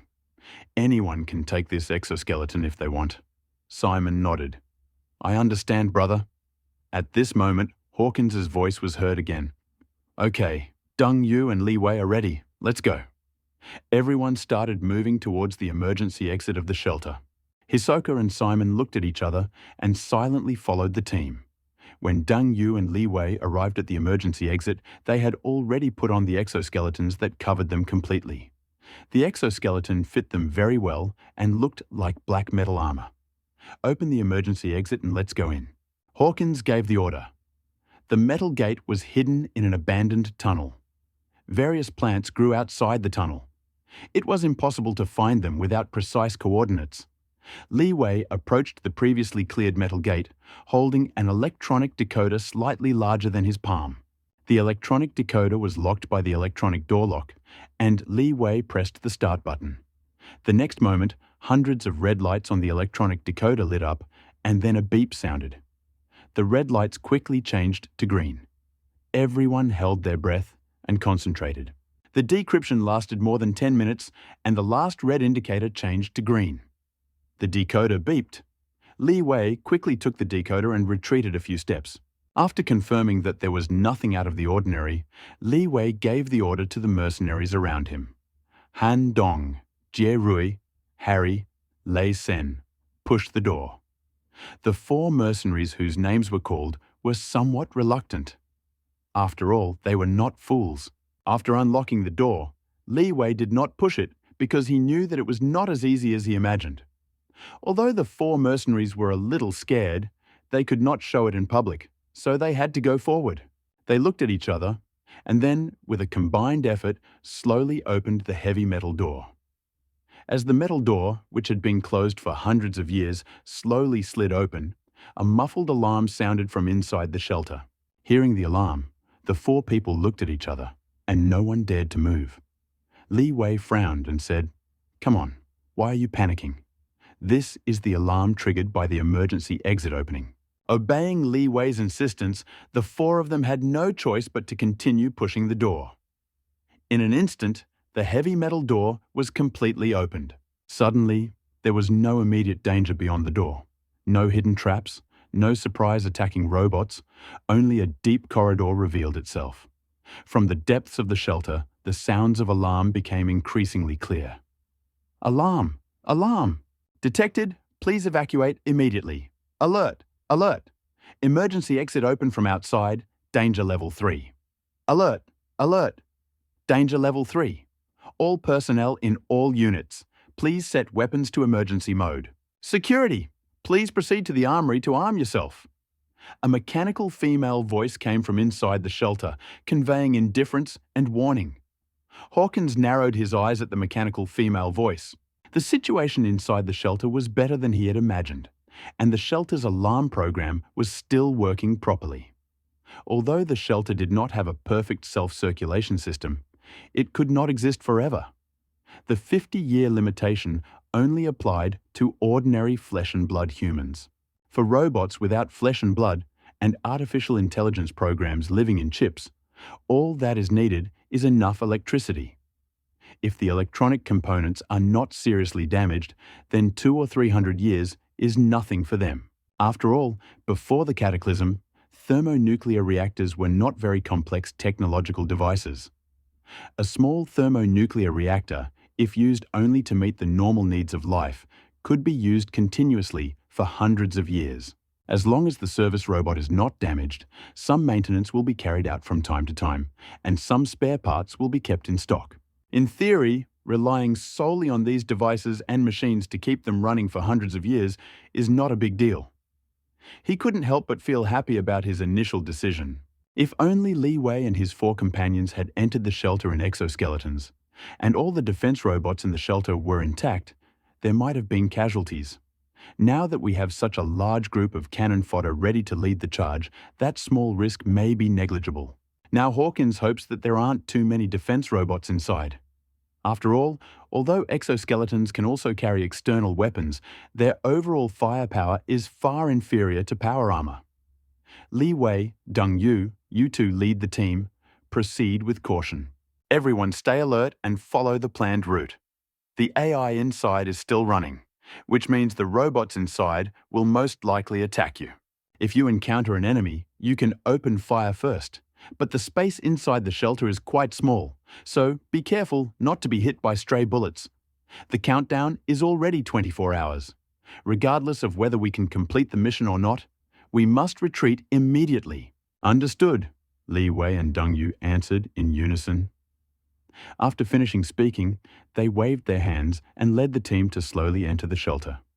As they entered, the originally dark corridor was suddenly illuminated by a soft white light. Hisoka was a little surprised that this shelter, which had been covered in dust for who knows how many years, still had basic electrical appliances. Immediately after that, Li Wei and Deng Yu entered the shelter with 41 mercenaries, on a hill 2 kilometers away. All the remaining members of the Black Wind Raiders quietly hid behind the shelter. Haifeng observed the activities at the entrance of the shelter through the military binoculars he had purchased at a high price. In his eyes, like a lurking wolf waiting for its prey to make a mistake. Boss, are we really not going to act? They are from the academy. If we can kill them, we will be rich. The burly man with a scar on his face lowered his voice and asked Haifeng who was watching this. Haifeng looked at him coldly. Shut up. How do you know? Are the people in the academy really that easy to deal with? Are you blind? This is power armor. Not to mention there are only 4 of them. Even one can easily eat us. Are you capable of wearing power armor? Or am I capable of wearing power armor? The scarred man scratched his head reluctantly. But boss, are we just going to watch them enter? If they really find the treasure, won't our journey be in vain? Besides, 2 of them have already taken off their power armor and entered. Their defenses should be the weakest right now. What if we rush in right now, seize their power armor, and directly block the door? Man narrowed his eyes. Although Scar's suggestion was good, he did not act rashly. If it was just power armor, he would have gritted his teeth and fought. After all, the benefit of the operation is so great that even if everyone here dies, he can easily return with the stolen power armor and even quickly form a stronger team than the current one. But these were 2 power armors, and he wasn't sure if these useless people under his command could handle the enemy. Don't worry, I have my own plans. Once they are accepted, we will find a way to do something. The shelter is very complicated, and with so many people, it is completely impossible to take care of everyone. If we find the right time, we can definitely make a difference. He turned his gaze back to the entrance of the shelter, something malicious flashing in his eyes. Besides, I suspect that this shelter is not simple.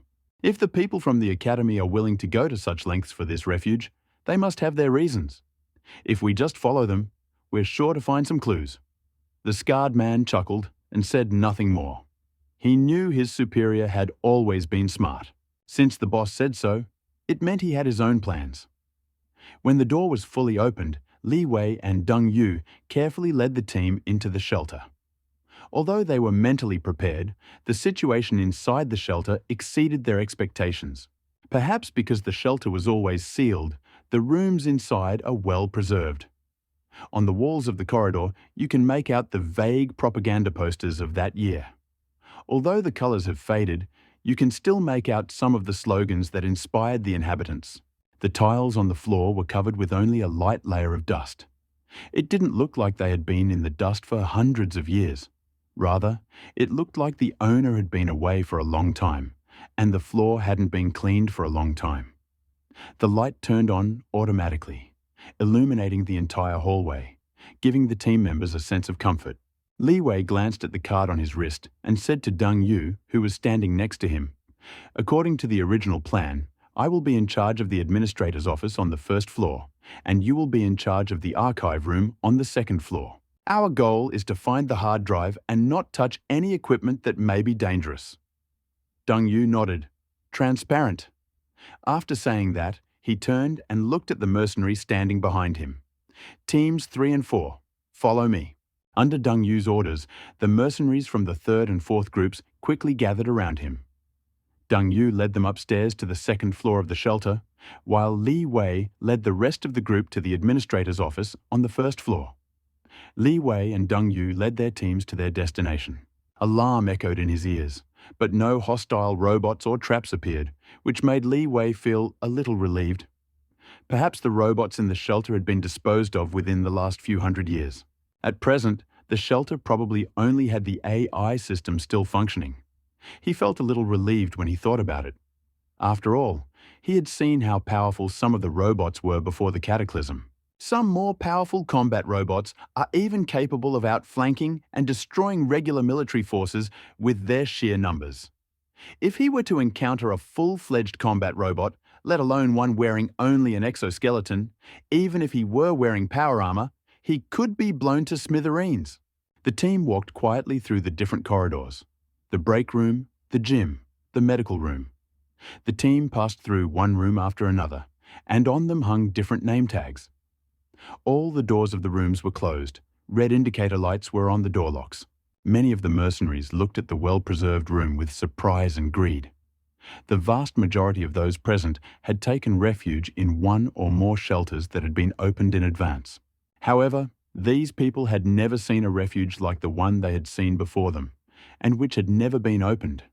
Looking at the closed doors, one can see that the worries and anxieties in the hearts of these people had long since been replaced by greed. In the wasteland, only a few large organizations and forces have the ability to produce materials, and the rest of the people have to mainly collect various garbage in the wasteland in order to survive. Even large organizations and institutions with production capacity would be able to produce much less than before the disaster. Such a shelter that had never been opened should contain a large amount of valuable equipment and supplies. Of course, Li Wei quickly noticed the abnormality in the team. Seeing that there were already mercenaries there, he couldn't help but reach out to touch the electronic locks on the doors. Li Wei narrowed his eyes and whispered, after a moment, "Don't forget your mission. The first thing we need to do is take the hard drive from the administrator's office on the first floor. Once I get the hard drive from the computer, you will have enough time to explore this shelter. Whatever supplies you got in this shelter, our academy does not need them. If you behave well, I will even lend you the access control device I have. But if someone dares to act recklessly and apply any security measures before I receive the hard drive, I will definitely not hold back." Li Wei, of course, had some understanding of these mercenaries, and he also knew that blindly suppressing them would likely cause these guys to retaliate. So after warning them, he also offered them a bait that they couldn't refuse. Hearing Li Wei's warning, some mercenaries who were about to act immediately looked away. To be honest, in the face of absolute interests, they really don't care much about what Li Wei says. If the supplies in the shelter had nothing to do with them, perhaps those 20 mercenaries would have rushed forward to kill Li Wei and then plunder the materials located here. If these 20 mercenaries who are willing to risk their lives on the edge of a knife really want to deal with Li Wei, they have every chance of winning in such a small hideout. However, as Li Wei said, the current relationship between the two sides is not antagonistic, but rather mutual assistance. Moreover, even if they managed to kill Li Wei using the terrain advantage, they most likely would not be able to leave the shelter alive. After all, there were 2 people in power armor on duty outside. Li Wei's warning was like a bucket of cold water, temporarily quenching the mercenaries' greed. However, they were just about to move on. From the corner ahead came an explosion of intense mechanical spinning sounds. The next moment, 8 tracked robots, half the height of a human, appeared in full view. These wheeled robots look quite ordinary. Their body is a semicircular metal shell with 4 freely rotating tracked wheels connected to the bottom. On the top of the metal body are 2 cameras with red indicator lights, and on both sides of the metal body are movable shooting platforms equipped with devices similar to pistols. As soon as these treaded robots appeared, they immediately captured Li Wei and the mercenaries. Their cameras were constantly flashing red, as if they were analyzing and assessing the invaders. Li Wei's face instantly became serious. He didn't expect to encounter a shelter defender robot so soon. He subconsciously looked at the cameras above his head. He had noticed the cameras before, but there were no lights on them to indicate that they were on. He assumed that these cameras were already out of order due to lack of maintenance for many years. However, this can now be seen by the fact that these security robots can fix their location in such a short time. These seemingly damaged cameras are definitely still working quietly. The repetitive alarm sound has suddenly changed. Alarm. Alarm. Detected. Please evacuate immediately. Alert. Alert. Intruder detected in area C045 on the first floor. No identification marks. Armed to the teeth. Threat level 1. Activate emergency protection protocols and eliminate all intruders.